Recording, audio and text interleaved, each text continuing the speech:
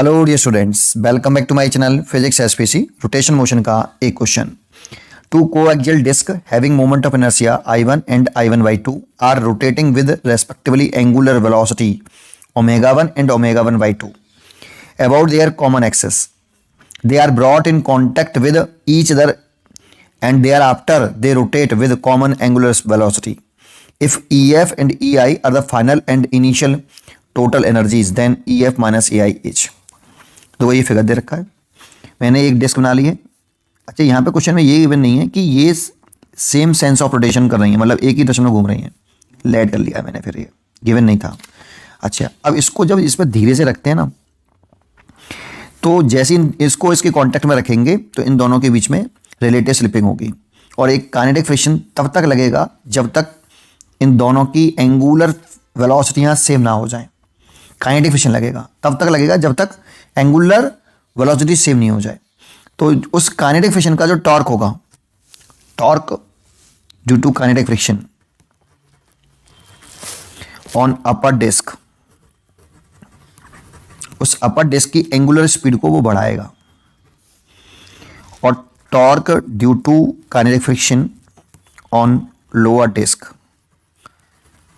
इसकी angular velocity को घटाएगा। और ये तब तक करेगा जब तक दोनों की फाइनल एंगुलर वेलोसिटी सेम नहीं हो जाए। देखो, टॉर्क तो अपर डिस्क पे भी लग रहा है और लोअर डिस्क पे भी लग रहा है, बट नेट टॉर्क देखें पूरे सिस्टम पर, net torque on system, that means both disc, वो जीरो है, क्योंकि एक की एंगुलर वेलोसिटी को बढ़ा रहा है और एक की घटा रहा है। तो जो टॉर्क होंगे वो मैग्नीट्यूड में इक्वल होंगे और डायरेक्शन में अपोजिट होंगे। इसलिए नेट टॉर्क ऑन सिस्टम निकालोगे बोथ डिस्क पर, वो जीरो होगा। इसीलिए एंगुलर मोमेंटम सिस्टम का, एक डिस्क नहीं दोनों का मिला के कांस्टेंट रहेगा। ये कांस्टेंट कर दीजिए पहले, तो लिख लीजिए इसका एंगुलर मोमेंटम लिखिए पहले। तो एंगुलर मोमेंटम कितना होता है, I ओमेगा। तो इसका लिखें तो कितना लिखेंगे, I1 ω1। जैसे ये घुमा रहा है वैसे ये घुमा रहा है, तभी तो डायरेक्शन सेम मानेंगे, तभी तो ऐड कर पाएंगे। इसीलिए इसका लिखें तो कितना लिखें, I1/2 multiplied by ω1/2 equal to, इसका लिखें। तो देखो, इन दोनों का मोमेंट ऑफ इनर्शिया जब कांटेक्ट में आ जाएगा तो कितना होगा टोटल, दोनों को ऐड करें तो 3I1/2 हो जाएगा। इसीलिए 3I1/2 और फाइनल एंगुलर वेलोसिटी ω(f). तो देखो, I1 से कॉमन लेके तो I1 कट गया। यहां से अगर हम लिखें तो ये 4 हो गया, तो 4 और 4 एलसीएम ले लें तो 5/4 ω1 लिखेंगे equal to 3/2 final angular velocity. 2 से ये कट गया, 3 को नीचे लेके आएंगे तो फाइनल एंगुलर वेलोसिटी जो दिखाई देगी हमें 5/6 ω1 दिखेगी। एक वैल्यू तो हमने ये निकाली।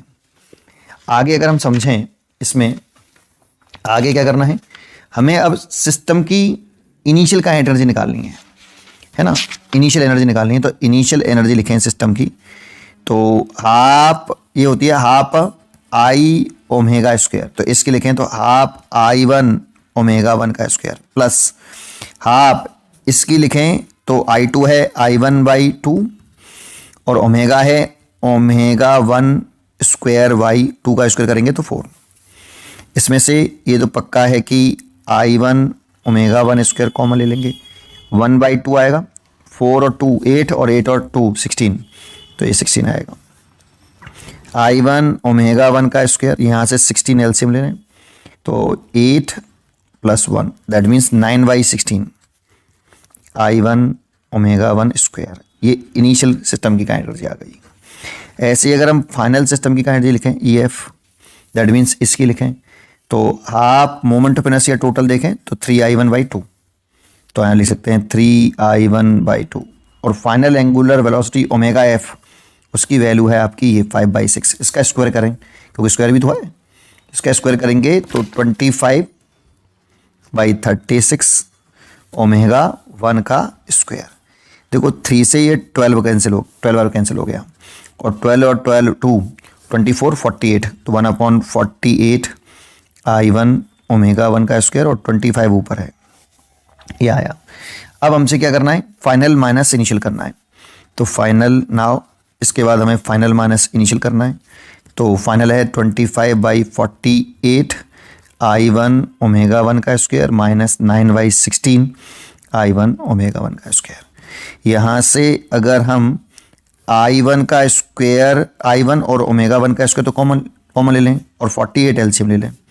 तो ये तो 25 माइनस ये 3 बार और 3 और 9 27 27, तो माइनस के 2/48 I1 ओमेगा 1 का स्क्वायर, तो माइनस का 1/24 I1 ओमेगा 1 का स्क्वायर। थोड़ी सी कैलकुलेशन है ना। तो इसका आंसर होना चाहिए आपका ए, तो ए या डी चॉइस हो गया। Particle of mass m and moving along a trajectory is given by x equal to x naught a cos omega 1t है। ये इसको ऐसे लिख लो ओमेगा 1t और ये ओमेगा 2t और y equal to y naught b sin omega 2t। The torque acting on the particle about the origin, किसके about पूछ रहा है? ओरिजिन के अबाउट एट t बराबर 0। देखो जब हम टॉर्क लिखते हैं तो टॉर्क का फॉर्मूला होता है r क्रॉस f। इसमें इंपॉर्टेंट होता है आर वेक्टर। आर वेक्टर का जो हेड है वो उस पॉइंट पर होना चाहिए जिस पॉइंट पर फोर्स लग रहा है, that means point of application पर होना चाहिए, और टेल उस पॉइंट पर होना चाहिए जिस पॉइंट के अबाउट टॉर्क निकालना है। तो हमें टॉर्क निकालना है कौन से पॉइंट के अबाउट? ऑरिजिन के अबाउट। तो देखो एक ऐसे डायग्राम बनाना चाहो तो बना लो कि मान लो ये एक्स एक्सेस है और ये वाई एक्सेस है, और ये उस जो पार्टिकल है उसकी जो ट्रेजेक्टरी है उसके किसी एक पॉइंट का कोऑर्डिनेट दे रखा है। ये ट्रेजेक्टरी पर एक पॉइंट है पी, उसके कोऑर्डिनेट दे रखे हैं हमें एक्स कोऑर्डिनेट और वाई कोऑर्डिनेट। ये ट्रेजेक्टरी पर कोई पॉइंट है, अब ट्रेजेक्टरी कैसी है बताया नहीं है इसने। अब इस पॉइंट का ऑरिजिन के रेस्पेक्ट में आप क्या लिख सकते हो? पोजीशन वेक्टर आर वेक्टर, है ना। तो इस आर वेक्टर को लिखें तो आर वेक्टर इक्वल टू कितना होता है? एक्स आई कैप प्लस इसके एक्स कंपोनेंट वाई कंपोनेंट करोगे तो एक्स आई प्लस वाई जे आएगा। ठीक है, क्योंकि समझ में आया ना, इसके कोऑर्डिनेट एक्स कोमा वाई है ना, तो ये डिस्टेंस एक्स हो गई और ये डिस्टेंस आपकी वाई हो गई, तो एक्स आई प्लस वाई जे और ये हो गया एक्स आई प्लस वाई जे। तो पोजीशन वेक्टर निकल के आया, एक्स की वैल्यू कितनी है? X naught plus A cos omega 1t I cap, और ये हो गया Y naught plus B sine omega 2t J cap. अगर हमें कौन से टाइम पे निकालना है? 0 पर। तो समय शून्य पर आपका पोजीशन वेक्टर कितना है उसे मैंने r0 मान लिया है ना, r0 वेक्टर। तो देखो समय शून्य रखें, यहाँ t0 रखें। अगर यहाँ t0 रखेंगे तो cos 0 की वैल्यू 1 होती है, तो यह आएगा x plus A x naught plus A I cap, और ये t0 रखेंगे तो ये पूरा 0 हो जाएगा और ये होगा वाई नॉट जे कैप। इसे इक्वेशन 1 माने। देखो आर वेक्टर तो निकले आया भाई हमारे पास, ये वाला ये निकले आया 0 समय पर। एफ और निकालना है।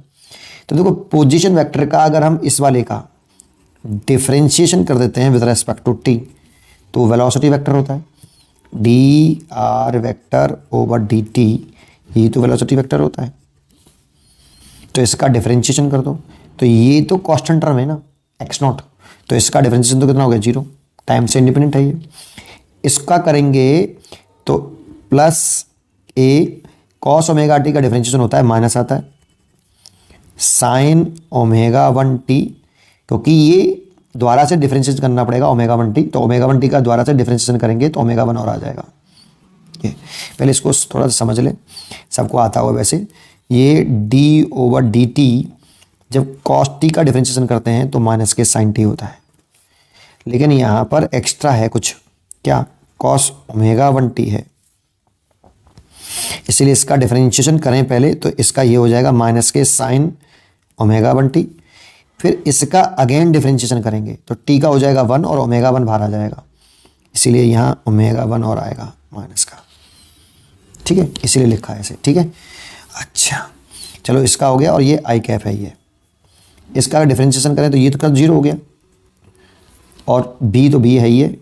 इसका करें तो साइन ओमेगा टी का डिफरेंशिएशन होता है कॉस ओमेगा टी, तो पहले आप कॉस ओमेगा 2t और फिर इसका द्वारा से डिफरेंशिएशन करेंगे तो t का 1 हो जाएगा और ओमेगा 2 आगे आ जाएगा, और ये j कैप।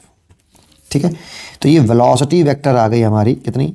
a1 ओमेगा 1, चलो ऐसे रहने दो, इतना आ गया। इसको अगेन अगर एक बार और डिफरेंशिएशन कर दें, क्योंकि मेरे को फोर्स चाहिए, तो एक्सेलरेशन आ जाएगा। एक्सेलरेशन वेक्टर इक्वल टू, अब इसे इसलिए ऐसे लिखा क्योंकि यहाँ पे ए भी है, ये ए एक्सेलरेशन नहीं है, इसलिए मैंने सिंबल बदल लिया है, D V vector over D T.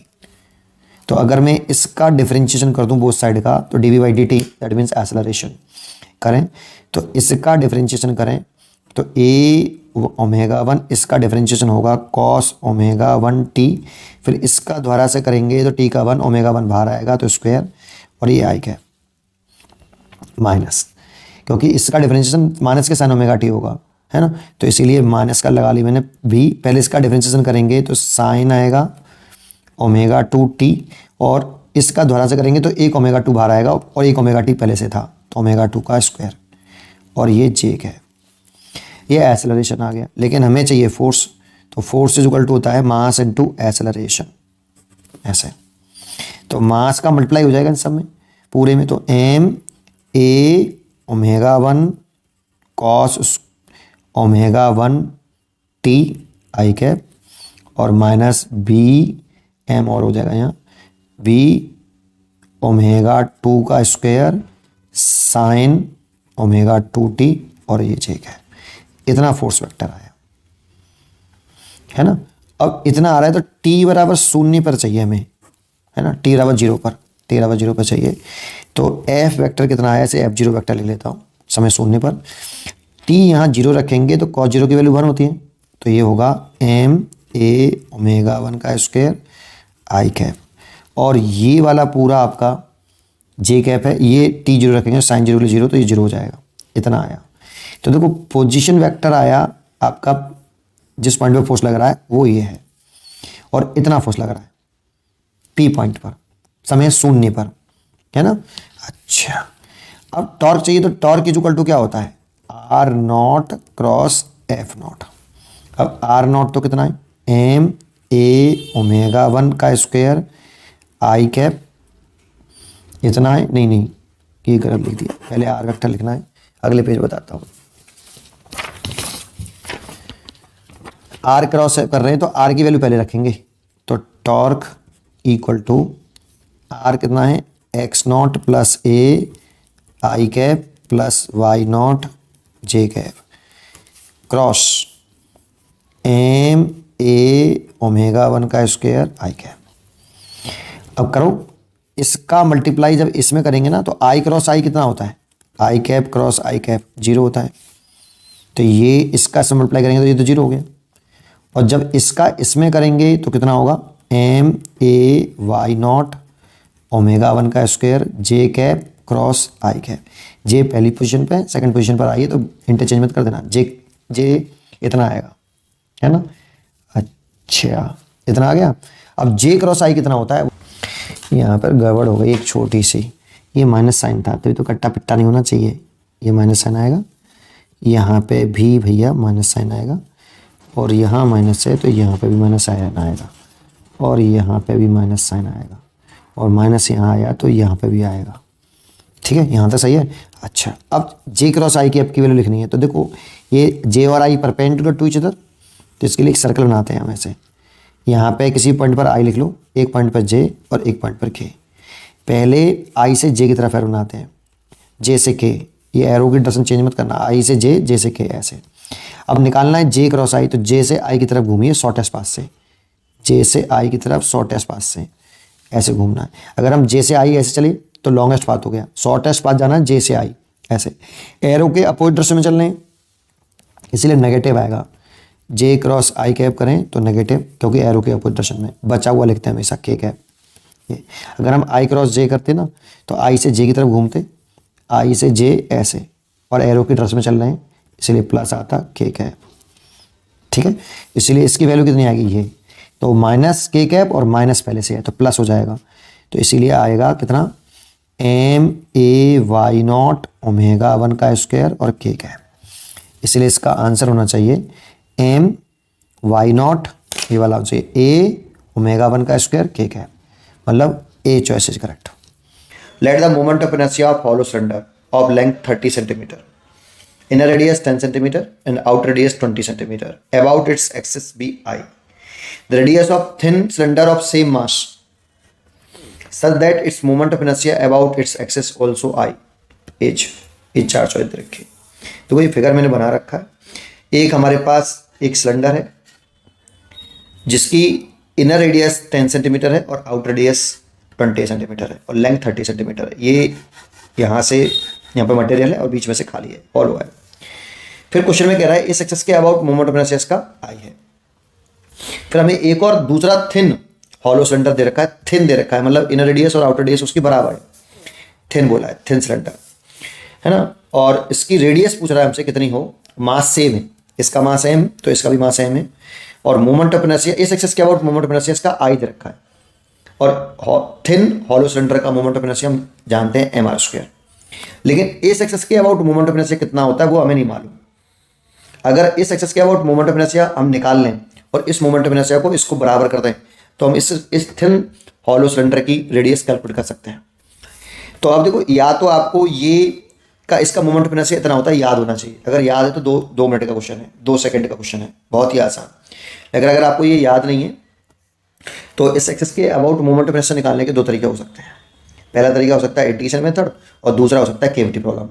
तो मैं इसे केविटी प्रॉब्लम से सॉल्व कर रहा हूँ, है ना। तो जरा देखते हैं केविटी प्रॉब्लम से कैसे सॉल्व करें। तो एक बात बताओ, इसमें कौन सी मास डेंसिटी होगी, वॉल्यूम मास डेंसिटी होगी रो।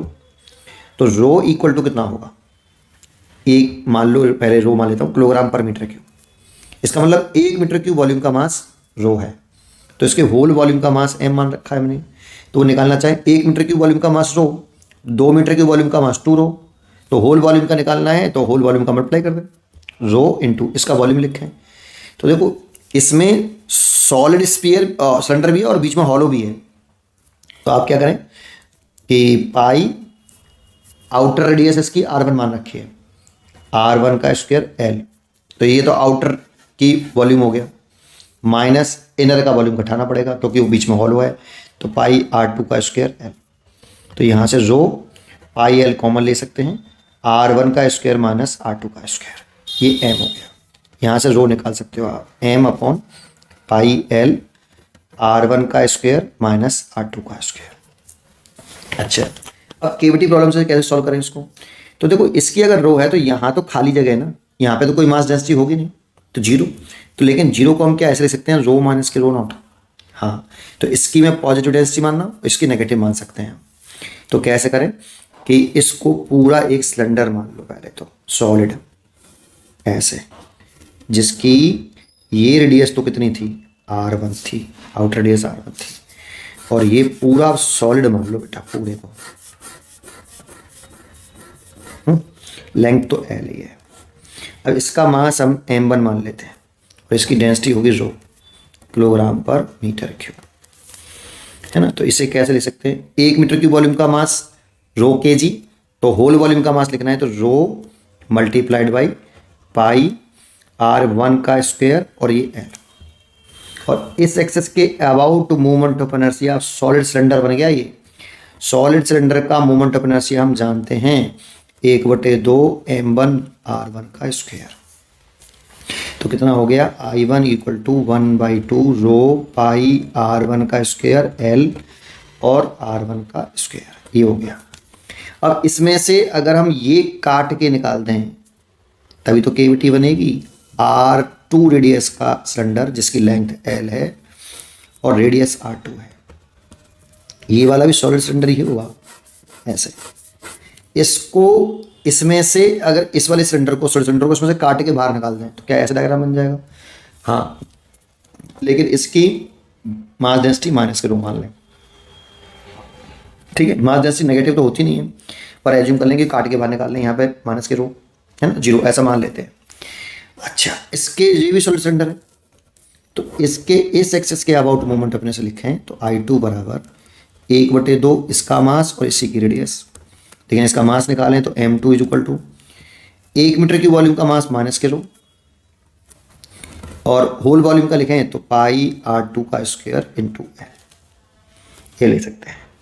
इसीलिए मोमेंट अपने से ले सकते हैं I2 is equal to 1/2 minus का यहाँ लगा लो रो पाई R2 का स्क्वायर L और R2 का स्क्वायर, मैंने ये M2 की वैल्यू पुट कर दिया है ना, और मोमेंट ऑफ इनर्शिया इतना। लेकिन इसमें से जब ये काट के बाहर निकाल देंगे तभी तो ये बनेगा, तो इसका मोमेंट ऑफ इनर्शिया लिखें तो I1 प्लस I2 है ना, इन दोनों को जोड़ दो, ये ऐसे माइनस साइन लगा तो दिया, अब अपने आप घट जाएगा भाई, है ना। तो क्या करें, इसीलिए I equal to I1 plus I2, तो I की वैल्यू कितनी है 1/2 रो पाई L R1 की पावर 4 हो गई, देखो ये माइनस 1/2 रो पाई L R2 का स्क्वायर, तो इसमें से 1/2 रो पाई L कॉमन आ गया, और इसे लिख सकते हैं R1 की पावर 4 माइनस ये R2 की पावर 4, ऐसे रो की वैल्यू पुट कर दो यहाँ, ये रही जो निकाली है, m upon pi L R1 का स्क्वायर माइनस R2 का स्क्वायर, और देखो इसे लिख लो R1 का स्क्वायर माइनस R2 का स्क्वायर, तो इसमें a square minus b square का फॉर्मूला लगा दो, R1 का स्क्वायर प्लस R2 का स्क्वायर और R1 का स्क्वायर माइनस R2 का स्क्वायर, इससे तो ये कट गया, और गड़बड़ कर दी हमने, ये वाली वैल्यू तो मैंने किसकी पुट करी, रो की, पाई एल भी तो था साथ में यहाँ, ये वही वाला पाई एल नहीं लिखा, पाई एल से पाई एल कट गया, तो कितना आया m/2 R1 का स्क्वायर प्लस R2 का स्क्वायर, है ना। ये मोमेंट ऑफ इनर्शिया होता है। मैं तो आपको सलाह दूंगा कि इसका मोमेंट ऑफ इनर्शिया आपको याद होना चाहिए, जितना ज़्यादा याद कर लोगे उतना एग्जाम टाइम में बहुत कम समय में आप क्वेश्चन कर पाओगे मोमेंट ऑफ इनर्शिया के। मोस्टली मोमेंट ऑफ इनर्शिया आपने याद किए होते हैं, ये केवल फीलिंग के लिए है, ये आना चाहिए ऐसा नहीं, आना नहीं चाहिए, आना चाहिए, फीलिंग के लिए होना चाहिए बेटा ये, है ना। कभी कभी यही काम आता है, याद करा हुआ काम ही नहीं आता, है ना। चलिए अब क्या करें, ये निकल आया, अब इसको बराबर कर दो, तो m/2 R1 का स्क्वायर प्लस R2 का square equal to mr square, ये तो कैंसिल हो गया, तो R पूछ रहा है हमसे। अब इनर रेडियस कितनी थी 10 सेंटीमीटर, तो 20 सेंटीमीटर तो 400 हो गया ये, और ये 10 100 हो गया डिवाइडेड बाई 2, तो ये 500/2 हो गया, दैट मीन्स 250 हो गया, रूट स्क्वायर रूट में R, ये 250 आ गया, है ना, तो 250 आ गया, तो ये हो गया 5√10, और 5√10 की वैल्यू होती है 3.16, इसका मल्टीप्लाई करेंगे तो 15.5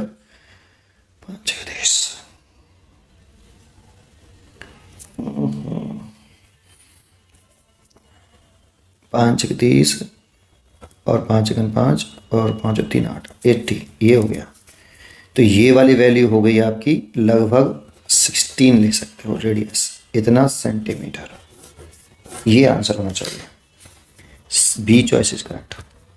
Masses m and m/2 are connected at the two end of massless rigid rod of length L, इस पर ध्यान दीजिए। The rod is suspended by thin wire of torsional constant K at the center of mass, कहाँ से suspended है, center of mass से, of the rod mass system. Because of the torsional constant K, the restoring torque is K theta for angular displacement theta. Theta is the angular displacement. If the rod is rotated by theta naught and released, the tension in it, किसमें tension, rod में, है ना, in it when it passes through it's mean position will be, ठीक है। तो देखो इसमें 4 chapter connected हैं, सर्कुलर मोशन कनेक्टेड है, सेंटर ऑफ मास का भी कंसेप्ट है, एसएचएम का भी कंसेप्ट है, और रोटेशनल मोशन का भी कंसेप्ट है। तो इस क्वेश्चन को सॉल्व करने के लिए हमें सब चारों चैप्टरों की जरूरत पड़ेगी, तो मैं पहले सेंटर ऑफ मास वाले कंसेप्ट को यहां से सुलझाता हूं। देखो ये सेंटर ऑफ मास से यहां कनेक्टेड है बेटा, स्ट्रिंग सस्पेंडेड है, तो पहले मेरे को ये लेंथ चाहिए, मान लो ये डिस्टेंस r1 है और ये डिस्टेंस r2 है, मेरे को ये डिस्टेंस चाहिए होगी इस क्वेश्चन में, पहले इसको सॉल्व कर लेते हैं।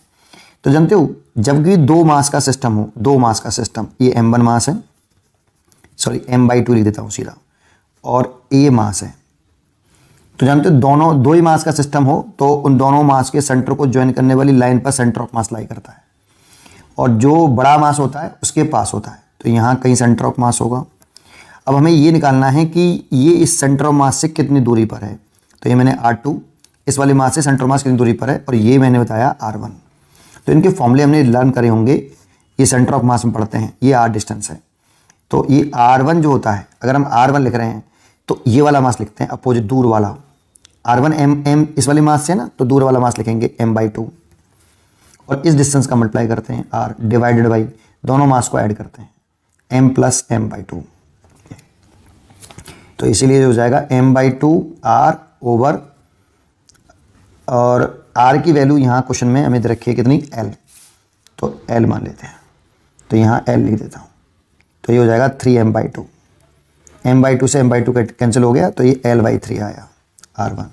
ऐसे ही अगर हम r2 लिखते हैं ना, तो r2 लिखते हैं ये डिस्टेंस इस वाले मास से है, तो अपोजिट मास लेते हैं m, और सेपरेशन ये वाले लिखते हैं दोनों मास के बीच की सेपरेशन, जैसे r लिखा था तो r कितना है l, डिवाइडेड बाई दोनों मास को ऐड कर देते हैं, तो ये 3m/2 आएगा।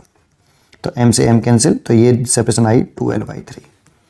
तो पहले तो ये सेंटर ऑफ मास का कंसेप्ट होता है, ठीक है। तो ये वाली बात समझ में आनी चाहिए सबसे पहले। तो मैंने ये डिस्टेंस भी निकाल लिया, ये डिस्टेंस भी निकाल लिया, मैंने यहाँ लिख लेता हूँ उसको। r1 है l/3 और r2 है आपकी 2l/3, ठीक है। अब थोड़ा सा चलते हैं किस पर, SHM के कंसेप्ट पर। SHM के कंसेप्ट पर ज़रा समझें। देखो यहाँ पर जब इसको जब हम घुमा के छोड़ेंगे, रिलीज करेंगे, जैसे ये टंगा हुआ, ये सेंटर ऑफ मास है, तो आपने उसको, वो कह रहा है क्वेश्चन में कि θ0 यहाँ पे, यहाँ से यहाँ ले गए हैं और इसको यहाँ से यहाँ ले आए हैं, यहाँ पे आके उसने रिलीज कर दिया, आपने ऐसा कहा, क्वेश्चन में ऐसा बोला है ना, θ0 है ये, है ना, यहाँ से रिलीज किया है, ठीक है। तो किसी इंस्टेंट टाइम पर जो आपने इसको ऐसे जब लगाया हो ना, this is the applied torque, आपने ऐसे लगाया, this is the applied torque. अब ये रस्सी से टंगा हुआ है, जब आप छोड़ दोगे आप, तो एक रिस्टोरेंट टॉर्क होगा, इस रस्सी में ऐंठन लगेगी, तो एक रिस्टोरेंट डेवलप होगा रस्सी में, वो वापस लाएगा उसको, है ना। तो क्योंकि ये रस्सी से टंगा हुआ था भाई, ये ऐसे, जब आप इसको ऐसे घुमा के छोड़ोगे तो वो वापस आता है कि नहीं। तो आपने पहले अप्लाइड टॉर्क लगाया θ0 तक, ये अप्लाइड टॉर्क होगा, फिर आप छोड़ दोगे तो एक रिस्टोरेंट टॉर्क डेवलप होगा। ये अप्लाइड टॉर्क और रिस्टोरेंट टॉर्क एक दूसरे के अपोजिट होते हैं, तो इसलिए अप्लाइड टॉर्क, ये कौन सा टॉर्क है, अप्लाइड टॉर्क जो मैंने लगाया है, और ये कौन सा टॉर्क है, k θ, ये आपका रिस्टोरिंग टॉर्क है, क्योंकि k का नाम यहाँ पर टॉर्शनल कांस्टेंट है। तो इसमें अप्लाइड टॉर्क कितना है, I α, ये हमने लगाया। अच्छा, ये टॉर्क किसके अबाउट है, सेंटर ऑफ मास के अबाउट ले रहे हैं, तो मोमेंट ऑफ इनर्शिया भी सेंटर ऑफ मास के अबाउट, जिस एक्सेस के about tau is equal to I α में जिस एक्सेस के अबाउट आप मोमेंट ऑफ इनर्शिया लिखोगे, उसी एक्सेस के अबाउट टॉर्क भी लिखोगे, है ना। तो मैंने टॉर्क लिखा है सेंटर ऑफ मास के अबाउट, तो मोमेंट ऑफ इनर्शिया भी सेंटर ऑफ मास के अबाउट इनटू अल्फा, है ना। तो ये फॉर्मूला ध्यान रखें, तो टॉय बराबर I α, तो इक्वल टू माइनस का k θ। अब थोड़ा सा यहाँ समझें पहले, alpha angular acceleration is equal to आया माइनस के k/i इंटू θ। अब देखो यहाँ दो तरह का SHM होता है, एक तो होता है एंगुलर SHM, एक होता है लीनियर SHM, ठीक है।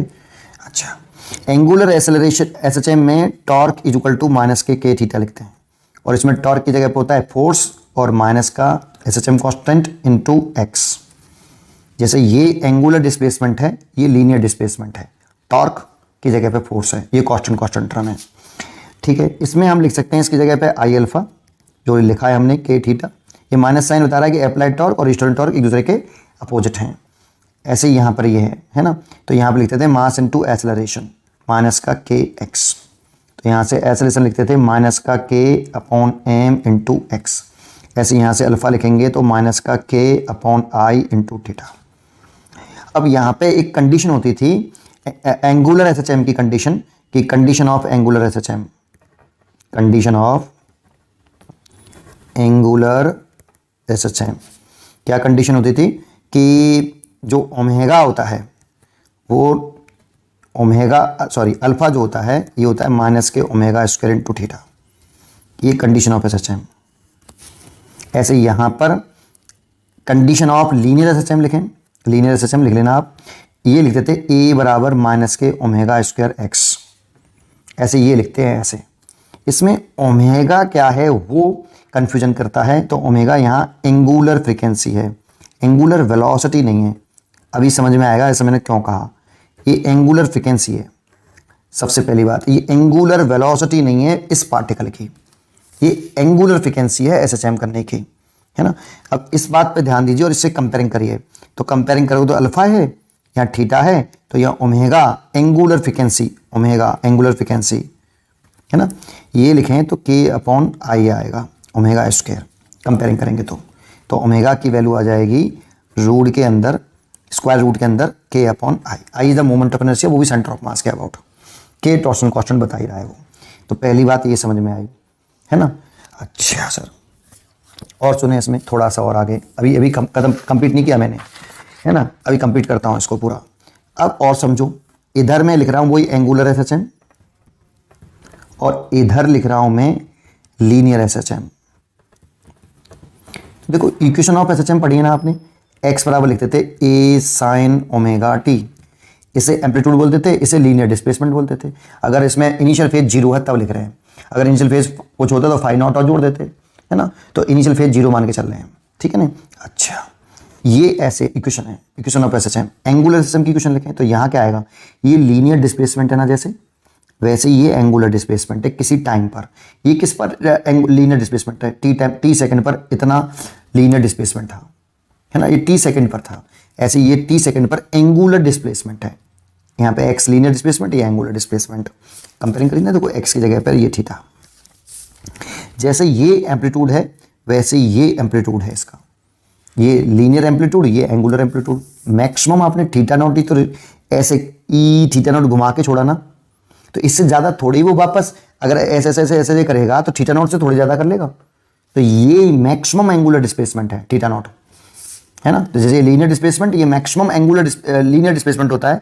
एम्पलीट्यूड किसे बोलते हैं, मैक्सिमम डिस्प्लेसमेंट को।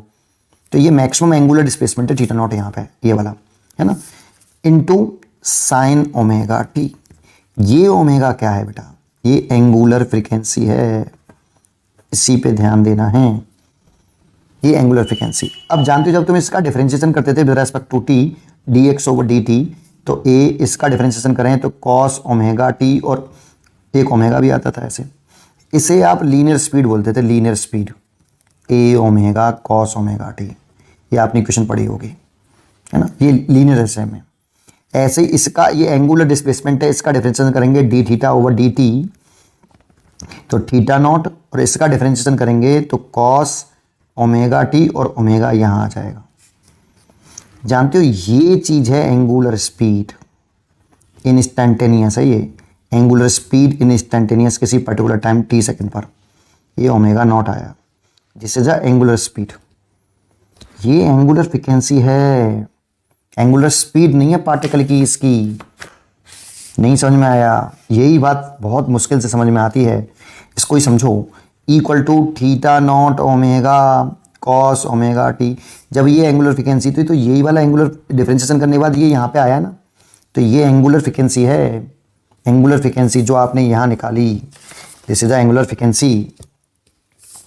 अब मेरे को ये तो मीन पोजीशन पर, जैसे एट कहते हैं ना, at mean position, mean position पर वेलोसिटी मैक्सिमम होती है, तो ये तो कॉस ओमेगा टी मैक्सिमम होगा तभी तो वेलोसिटी मैक्सिमम होगी, और कॉस की मैक्सिमम वैल्यू होती है +1, तो मैक्सिमम वेलोसिटी होती थी ए ओमेगा। बिल्कुल वैसे ही यहाँ पे अगर आपको मैक्सिमम एंगुलर स्पीड चाहिए, आपकी मैक्सिमम एंगुलर स्पीड चाहिए, तो ओमेगा नॉट मैक्सिमम चाहिए, तो इसकी वैल्यू मैक्सिमम वैल्यू कॉस के टेबल में +1 होती है, तो ये थीटा नॉट ओमेगा, ये मैक्सिमम एंगुलर स्पीड आ गई। ये एंगुलर स्पीड है और ये एंगुलर फ्रीक्वेंसी है, दोनों में अंतर करना सीखिए पहले, है ना। अच्छा सर, ये बात तो हमें समझ में आई। तो देखो ये एसएचएम का पार्ट है, ये वाला पार्ट आपका सेंटर ऑफ मास का पार्ट हो गया। अब आता है इसमें किसका पार्ट, सर्कुलर मोशन का पार्ट। अब सर्कुलर मोशन के पार्ट पे आइए। सोचिए अगर ये यहाँ से घूम रहा है तो ये वाला पार्टिकल कितने रेडियस के सर्कुलर पाथ पे घूमेगा, r1 रेडियस के, और ये वाला ये r2 सर्कुलर पाथ के रेडियस पे घूमेगा।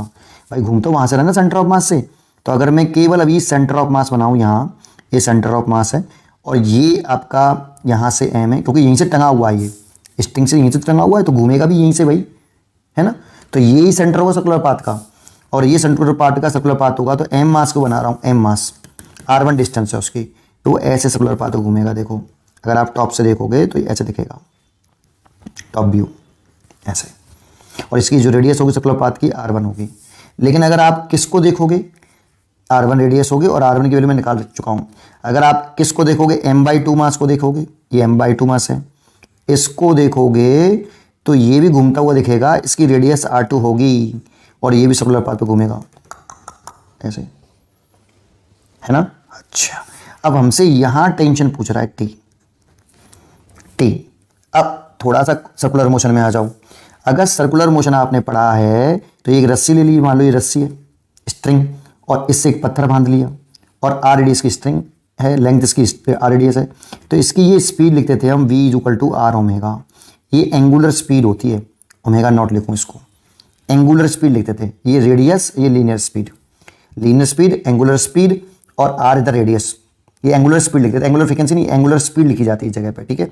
अच्छा, तो एक बताओ, यहाँ पे टेंशन जो होगा टी, यही तो इसे सेंट्रीपिटल फोर्स प्रोवाइड कराएगा। अगर हम कहाँ से देख रहे हैं, इनर्शियल फ्रेम से देख रहे हैं, है ना। तो इसमें सेंट्रीफ्यूगल फोर्स मत लगाना, वो तब लगाते हैं जब हम नॉन इनर्शियल रेफरेंस फ्रेम में खड़े होकर देखें उसको। हम यहाँ से देख रहे हैं ग्राउंड फ्रेम से, तो सेंट्रीपिटल फोर्स यहाँ पर टेंशन है, तो टेंशन प्रोवाइड कराएगा सेंट्रीपिटल फोर्स, वो होगा mv²/r, और v की वैल्यू ये होगी, तो v की वैल्यू रखेंगे ये, तो r इस ओमेगा नॉट स्क्वायर, ये आ जाएगा ओमेगा नॉट का स्क्वायर। भाई r का स्क्वायर, ओमेगा नॉट का स्क्वायर, एक नीचे r से कट जाएगा, ये होगा। तो सोचो यहाँ पर टेंशन कितना होगा t, तो m मास है तो m मास लिखा, रेडियस इसकी r1 है, इसकी रेडियस r थी तो r1 लिखा। अब इसकी एंगुलर स्पीड मैंने निकाली, कितनी थी, omega naught. Maximum mean position पर पूछा ना बेटा, ये मैक्सिमम क्यों लिख रहे हैं हम, मीन पोजीशन पर पूछा है, मीन पोजीशन पर मैक्सिमम होता है ना। एंगुलर स्पीड मैक्सिमम होगी तो लीनियर स्पीड भी मैक्सिमम होगी, यहाँ से एंगुलर स्पीड मैक्सिमम तो लीनियर स्पीड भी मैक्सिमम। तो इसीलिए यहाँ पर हम लिखेंगे ओमेगा नॉट मैक्सिमम का स्क्वायर। अब देखो टेंशन लिख रहे हैं टी, तो m मास लिखा, और रेडियस ये r1 में निकाल चुका हूँ, कितनी है, l/3, है ना, l/3 लिख सकता हूँ मैं यहाँ। और इसकी वैल्यू भी मैं निकाल चुका हूँ, अभी मैं बाद में पुट करूँगा, अभी तो मैं इसको ऐसे लिख रहा हूँ। चलो पुट कर देता हूँ, क्या देखूँ, ओमेगा स्क्वायर और थीटा नॉट का स्क्वायर, ये एंगुलर फ्रीक्वेंसी है। अब ठीक है, यहाँ तक समझ में आया। बच्चा कहता है सर मैं तो इसमें करूँगा, तो इसमें भी टेंशन टी ही होगा, एक रॉड में तो एक ही होता है मासलेस, जब रॉड होती है तो टेंशन सेम होता है। हाँ सर टेंशन तो सेम होगा, पर सर मास तो m/2 लेंगे, यानी कि मास m/2 लेंगे। लेंथ तो सर, रेडियस तो सर्कुलर पाथ की r2 है ना, मैंने कहा हाँ रेडियस r2 है। क्या ओमेगा इसका और उसका सेम होगा, हाँ। रिजिड बॉडी जितनी भी होती है ना, उसकी एंगुलर वेलोसिटी ऑल पार्टिकल की सेम होती है, एंगुलर स्पीड जो होती है ऑल पार्टिकल की सेम होती है, रिजिड बॉडी होनी चाहिए। बट ये रोटेशनल मोशन का कंसेप्ट है। अब रोटेशनल मोशन में हमने पढ़ा होगा कि अगर कोई रिजिड बॉडी है तो उसके ऑल पार्टिकल की एंगुलर स्पीड सेम होती है। तो इसकी अगर एंगुलर स्पीड ओमेगा नॉट थी मैक्सिमम, तो इसकी भी मैक्सिमम कितनी होगी, ओमेगा नॉट ही होगी, इसीलिए ओमेगा नॉट मैक्सिमम का स्क्वायर। तो फिर आंसर तो अलग लगाएंगे, टेंशन नहीं सेम ही आएगा। देख कैसे, m/2 और इस r2 की वैल्यू मैंने कितनी निकाल रखी है, 2l/3, तो 2l/3 और इंटू ओमेगा नॉट का मैक्सिमम का स्क्वायर। ओमेगा नॉट दोनों में सेम है, तो देख इससे कट गया, तो ये ml/3 तो आ रहा है, यहाँ पे भी ml/3 आ रहा था ये, और इसकी वैल्यू पुट कर देगा तो थीटा नॉट का स्क्वायर और ओमेगा स्क्वायर सेम ही तो है। देख बिल्कुल बिल्कुल सेम है, देख, है ना। तो चाहे इससे कर लो चाहे इससे कर लो। देखो यहाँ सर्कुलर मोशन का भी खेल खत्म हो गया, है ना। अब आएगा रोटेशनल मोशन का कंसेप्ट, ml/3, ओमेगा की वैल्यू पुट कर दो भैया। ओमेगा की वैल्यू मैंने निकाली थी, एंगुलर फ्रीक्वेंसी है ओमेगा, ये तो इसको पुट करेंगे, स्क्वायर है इसीलिए k/i आएगा, और ये है आपका थीटा नॉट मैक्सिमम इतना, ठीक है, इतना आ गया। अब इसमें आपको मोमेंट ऑफ इनर्शिया लिखना चाहिए, लेकिन टॉर्क किस एक्सिस के अबाउट लिखा था आपने, सेंटर ऑफ मास के अबाउट, तो मोमेंट ऑफ इनर्शिया भी सेंटर ऑफ मास के अबाउट लिखेंगे। अब उसको कैसे निकालें जरा समझो, वो भी आसान है। पॉइंट मास है ना बेटा, यहाँ रॉड तो मास लेस है, तो रॉड का कोई मोमेंट ऑफ इनर्शिया नहीं होगा पहली बात, और ये पॉइंट मास पार्टिकल हो गया, और ये भी एक पॉइंट मास पार्टिकल हो गया m/2, और ये आपकी सेंटर ऑफ रोटेशनल एक्सिस हो गई, ये वाली सेंटर ऑफ मास से पास होने वाली एक्सिस के अबाउट, है ना। ये इसके अबाउट मोमेंट ऑफ इनर्शिया लिखना है पूरे सिस्टम का। तो ये रिजिड रॉड तो मास लेस है, और ये दूरी हमने निकाल रखी है l/3, और ये दूरी निकाल रखी है हमने 2l/3। मोमेंट ऑफ इनर्शिया किसी पार्टिकल का क्या होता है, अगर कोई पार्टिकल होता है तो उसका मोमेंट ऑफ इनर्शिया होता है I = mass of particle, multiplied by particle की रोटेशनल एक्सिस से परपेंडिकुलर डिस्टेंस का स्क्वायर। ये फॉर्मूला होता है, ये पार्टिकल के लिए है, कोई कंटिन्यूअस मास बॉडी नहीं है। तो इस सिस्टम का मोमेंट ऑफ इनर्शिया लिखे हैं तो पहले इस पार्टिकल का मोमेंट ऑफ इनर्शिया ले लो m, रोटेशनल एक्सिस से परपेंडिकुलर डिस्टेंस l/3 है तो l²/9 प्लस इसका लिखें तो इसका मास है m/2 और परपेंडिकुलर डिस्टेंस ये है, इसका स्क्वायर करेंगे तो 4l²/9। तो यहां से अगर मैं आपका 2 से काट दूं 2 बार और 9 एलसीएम ले लूं तो ये ml² हो जाएगा और ये 2ml² हो जाएगा, तो ये 3ml²/9 हो जाएगा। दैट मीन्स ml²/3 हो जाएगा। ये मोमेंट ऑफ इनर्शिया आया इस पूरे सिस्टम का। अब ये वाली वैल्यू जब मैं यहां डाल दूंगा तो टेंशन निकले आएगा, बस लास्ट स्टेप है ये। तो देखो ये हो गया रोटेशनल मोशन, ये हो गया सर्कुलर मोशन, ये हो गया SHM और ये हो गया सेंटर ऑफ मास, है ना चारों। इसमें अगर समझ में आ जाए तो इजी है, नहीं आए तो प्राण निकाल ले। ml/3 k की वैल्यू k है और I की वैल्यू निकाली हमने ml²/3 और ये थीटा नॉट का स्क्वायर है। तो देखो पहले m से m उड़ा दे, 3 से 3 उड़ा देते हैं और एक l से एक l उड़ा देते हैं। तो आपको क्या लगता है, ऊपर k बचा, थीटा नॉट का स्क्वायर बचा और नीचे एक l बचा। इतना टेंशन होगा, ये इसका आंसर है। चलिए इसका आंसर हो जाएगा आपका ये वाला, C choice is correct. The equilateral triangle ABC is cut from a thin solid sheet of wood. D, E and F are midpoint of its side as shown and G is the center of the triangle. The moment of inertia of the triangle about an axis passing through the G and perpendicular to the plane of the triangle is I0. If the smaller triangle DEF is removed from ABC, the moment of inertia of the remaining figure about the same axis is I. Then ये 4 choice दे रखे हैं। देखो इसमें हमें एक ये equilateral triangle दे रखा है ऐसे, इसकी ये A है, ये B है, ये C है और ये पूरा आपका ऐसे सॉलिड है, ठीक है। इसकी साइड हम लेट कर लेते हैं L है और सेंट्रॉइड के अबाउट प्लेन के परपेंडिकुलर, ये प्लेन हो गया इस ट्राइंगल का, और प्लेन के परपेंडिकुलर और सेंटर से पास होने वाली इस एक्सिस के अबाउट मोमेंट ऑफ इनर्शिया हमें लर्न होना चाहिए। तो इस एक्सिस के about moment of inertia I0 बोला है उसने वैसे कि moment of inertia of the triangle about an axis passing through G and perpendicular to the plane of the triangle is I0। और ये हमें याद होना चाहिए, ये होता है ml²/12 अगर इसका मास m है तब। अब हम इसे केविटी प्रॉब्लम से कर सकते हैं। अगर ये सबसे मेन पॉइंट है, ये याद होना चाहिए कि इक्विलैटरल ट्रायंगल होना चाहिए, बस हमेशा वेलेट नहीं है, इक्विलैटरल ट्रायंगल हो और प्लेन के परपेंडिकुलर सेंटर से पास होने वाले एक्सिस के about moment of inertia ml²/12 होता है, ये हमें याद होना चाहिए, ठीक है। अब क्या कर रहा है कि इसे केविटी प्रॉब्लम से सॉल्व कर सकते हैं। केविटी प्रॉब्लम से क्या सॉल्व कर सकते हैं, जैसे इसमें से अगर इसमें से हम ये वाला ट्रायंगल काट दें ऐसे इसी के अंदर से और इसे काट के अलग कर लें, यहाँ ऐसे बना लें, ये देखो ये काट के मैंने निकाल लिया इसमें से DEF। जब इसमें से हम इसे काट के बाहर निकालेंगे तो ये भी तो सॉलिड होगा ऐसे, और जैसे ही इसमें से काट के ये बाहर निकालेंगे तो ऐसा बन जाएगा डायग्राम।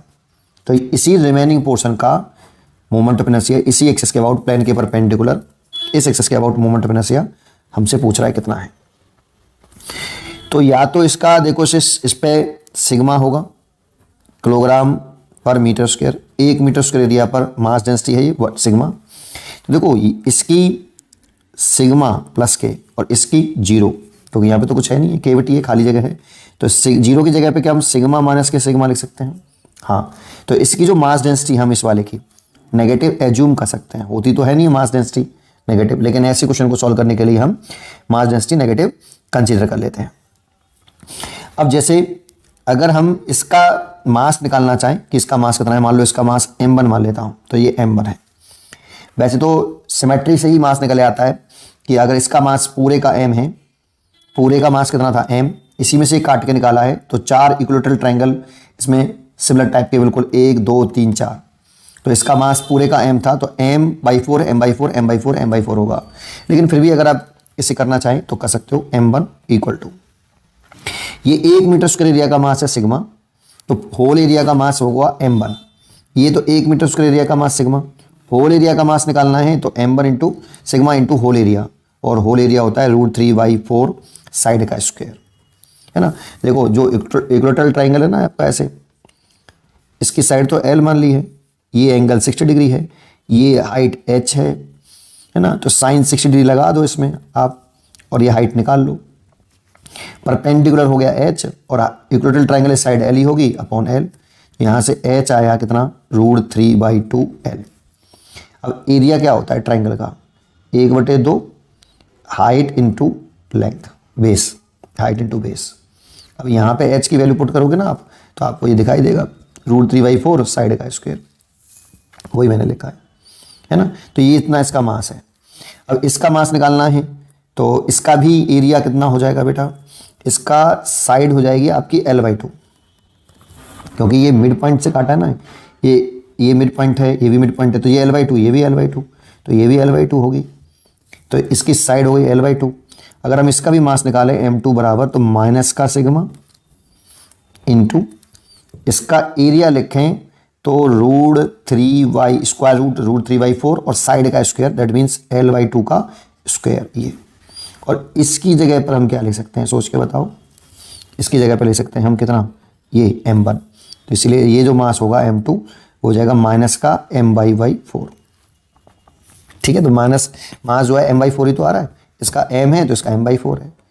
अच्छा, अब इसमें से इसे घटा के बाहर निकाल देंगे तब ये बनेगा, तो इस एक्सिस के अबाउट मोमेंट ऑफ इनर्शिया लिख लो। मान लो ये I2 है, तो I2 इक्वल टू कितना होगा, यही वाला फॉर्मूला लगेगा, क्योंकि ये भी इक्विलैटरल ट्राइंगल है और प्लेन के परपेंडिकुलर सेंटर से पास होने वाले एक्सिस के अबाउट मोमेंट ऑफ इनर्शिया पूछ रहा है। तो इसका मास है m2, साइड का स्क्वायर, इसकी साइड L थी तो L लिखा था, इसकी साइड L/2 है तो L²/4/12 है ना। और इस m2 की जगह पे लिख सकते हैं हम ये, तो m2 की जगह पे ये लिखे हैं तो माइनस का m1/4 और L²/12 इंटू 4। अब देखो आपका I1 ये था, m1 L²/12 ये I1 था, तो I2 कितना है बताइए, माइनस का I0/16। लेकिन हमें चाहिए इसका मोमेंट ऑफ इनर्शिया, ये तो इसका आ गया, ऐसे ये इसका हो गया है ना I0। तो इसमें से जब हम ये वाला पीस काट के अलग कर देंगे तो ये जो डायग्राम बनेगा, तो इसका मोमेंट ऑफ इनर्शिया चाहिए, तो I1 में से, I0 में से आप I2 घटा दो, इसका मोमेंट ऑफ इनर्शिया I0, इसका I2 माना है, घटा देंगे तो निकल आएगा। तो ये I0 है और ये जोड़ दो, ये कह दो, क्योंकि हमने साइन लगा चुका है ना बेटा एक बार, है ना। तो I0 एंड इसकी वैल्यू कितनी है आपकी, हमने साइन रख दिया ना बेटा, है ना।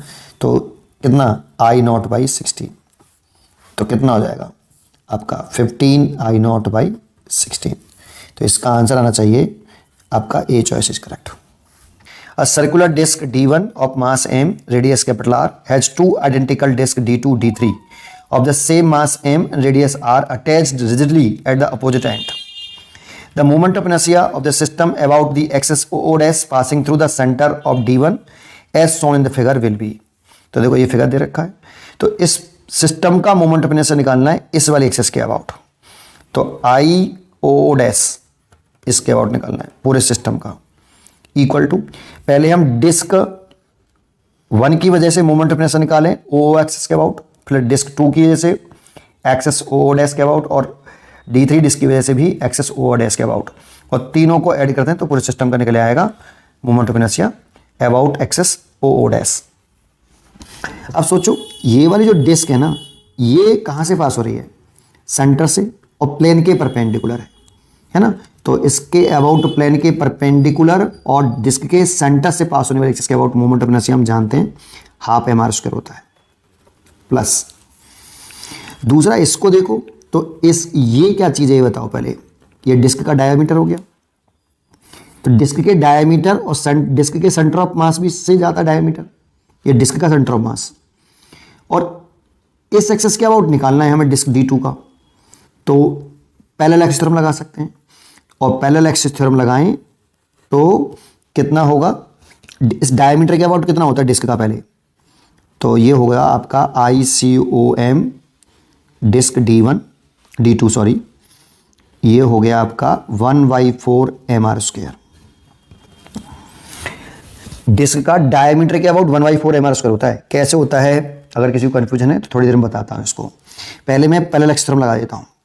तो कितना लिखें, 1/4, ये लिखते हैं ना, जैसे I disc D2 about OO dash equal to ICOM disc D2 plus MD²। अब D लिखेंगे ये वाली सेपरेशन जो कि इसकी रेडियस के बराबर है। तो ये है 1/4 mr² प्लस mr², ये तो हम ये लिख रहे हैं यहाँ पे 1/4 mr² प्लस mr²।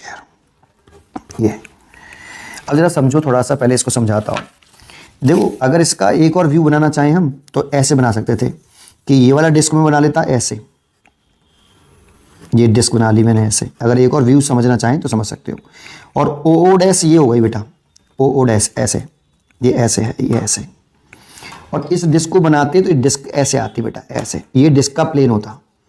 और पैरेलल एक्सिस लगानी है तो ये डायमीटर से पास होने वाली। अब देखो डिस्क तो नहीं है यहाँ पे, डिस्क काट लो ऐसे एक, है ना, और ये इस तरह से है यहाँ पे।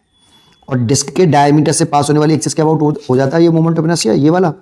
और ये ऐसे, तो इसमें थ्योरम लगा रहे हैं हम।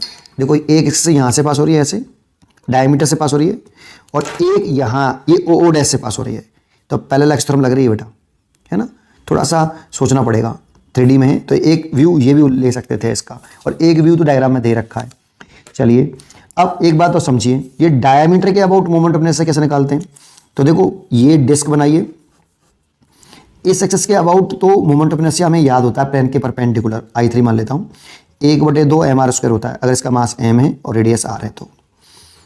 लेकिन डायमीटर के अबाउट अगर निकालना है तो मोस्टली बच्चों को याद भी होता है, और जिसको याद नहीं है तो कन्फ्यूजन नहीं रहना चाहिए। तो ये देखो दो एक्सिस बना ली मैंने, एक ये रही और एक ये रही, और ये दोनों एक्सिस डायमीटर से पास हो रही हैं और प्लेन के पैरेलल हैं, प्लेन में लाई कर रही हैं, और ये प्लेन के परपेंडिकुलर है, और तीनों का इंटरसेक्शन पॉइंट एक ही है। सेंटर ऑफ मास का इसमें कोई कंसेप्ट नहीं होता परपेंडिकुलर थ्योरम में, है ना। तो जो प्लेन के परपेंडिकुलर एक्सिस हो डिस्क के, उसके अबाउट मोमेंट ऑफ इनर्शिया, जो प्लेन में लाई करने वाली दो एक्सिस हैं और आपस में म्यूचुअली परपेंडिकुलर हैं, उन एक्सिस के अबाउट मोमेंट ऑफ इनर्शिया का सम, है ना। यहाँ पे हमेशा जो बॉडी के प्लेन में लाई करती हैं एक्सिस, उसके अबाउट मोमेंट ऑफ इनर्शिया, और जो प्लेन के परपेंडिकुलर होती है उसके अबाउट, और तीनों एक्सिस म्यूचुअली परपेंडिकुलर, और तीनों का इंटरसेक्शन पॉइंट सेम होना चाहिए।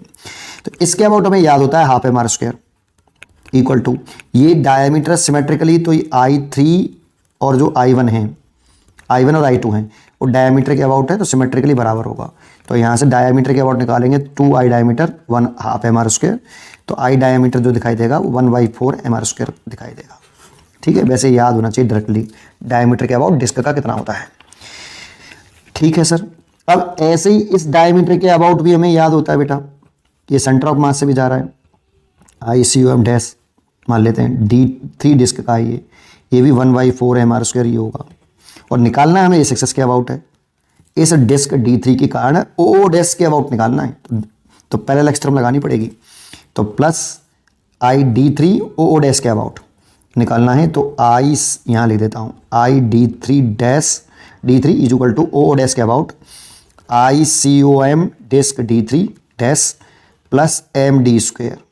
ये भी D आ रही है इसमें, तो ये वाली वैल्यू तो 1/4 mr² ही है, प्लस ये भी mr² है, तो सेम ही दिख रहा है ये 1/4 mr² प्लस mr²। ये बस सबको ऐड करना है, तो mr² कॉमन ले लो, ये 1/2, ये 1/4, ये 1 प्लस ये 1/4 और ये 1, यहाँ से 4 एलसीएम लोगे तो ये 2 प्लस 1, ये 4 प्लस 1 और ये प्लस 4 ऐसे, और ये mr² हो गया। तो mr², 4 2 3 और 4 7 8 8 और 4 12 12/4, तो ये इतना हो जाएगा 3 mr² हो जाएगा भाई। 2 1 3 3 और 4 7 8 8 और 4 12, सही है, 3 mr²। IOO डैश पूरे सिस्टम का 3 mr² आया, तो इसलिए B choice is correct. A homogeneous solid cylinder, roller of radius r and mass m pulled on cricket pitch by a horizontal force capital F acting through its center of mass. Assuming rolling without slipping. Assuming rolling without slipping का मतलब है pure rolling है. Angular acceleration of the cylinder is. Angular acceleration पूछ रहा है. ठीक है, इससे एक डायग्राम बनाते हैं सोल्यूशन. मान लो ये क्रिकेट पिच है, आप फिक्सर पेस हो गया ये, और इस पर एक सॉलिड सिलेंडर है, ये रोल कर रहा है. यहाँ लिख दें, यहाँ पे स्टैटिक फ्रिक्शन होगा, is sufficient for pure rolling. Pure rolling का मतलब है रोलिंग विदाउट स्लिपिंग. ठीक है, ये और ये सॉलिड सिलेंडर है बेटा आपका. ठीक है, इसमें फोर्स सेंटर ऑफ मास पे लगा रहे हैं इसे. हमसे कह रहा है कि अगर ये प्योर रोलिंग कर रहा हो तो कितना एंगुलर एक्सेलरेशन होगा, ये हमसे पूछा है. तो अगर ये प्योर रोलिंग कर रहा हो तो कितना एंगुलर एक्सेलरेशन होगा, ये हमसे पूछा है. अब देखो, इसमें अगर मैं देखूं तो सेंटर ऑफ मास की अगर अब टॉर्क देखूं, देखो ये फोर्स सेंटर ऑफ मास पे लग रहा है तो ये चला तो देगा ये फोर्सेस को आगे, लेकिन घुमा नहीं पाएगा, क्योंकि सेंटर ऑफ मास के अगर टॉर्क निकालेंगे तो वो जीरो होगा इस फोर्स का. तो फिर घुमाएगा कौन? घुमाएगा फ्रिक्शन. कौन घुमाएगा? फ्रिक्शन. तो घुमाएगा फ्रिक्शन. अगर मैं इसको ऐसे घुमा दूं, ऐसे, तो ऐसा किसने घुमाया होगा भाई? ये अप्लाइड फोर्स का अगर मैं टॉर्क निकालूंगा about the centre of mass, तो कितना आएगा? जीरो. सेंटर ऑफ मास के अबाउट टॉर्क जीरो होगा. तो फिर घुमाएगा कौन? इस फोर्स का तो अप्लाइड टॉर्क का तो फोर्स जीरो है और टॉर्क जीरो है, तो फ्रिक्शन फोर्स ही घुमा सकता है. तो फ्रिक्शन फोर्स की दर्शन मान लो ऐसे घुमाया मैंने इसको, जैसे कौन घुमा सकता है? फ्रिक्शन. ऑब्वियसली यहाँ पे जो फ्रिक्शन की दर्शन होनी चाहिए वो पीछे की तरफ होनी चाहिए, है ना, ये. लेकिन ये स्टैटिक फ्रिक्शन होगा, जो इसको क्या कर रहा है, वो घुमा रहा होगा. तो ऐसे घुमा दिया इसने बेटा, और इस फोर्स ने उसको एक्सेलरेशन दिया आगे सेंटर ऑफ मास में, और ऐसे एंगुलर एक्सेलरेशन डेवलप किया. वैसे इस फ्रिक्शन की दर्शन आप किधर भी मान लो, वैसे इस जगह पर इधर ही होगी. अगर सेंटर ऑफ मास पर फोर्स लग रहा है तो फ्रिक्शन फोर्स की दर्शन ऐसी होगी, तभी ये वाला इसको ऐसे घुमा सकता है. देखो ये कैसे टॉर्क प्रोड्यूस करेगा, ऐसे घुमाएगा. देखो अपनी फिंगर को आप, ये हो गई परपेंडिकुलर डिस्टेंस इसकी, ये, और टॉर्क निकालोगे इसकी तो टॉर्क की दर्शन कुछ इस तरह से आएगी. तो ये ऐसे घुमाएगा बॉडी को, जिधर मेरी फिंगर घूम रही है ऐसे, है ना, और ऐसे घुमाएगा. तो ऐसे तो घुमाया मैंने, देखो इसको, है ना. तो यहाँ पे ये फ्रिक्शन फोर्स ही से घुमा रहा है इस तरह से, इसलिए फ्रिक्शन फोर्स की दर्शन पीछे की तरफ आएगी. लेकिन अगर आपको फ्रिक्शन फोर्स की दर्शन दिखानी है तो आगे भी दिखा सकते हैं, लेकिन आगे दिखा दिया तो अपने आप नेगेटिव आ जाएगा फ्रिक्शन फोर्स बेटा. एक्चुअल दर्शन नहीं होगी, इसमें पॉजिटिव आएगा. अगर आपने आगे दिखा दिया तो गलत नहीं है, क्योंकि यहाँ पे फ्रिक्शन फोर्स की दर्शन नहीं पूछी है, तब भी ठीक ही आएगा आंसर. उससे केवल क्या होगा कि जो फ्रिक्शन फोर्स है उसकी वैल्यू नेगेटिव आएगी, और नेगेटिव साइन ये इंडिकेट कर रहा होगा कि जो आपने दर्शन मानी है उसके जस्ट अपोजिट होगी. लेकिन इस वाले केस में मैंने सही दर्शन कंसिडर करी है तो बिल्कुल सही आएगा. ठीक है, चलिए आगे बढ़ते हैं. अब इसमें क्या करना है, अब हमें एंगुलर एक्सेलरेशन निकालना है तो दो फॉर्मूले लगाने पड़ेंगे बेटा आपको. एक तो नेट फोर्स का लगाइए, net force is equal to mass into acceleration of centre of mass. तो नेट फोर्स कितना होगा बताओ? F minus small F.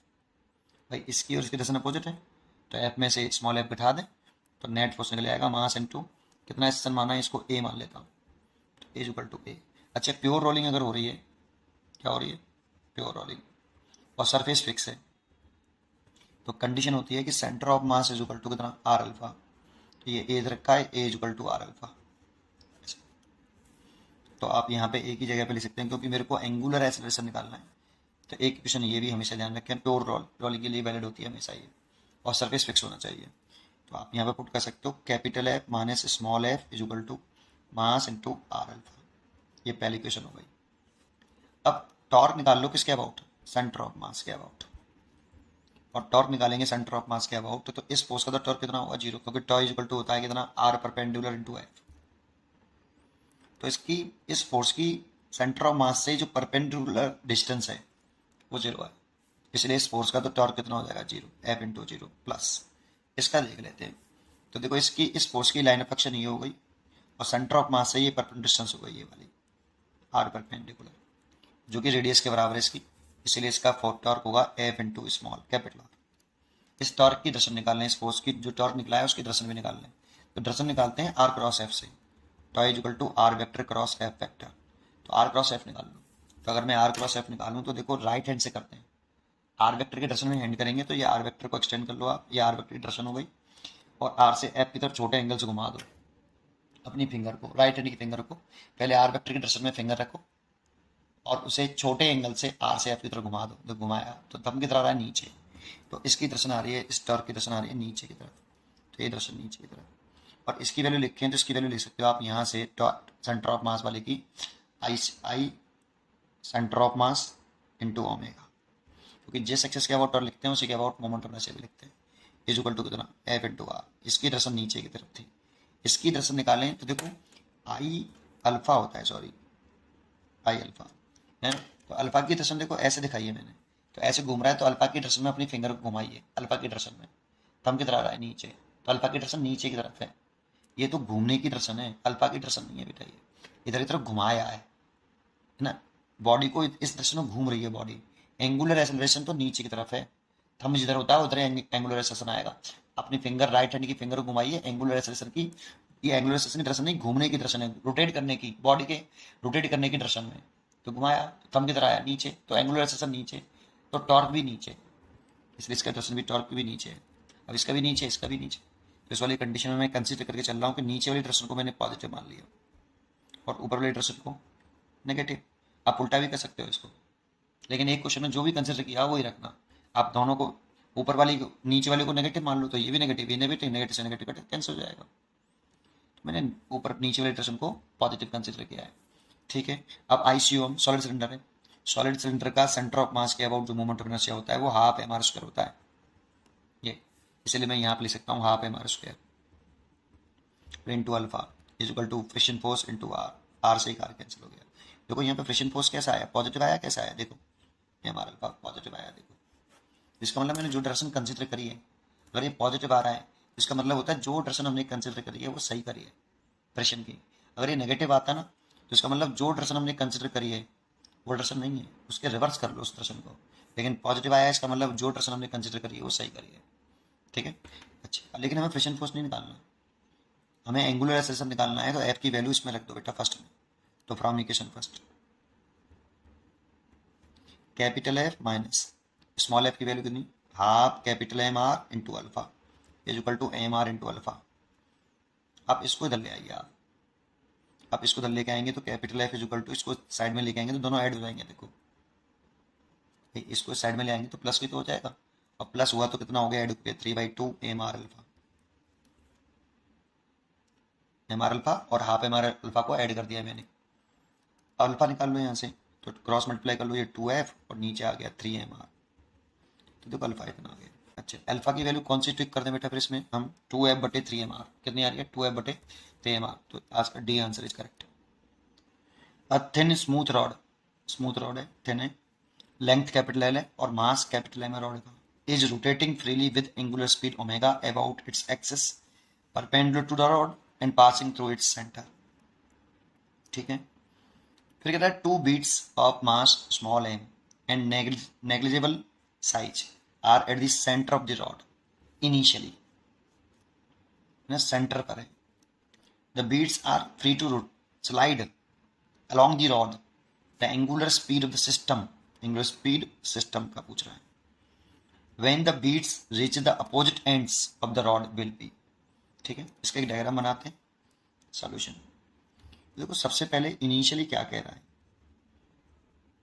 कि हमारे पास एक रॉड है बेटा, थिन रॉड,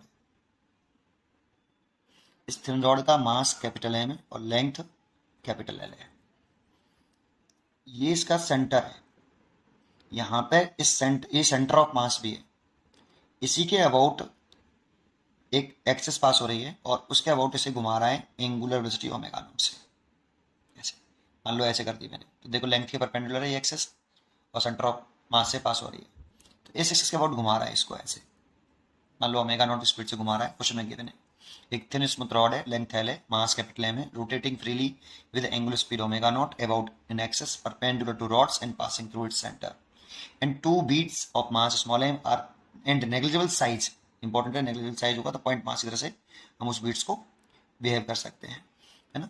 तो negligible size are at the centre of the rod initially. तो देखो दो बीट्स ही हैं बेटा यहाँ पे, ऐसे सेंटर पे ही है, कहाँ पर है, ये दो बीट्स हैं, ऐसे नहीं, सेंटर पर ही है, उनके मास स्मॉल एम है।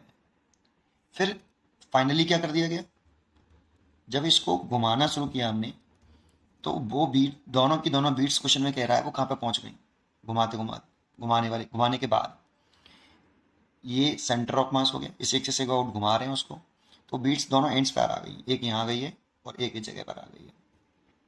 इसका मास स्मॉल है और इसका मास स्मॉल है, पहले ये दोनों सेंटर पे थी, अब ये घुमा यहाँ पे आ गई, तो कितनी इसकी एंगुलर वेलोसिटी कितनी हो जाएगी पूरे सिस्टम की, इस एक से आउट पूछ रहा है, पूरे सिस्टम की एंगुलर वेलोसिटी कितनी हो जाएगी, लेकिन इनके मास स्मॉल है, और ये पूरी रॉड की लेंथ हमें कैपिटल एल दे रखी है, और रॉड का मास यहाँ पे कैपिटल एन दे रखा है, ठीक है ना। चलिए, तो इसमें देखो, इसमें एंगुलर मोमेंटम कांस्टेंट रहेगा, क्योंकि इसमें हम कोई एक्सटर्नल टॉर्क नहीं लगा रहे। अगर external torque 0, then torque, external torque is equal to D L over D T. तो एक्सटर्नल टॉर्क पे 0 रख दें तो D L over D T, तो एल कैसा कांस्टेंट, लेकिन ये एल कांस्टेंट किसका, सिस्टम का बेटा, एल कांस्टेंट किसका, सिस्टम का, ठीक है। चलिए, तो शुरुआत में कर रहे हैं, इनिशियल ये हो गया और फाइनल ये हो गया, तो initial angular momentum is equal to final angular momentum, और एंगुलर मोमेंटम का फॉर्मूला होता है आई ओमेगा। तो शुरुआत में देखें तो रॉड का moment of inertia about the centre of मास, क्योंकि वहीं से रोटेट कर रहे हैं उसको, तो कितना है बेटा, एम रॉड का लिख रहे हैं, ये M capital L square by 12, और कितनी एंगुलर वेलोसिटी से घूम रही है, ओमेगा नॉट, तो मैं एल लिख रहा हूँ उसका, एल लिख रहे हैं ना, तो रॉड का लिख रहे हैं आई इंटू ओमेगा, तो रॉड का आई तो ये हो गया, और ओमेगा लिखें तो ओमेगा नॉट प्लस, दोनों बीट्स का देखें तो दोनों बीट्स का मास, एक का एम है दूसरे का भी एम है, तो 2m मास हो गया, लेकिन उसकी एक्सेस ऑफ रोटेशन से डिस्टेंस कितनी है, इसी एक्सेस के अबाउट घुमा रहे हैं, तो एक्सेस ऑफ रोटेशन के अबाउट डिस्टेंस, जो परपेंडिकुलर डिस्टेंस है, पॉइंट मास की तरह से बिहेव कर सकते हो आप, जो परपेंडिकुलर डिस्टेंस है वो 0 है, इसलिए 0, ठीक है ना। तो मोमेंट ऑफ इनर्शिया 0 हो गया इसका, इनटू ये तो मोमेंट ऑफ इनर्शिया हो गया इनटू ओमेगा नॉट, ये बीट्स का मोमेंट ऑफ इनर्शिया हो गया, 0 है, जो कि सेंटर ऑफ मास पे ही वो बीट्स हैं प्रेजेंट में इनिशियली, इक्वल टू, अब ये तो रॉड का हो गया, ये बीट्स का हो गया, ये इनिशियल हो गया, बट फाइनल लिखना चाहें तो रॉड का कितना, तो बेटा अभी भी घुमाओ वहीं से रहें, तो कितना, मोमेंट ऑफ इनर्शिया बदल जाएगा सिस्टम का, और मोमेंट ऑफ इनर्शिया बदला है तो एंगुलर वेलोसिटी बदल जाएगी। देखो एल तो कांस्टेंट है, मोमेंट ऑफ इनर्शिया बढ़ जाएगा, क्योंकि एल का कांस्टेंट होगा तो आई प्रोपोर्शनल टू 1/ओमेगा है, तो मोमेंट ऑफ इनर्शिया यहाँ पे बढ़ गया है, क्योंकि बीट्स जब यहाँ आ जाएंगी तो इस पॉइंट मास का भी मोमेंट ऑफ इनर्शिया आ जाएगा, इसका भी आ जाएगा, तो मोमेंट ऑफ इनर्शिया बढ़ा है तो एंगुलर स्पीड घट जाएगी, तो एंगुलर स्पीड घटनी चाहिए, तो इसलिए मैंने एंगुलर स्पीड चेंज हो रही है यहाँ पे। तो पहले मैं रॉड का लिख लेता हूँ, तो रॉड का moment of inertia M L square by 12 plus, अब मैं किसका मोमेंट ऑफ इनर्शिया लिख लूँ, या तो अलग अलग कर लो या एक साथ लिख देता हूँ, मोमेंट ओमेगा दोनों का सेम है सिस्टम का, है ना। तो M L square by 12 beads का लिखूँ, इस वाली बीट्स का लिखूँ, तो ये डिस्टेंस से परपेंडिकुलर सेपरेशन कितनी है, कैपिटल एल, एल बाई 2, क्योंकि ये पॉइंट मास की तरह से इसका साइज नेग्लिजिबल है, तो इस बीट्स को हम behave as a point mass, और पॉइंट मास की तरह से अगर बिहेव कर रहा है तो इस वाली सिचुएशन में मैं इसे लिख सकता हूँ एम एल बाई 2 का होल स्क्वायर, ये परपेंडिकुलर डिस्टेंस होती है रोटेशनल एक्सेस से, तो ये रोटेशनल एक्सेस हो गई आपकी, इससे परपेंडिकुलर डिस्टेंस ले लिया हमने एल बाई 2। अब इस बीट्स का इतना तो इसका भी इतना ही होगा, क्योंकि इसका मास भी स्मॉल है और सेपरेशन भी एल बाई 2 है, इसलिए 2 का मल्टीप्लाई कर लेता हूँ। ये देखो ये पूरे सिस्टम का मोमेंट ऑफ इनर्शिया आ गया, और कितनी एंगुलर वेलोसिटी से घूम रहा है, आपका ओमेगा से घूम रहा है, ठीक है। तो ये तो 0 हो गया, देखो ये हो गया capital M L square over 12 into omega naught is equal to, यहाँ से सॉल्व करूँ तो capital M L square upon 12 omega कैसे, प्लस इसको सॉल्व करूँ तो 2 small m capital L square by 4, यहाँ से देखो ये कैंसिल होगा 2 का, तो ये तो पक्का है कि ये capital M L square omega naught है ओवर 12 है, यहाँ से एल स्क्वायर तो पक्का कॉमन है, तो यहाँ बचा कैपिटल एम इंटू ओमेगा, है ना, इंटू ओमेगा है, अरे ओमेगा भी फालतू मल्टीप्लाई किया, ओमेगा फिर दोबारा से कॉमन ले लेता हूँ, सॉरी, कैपिटल एम बाई कितना 12 प्लस कितना आपका स्मॉल एम अपॉन 2, है ना, ओमेगा एल से एल स्क्वायर से, तो एल स्क्वायर कैंसिल हो गया। यहाँ से मैं 12 एलसीएम ले लूँ तो ये कैपिटल एम प्लस ये 6 स्मॉल एम, और ये देखो ओमेगा, और ये आया capital M omega naught upon 12, 12 से 12 कैंसिल, देन ओमेगा निकालो यहाँ से, omega is equal to capital M omega naught over capital M plus 6 small m. Answer हो गया, देखो ये इसका आंसर हो गया D. A string is wound around a hollow cylinder, इस पर ध्यान दीजिए, हॉलो सिलेंडर पर, ऑफ मास 5 kg है, रेडियस 0.5 मीटर है, तो मैं नोट कर देता हूँ यहाँ पे मास जो है 5 kg है, और इसकी जो रेडियस है ये वाली आर, ये आपकी 0.5 मीटर है। इसे ऐसे ले लेता हूँ 5/10, पॉइंट हटा के नहीं तो 1/2 मीटर ले लेता हूँ, ठीक है। चलिए, if the string now pulled with horizontal force 40 Newton, तो स्ट्रिंग से एक स्ट्रिंग है यहाँ, इसे 40 न्यूटन से खींच रहे हैं। The cylinder is rolling without slipping, cylinder क्या कर रहा है, रोल कर रहा है विदाउट स्लिपिंग। विदाउट स्लिपिंग का मतलब है रोलिंग, विदाउट स्लिपिंग का मतलब है प्योर रोलिंग है on horizontal surface. Then the angular acceleration of the cylinder will be, angular acceleration पूछ रहा है सिलेंडर का। Neglect the mass and thickness of the string, जो स्ट्रिंग है आपकी इसका मास और थिकनेस को नेगलेक्ट कर लेते हैं। मैं यहाँ लिख लेता हूँ फ्रिक्शन, स्टैटिक फ्रिक्शन होगा बेटा यहाँ पे, स्टैटिक फ्रिक्शन इज सफिशिएंट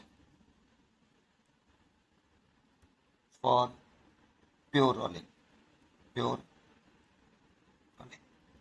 अब ये प्योर रोलिंग की कंडीशंस क्या होती है, अगर मैं मान लूँ कि प्योर रोलिंग कर रहा है, अगर ये जूम करूँगी प्योर रोलिंग कर रहा है, तो उस वाली कंडीशन में सेंटर ऑफ मास का एक्सेलरेशन ए, ये सेंटर ऑफ मास का एक्सेलरेशन है ए, और एंगुलर एक्सेलरेशन इधर मान लेता हूँ ऐसे अल्फा, मान लो ऐसे घूम रहा है ना, तो चल भी रहा है और घूम भी रहा है, और ये एंगुलर एक्सेलरेशन में मान लिया है ऐसे, ठीक है। तो इसमें ये सरफेस फिक्स है, तो जब तो प्योर रोलिंग की कंडीशन होती है, अगर सरफेस फिक्स हो तो सेंटर ऑफ मास का acceleration is equal to R alpha होता है, और ये सेंटर ऑफ मास का एक्सेलरेशन मैंने ए माना है, तो is equal to R alpha. एक कंडीशन तो यही बन गई, और इसमें फ्रिक्शन सफिशिएंट है, स्टैटिक फ्रिक्शन है सफिशिएंट फॉर प्योर रोलिंग, तो मैं फ्रिक्शन मान लेता हूँ, किधर भी मान लो, इधर दर्शन मान लो, इधर मान लो। अगर मैं इधर मानता हूँ और सॉल्व करने पर फ्रिक्शन नेगेटिव आता है, तो इसका मतलब जो मैंने इंटरेशन कंसिडर करी है उसके अपोजिट होगी। अगर मैंने इधर मान लो कि इधर की तरफ मैंने फ्रिक्शन कंसिडर कर लिया ये, और मैं अब सॉल्व कर रहा हूँ, लास्ट में जो फ्रिक्शन फोर्स की वैल्यू आ रही है अगर वो नेगेटिव आ रही है, तो इसका मतलब जो भी मैंने दर्शन लेट करी है उसके जस्ट रिवर्स दर्शन में फ्रिक्शन फोर्स की दर्शन होगी, है ना। तो इस जगह पे कैसे भी कंसिडर कर सकते हो, मान लो मैंने ऐसे मान ली, ठीक है। अब क्या करना है, नेट फोर्स निकालना है बेटा, क्या निकालना है, नेट फोर्स। सबसे पहले नेट फोर्स निकालो, नेट फोर्स इक्वल टू होता है mass into acceleration of centre of mass, mass into acceleration of centre of मास। जब भी आपकी बॉडी रोलिंग और रोटेशनल दोनों कर रही हो, या रोटेशनल मोशन भी कर रही हो, तो उस वाली कंडीशन में एक्सेलरेशन जब भी फॉर्मूला लगाते हो तो मास इनटू एक्सेलरेशन जो लेते हैं वो सेंटर ऑफ मास का लेते हैं। तो नेट फोर्स लिख लो बेटा, नेट फोर्स इक्वल टू लिखें तो देखो एक तो 40 न्यूटन लग रहा है और एक फ्रिक्शन फोर्स लग रहा है, इसका जो एन और एम जी होगा वो एक दूसरे को बैलेंस कर लेंगे, केवल ये दो फोर्स होंगे जो मोशन के लिए रेस्पॉन्सिबल होंगे। इसलिए मैं नेट फोर्स लिखूँ तो 40 plus friction force small F equal to mass आपका 5 kg रखा और एक्सेलरेशन ए, क्योंकि मेरे को एंगुलर एक्सेलरेशन पूछ रहा है तो इसलिए मैं ए को चेंज भी कर दूँ। यहाँ पे देखो ये सेंटर ऑफ मास का एक्सेलरेशन होता है, आर अल्फा लिख सकता हूँ, तो मैं यहाँ से सीधा कन्वर्ट कर लेता हूँ इसको, 40 plus F is equal to 5 R alpha, और देखो आर की वैल्यू दे रखी है मेरे को कितनी 1/2, तो मैं इसे अल्फा/2 लिख लेता हूँ, तो अल्फा/2 लिखूँ तो अल्फा/2 इक्वेशन 1 हो गई, ठीक है। चलिए, एंड दूसरी कंडीशन में इसमें लगा सकता हूँ टॉर्क का, क्योंकि चल भी रही है और घूम भी रही है तो टॉर्क का लगा सकता हूँ, लेकिन टॉर्क हमेशा इस वाले क्वेश्चन में सेंटर ऑफ मास के अबाउट लेना चाहिए। अगर सूडो फोर्स का भी कोई कंसेप्ट अगर होता तो उस वाली कंडीशन सूडो फोर्स हमेशा सेंटर ऑफ मास पे लगते हैं तो उसका टॉर्क 0 हो जाएगा, है ना, इसलिए उसको टेंशन नहीं रहेगी। इसलिए सेंटर ऑफ मास के अबाउट, ये इसका सेंटर ऑफ मास है तो इसके अबाउट टॉर्क लिख रहा हूँ, torque about centre of mass is equal to कितना, तो torque of centre of mass के अबाउट लिख रहा हूँ तो इस फोर्स का टॉर्क लिखूँ तो फॉर्मूला होता है tau is equal to R perpendicular to F. तो आर परपेंडिकुलर आपका ये हो गया, देखो इस फोर्स पर लाइन ऑफ एक्शन ड्रॉ करूँ तो ये आर परपेंडिकुलर हो गया ये, और इसकी दर्शन कुछ इस तरह से होगी, आर वेक्टर की एक्सटेंड कर लेते हैं, ठीक है। नहीं तो आर क्रॉस सेव करें तो आर हो गया आपका रेडियस, चलो अभी एक बार आर लिख देता हूँ फिर वैल्यू पुट कर दूंगा, आर इंटू 40, है ना। और दर्शन की इसकी दर्शन मेन होगी, अभी दर्शन और निकालनी पड़ेगी। एक बार बताओ, मैंने अल्फा की दर्शन किधर मानी है इधर, तो मैंने जो टॉर्क लिया है वो डाउनवर्ड दर्शन में लिया है, देखो अल्फा की डायरेक्शन में, अल्फा की डायरेक्शन नहीं है ये, घूमने की डायरेक्शन है। तो घूमने की डायरेक्शन में आप ऐसे घुमाओ अपनी फिंगर को, राइट हैंड फिंगर को, थंब की तरह आ रहा है डाउनवर्ड। तो इस डाउनवर्ड डायरेक्शन को मैं पॉजिटिव मान के चल रहा हूँ बेटा यहाँ पे, क्योंकि मैंने इस डायरेक्शन को पॉजिटिव मान ले रहा हूँ। डाउनवर्ड डायरेक्शन को, जो इसकी डायरेक्शन होती है उसी को हम फिर पॉजिटिव मान के चलें तो ज़्यादा बेटर रहता है। नेगेटिव भी कर सकते हो, कोई दिक्कत नहीं है। मैंने डाउनवर्ड डायरेक्शन को नेगेटिव पॉजिटिव माना है और अपवर्ड डायरेक्शन को मैंने कैसे माना है, नेगेटिव। आप उल्टा भी कर सकते हो, ठीक है। चलिए तो करते हैं। तो इसको मैंने कैसा मानूं फिर, देखो इसको आर क्रॉस एफ करो। आर क्रॉस एफ, टॉर्क की डायरेक्शन कैसे निकालते हैं, टॉर्क की डायरेक्शन निकालते हैं R vector cross F vector, और टॉर्क की डायरेक्शन ऐसे निकालते हैं। तो आर से राइट हैंड लीजिए और राइट हैंड लेके आर की वेक्टर की डायरेक्शन में हाथ रखिए और छोटे एंगल से एफ की तरफ घुमा दीजिए। R cross F, that means ऐसे घुमाना है, देखो ऐसे।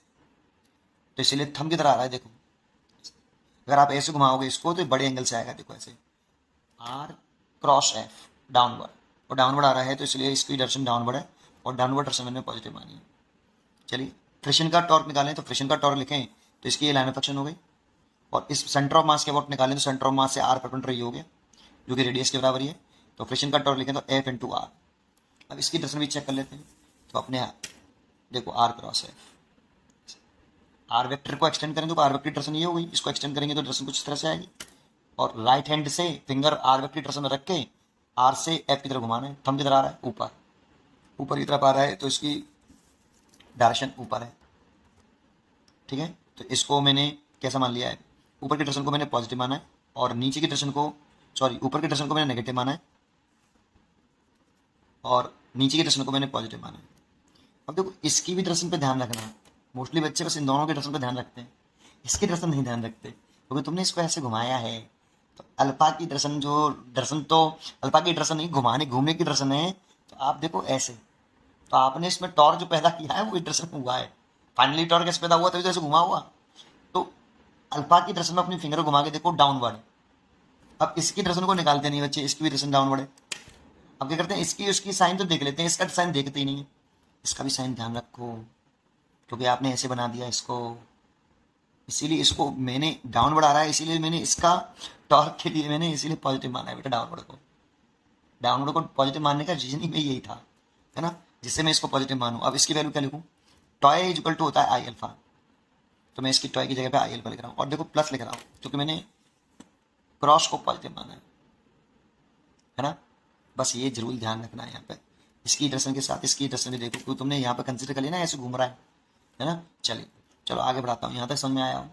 आगे अगर मैं बढ़ाऊँ तो I alpha is equal to ये हो गया। अब आर की वैल्यू पुट कर दीजिए, आर की वैल्यू आपकी 1/2, जब मैं इसमें 1/2 पुट करूँगा तो ये 20 हो गया, और इस जगह पे मैं आर की वैल्यू 1/2 पुट करूँगा तो ये f/2 हो गया।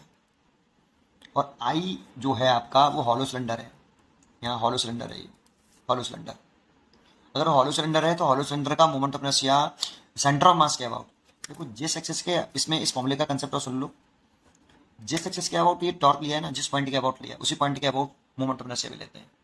तो आपने सेंटर ऑफ मास के अबाउट मोमेंट ऑफ इनर्शिया लिखा है, टॉर्क लिखा है, तो सेंटर ऑफ मास के अबाउट मोमेंट ऑफ इनर्शिया भी लिखेंगे। तो सेंटर ऑफ मास के अबाउट हॉलो सिलेंडर का जो मोमेंट ऑफ इनर्शिया होता है वो होता है 2/3 mr²। नहीं सिलेंडर है, स्फीयर नहीं, सॉरी, हॉलो सिलेंडर का मोमेंट ऑफ इनर्शिया mr² होता है, सॉरी रिंग के बराबर, सिलेंडर है बेटा mr²। तो इसी जगह पे आप mr² लिख लो। तो m की वैल्यू mr², m की वैल्यू कितनी है आपकी 5 kg, और r की वैल्यू कितनी है 1/2। तो मैं पुट कर दूँ 5/4, भाई m की वैल्यू 5 और r का 1/2 का होल स्क्वायर करेंगे तो ये 5/4 ही तो हो जाएगा, ठीक है। तो 5/4 alpha is equal to 20 minus f/2। देख ये दूसरी क्वेश्चन बन गई। अब इन दोनों क्वेश्चनों को सॉल्व कर लो। इसमें दो वेरिएबल्स हैं प्रेजेंट में, एक फ्रिक्शन फोर्स और एक एंगुलर एक्सेलरेशन। तो पहले फ्रिक्शन फोर्स निकलेगा और उसके बाद एंगुलर एक्सेलरेशन निकलेगा। तो देखो मैं क्या करूँ, एंगुलर एक्सेलरेशन भी सीधे निकल आएगा, फ्रिक्शन फोर्स को मैं कट कर दूँ, लेकिन कैसे कट करूँ, मेरे को क्या करना पड़ेगा, इसमें 2 का मल्टीप्लाई कर देता हूँ। इस इक्वेशन में 2 का मल्टीप्लाई कर दूंगा तो ये 5 अल्फा/2 हो जाएगा। 2 का मल्टीप्लाई कर दूँ बोथ साइड में, और ये हो जाएगा 40 माइनस ये हो जाएगा f। ये क्वेश्चन नंबर 3 हो गई। अब इसको मैं सॉल्व कर लूँ पहली वाली क्वेश्चन के साथ, 5 alpha is equal to 40 plus f, ये पहली क्वेश्चन है। अब इसे सॉल्व कर लो। अगर फ्रिक्शन फोर्स निकालना तो फ्रिक्शन फोर्स भी निकाल सकते हो, यहाँ से f से f कैंसिल हो गया, अब देखो इन दोनों को ऐड करूँ, यहीं कर दूँ, छोटी सी जगह पे फटाफट हो जाएगा। दोनों को ऐड करूँ तो 5 और 5 10, 10 अल्फा बाई 2, और ये हो गया 80। और 2 से ये काट दिया मैंने, या 2 से रहने दो इसको, इसको 8 से 10 से काट दो 8 बार, तो अल्फा इज इक्वल टू हो जाएगा 16 सीधा सीधा 16 रेडियन पर सेकेंड स्क्वायर। इसकी जो चॉइस हो गई वो B is A correct choice. आप यहाँ से फ्रिक्शन भी निकाल के देख सकते हो। अगर फ्रिक्शन की वैल्यू, अगर आपको ऐसा लगे कि फ्रिक्शन पॉजिटिव आ रहा है तो हमने जो डायरेक्शन शो करी है वो सही करी है, और एफ अगर नेगेटिव आ रहा है तो जो भी हमने डायरेक्शन कंसीडर कर ली है उसके जस्ट रिवर्स डायरेक्शन में फ्रिक्शन फोर्स की डायरेक्शन होगी, बस नेगेटिव साइन से मालूम पड़ जाता है। ठीक है, इसलिए उसमें फ्रिक्शन फोर्स की डायरेक्शन को दिखाने में ज़्यादा परेशान मत होना। ठीक है, stationary horizontal disc is free to rotate about an axis when a torque is applied on it, torque applied किया उसमें, its kinetic energy as a function of theta, मतलब kinetic energy depends on theta, kinetic energy as a function of theta का मतलब होता है kinetic energy depends on theta, where theta is the angle by which it has rotated, is given as k theta square। ये kinetic energy as a function of theta दे रखा है, ये लिख लेते हैं सोल्यूशन में, ये गिवन है kinetic energy as a function of theta is equal to कितना, K theta square. Kinetic energy is a function of theta, K theta square. If the moment of inertia is I और disc है, the angular acceleration of the disc is, angular acceleration पूछ रहा है, alpha पूछ रहा है। Torque applied किया है उस पर, टॉर्क अप्लाइड करने से वो डिस्क थीटा एंगल घूमी है। ठीक है, चलिए तो देखो मोमेंट, रोटेशनल का एनर्जी का फॉर्मूला क्या होता है, रोटेशनल का एनर्जी का फॉर्मूला होता है आपका हाफ आई ओमेगा स्क्वायर। मैंने रोटेशनल का एनर्जी का फॉर्मूला ले लिया half I omega square is equal to K theta square. अब देखो यहाँ जो काइनेटिक एनर्जी है ना वो थीटा डिपेंडेंट है, मतलब थीटा चेंज होने पर एनर्जी चेंज होगी। तो क्या करें, तो देखो मोमेंट ऑफ इनर्शिया तो कांस्टेंट टर्म होगा क्योंकि थीटा बदलने से ओमेगा बदलेगा और काइनेटिक एनर्जी बदलेगी। ठीक है, तो क्या करें, इस 2 का से मल्टीप्लाई कर लें, I omega square is equal to ऐसे लिख लें 2 के थीटा स्क्वायर। ठीक है, आई को भी नीचे ले आए, omega square is equal to 2 K upon I into theta square. तो ओमेगा की वैल्यू निकाल लें यहाँ से, तो रूट ले लें 2 K upon I into theta का स्क्वायर है तो रूट से बाहर आ जाएगा थीटा। अब इसको डिफरेंशिएशन कर लें बेटा, differentiation with respect to theta, या differentiation with respect to T लिखें, sorry, D omega over D T is equal to, ये तो कांस्टेंट टर्म हो गया 2 के अपॉन आई, और इसको डिफरेंशिएट कर दिया तो D theta over D T. देखो ये तो हो गया एंगुलर एक्सेलरेशन। एंगुलर एक्सेलरेशन क्या होता है बेटा आपका, angular acceleration change in angular velocity upon time, ये इंस्टेंटेनियस एंगुलर एक्सेलरेशन लिखा D omega by D T, angular acceleration हो गया। और ये हो गया angular velocity, omega is equal to angular velocity, ये हो गई D theta over D T. अब लिख सकते हो रूट के अंदर 2 के ओवर आई, और इसको लिख सकते हैं ओमेगा। लेकिन अल्फा जो दे रखा है हमें निकालना अल्फा ही है, लेकिन दे रखा है थीटा के टर्म में, और हमारा निकल के आया ओमेगा के टर्म में। देखो ओमेगा की जो वैल्यू हमने ये निकाली है ना, अगर हम ये वाली वैल्यू यहाँ पर पुट कर दें तो अल्फा निकल आएगा। तो alpha is equal to root के अंदर 2 के ओवर आई, और ओमेगा की वैल्यू ये वाली पुट कर दें तो रूट के अंदर 2 K upon I into theta, multiply करें तो alpha is equal to 2 K upon I into theta. देखो ये आंसर हो गया। या आप ये भी कर सकते थे कि आप यहीं इसको डिफ्रेंशिएट कर लेते, इसको यहीं कर देते आई, और ओमेगा को अगर मैं डिफ्रेंशिएट करूँ ओमेगा का स्क्वायर है तो 2 omega D omega over D T, T के रेस्पेक्ट में डिफ्रेंशिएट कर देते हैं इसका, differentiation with respect to T. अगर आप चाहते तो ऐसे भी कर सकते थे इसको, इज इक्वल टू 2 के थीटा को डिफरेंस करें तो कितना आएगा 2 theta D theta over D T. देखो ऐसे, अब इसमें क्या होगा 2 से ये 2 कैंसिल हो जाएगा, I omega D omega over D T is equal to, ये हो गया 2 आपका के थीटा, और D theta over D T लिख सकते हैं कितना ओमेगा, इसको क्या लिख सकते हैं ओमेगा, ओमेगा से देखो ओमेगा कैंसिल हो गया, और ये आई और ये अल्फा हो गया, और ये हो गया 2 K into theta, alpha is equal to 2 K over I into theta. या तो यहाँ से आप डिफरेंशिएशन कर देते हैं इसको, लेकिन इसमें बहुत से बच्चों को ये ओमेगा का square omega D omega over D T, लेकिन IIT का है जेई का है, इतना तो आता ही होगा सबको, है ना। ये अच्छा है, ये ज़्यादा अच्छा है लगता है मेरे को तो मैं तो ऐसे करता हूँ।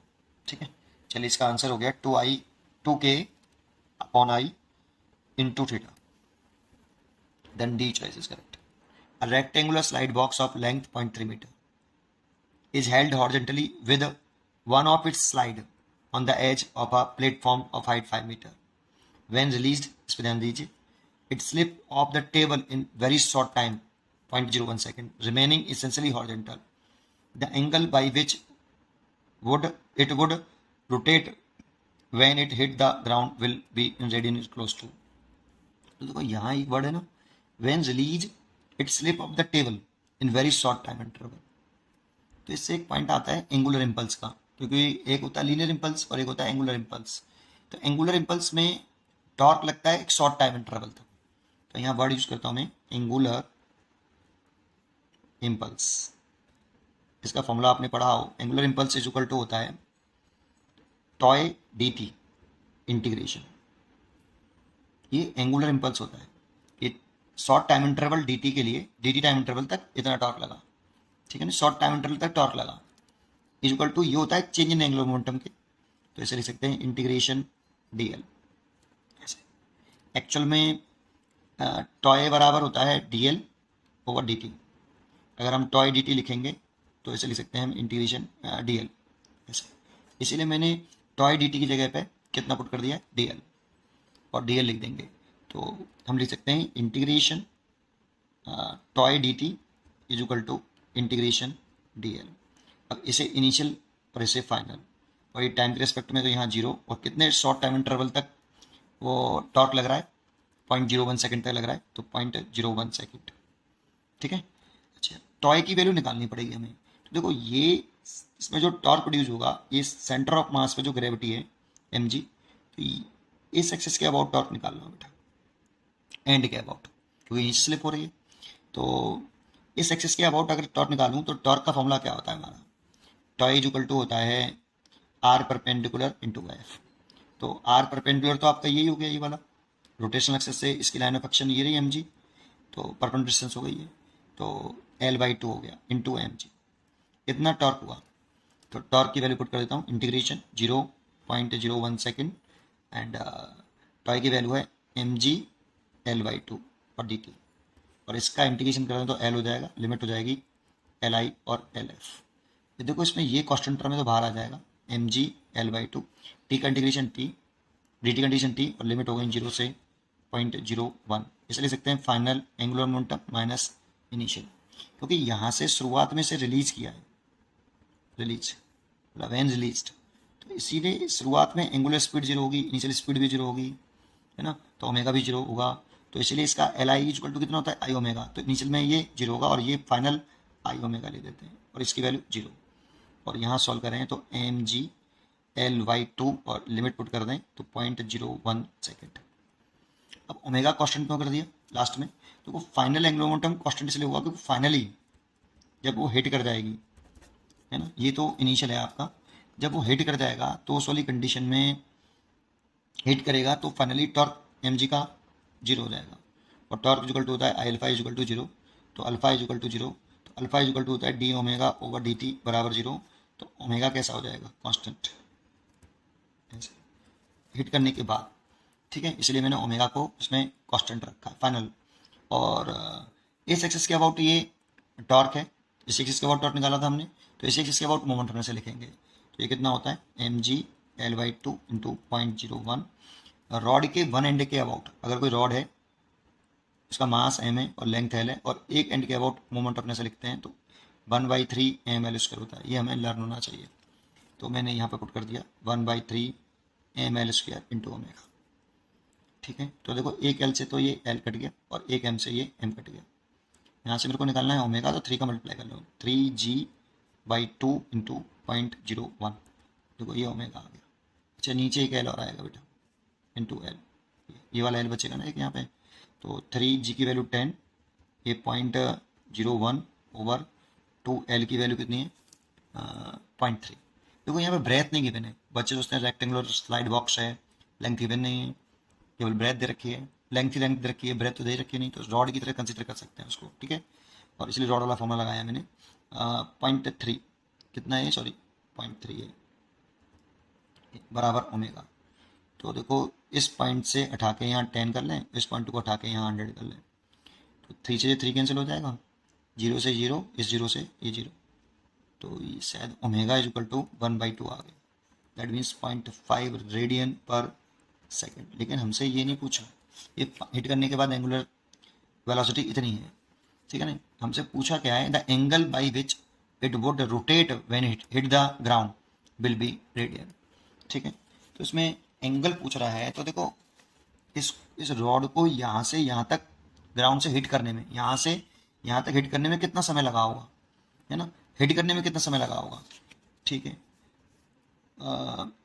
वो कैसे निकालें, तो इन इक्वेशन एस बराबर U T plus half A T square लगा लो। ये फ्री फॉल की हमने, तो एस की वैल्यू तो कितनी होगी, 5 मीटर, यहाँ से यहाँ तक हिट करने में 5 मीटर डिस्टेंस चला वो, और इनिशियल वेलोसिटी तो 0 थी क्योंकि रिलीज किया था वहाँ से, और हाफ ए की वैल्यू हो गई 10 जी के बराबर, जी फ्री फॉल किया जी ए बराबर जी 9.8 या 10 ले सकते हैं, 10 लिख लिया मैंने को, मैंने यहाँ पर भी जी की वैल्यू 10 पुट करी थी, और ए टी स्क्वायर, तो 2 से 5 बार और 5 से 5 बार कट गया, एक बार कट गया, 1 सेकंड आया बेटा, टी बराबर 1 सेकंड।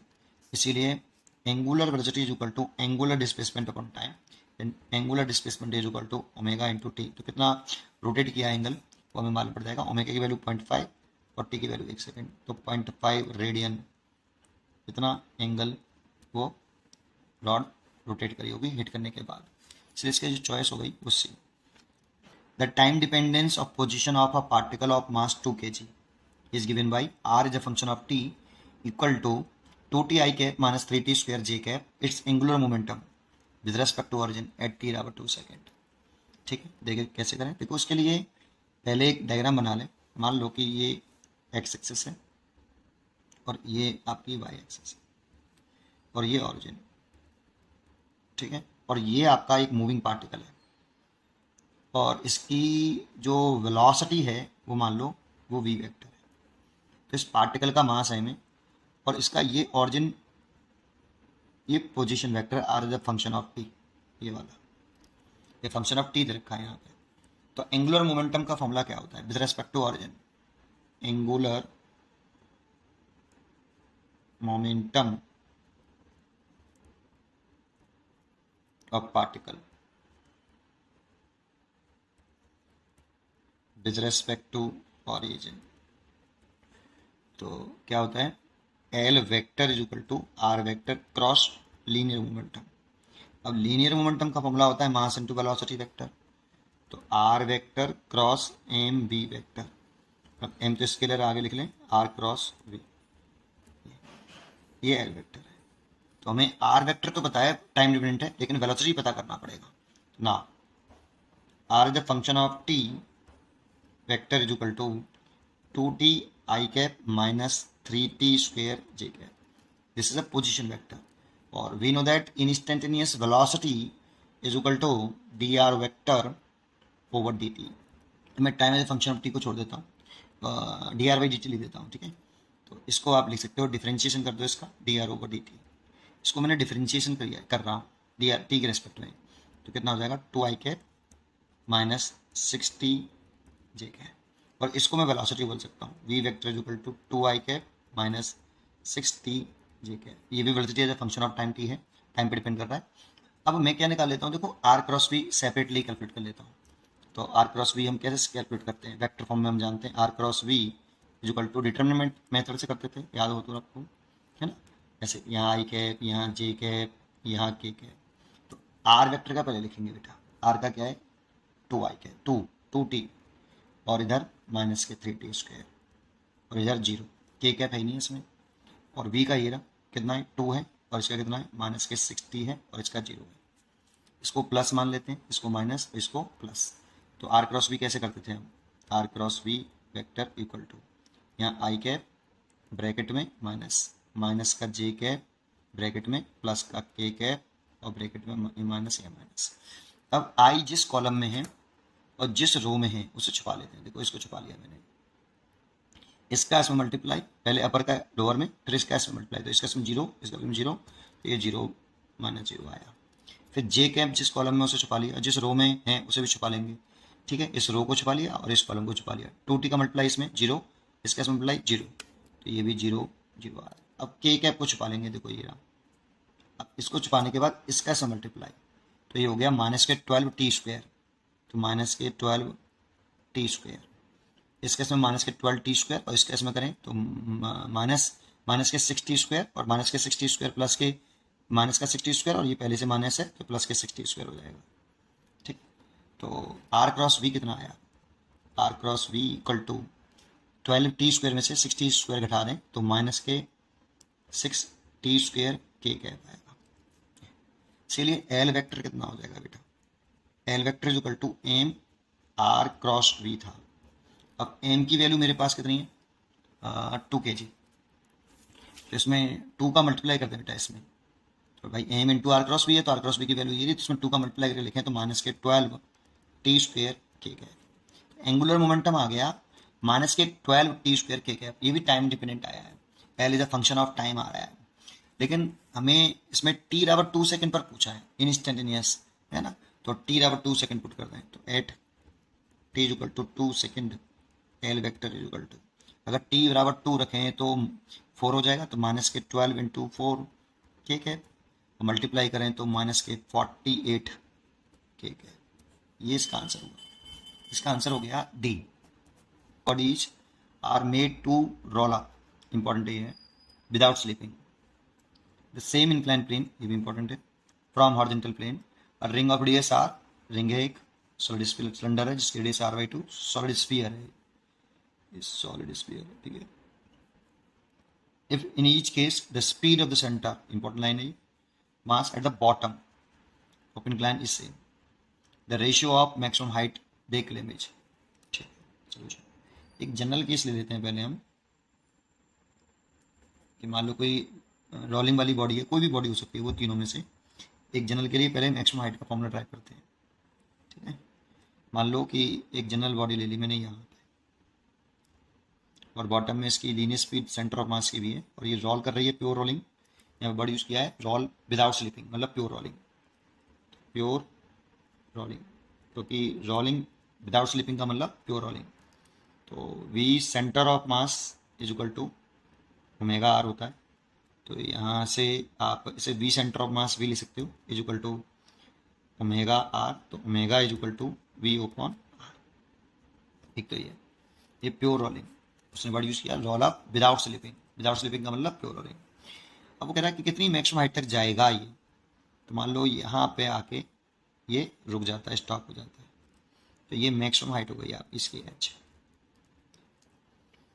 तो इसका ये एंगल थीटा है। तो इसमें कंजर्वेशन ऑफ मैकेनिकल एनर्जी लगा लीजिए आप, using conservation of mechanical energy, तो initial kinetic energy plus initial potential energy is equal to final kinetic energy plus initial potential energy. देखो ये वाला इनिशियल मान लेते हैं और ये वाला फाइनल, और इसी को रेफरेंस लेवल मान लेते हैं बेटा, इसको ये ग्राउंड से ये बिल्कुल टच होके इसको ग्रेविटेशनल रेफरेंस लेवल मान लेते हैं। इस जगह पर पोटेंशियल एनर्जी 0 और हाइट 0, तो काइनेटिक एनर्जी कितनी जगह पर, तो देखो ये चल भी रहा है और घूम भी रहा है, दोनों है, चल भी रहा है और घूम भी रहा है, रोलिंग मोशन कर रहा है, इसलिए काइनेटिक एनर्जी होगी half mv² plus half I omega square. Potential energy इसी को रेफरेंस लेवल माना है, तो जगह पोटेंशियल एनर्जी 0 मानी है तो 0। फाइनल काइनेटिक एनर्जी यहाँ पर रुक गया है, इसलिए काइनेटिक एनर्जी 0, न चल रहा है न घूम रहा है, इसलिए रुक गया है, इसका मतलब काइनेटिक एनर्जी 0 है, ये जगह फाइनल। पोटेंशियल एनर्जी कितना हाइट रेफरेंस लेवल से ऊपर चला गया, h हाइट पर चला गया, इसलिए पोटेंशियल एनर्जी mgh। तो उसको आगे सॉल्व करें, यहाँ पे ले लेता हूँ half mv² plus half I omega square is equal to mgh। अब देखो यहाँ कंसेप्ट यूज कर रहा हूँ, कॉन्सेप्ट करना है यहाँ पर, ये वाला पॉइंट सबसे इंपॉर्टेंट है इसमें। देखो रिंग का जो मोमेंट ऑफ इनर्शिया होता है वो mr² होता है, और आपका सॉलिड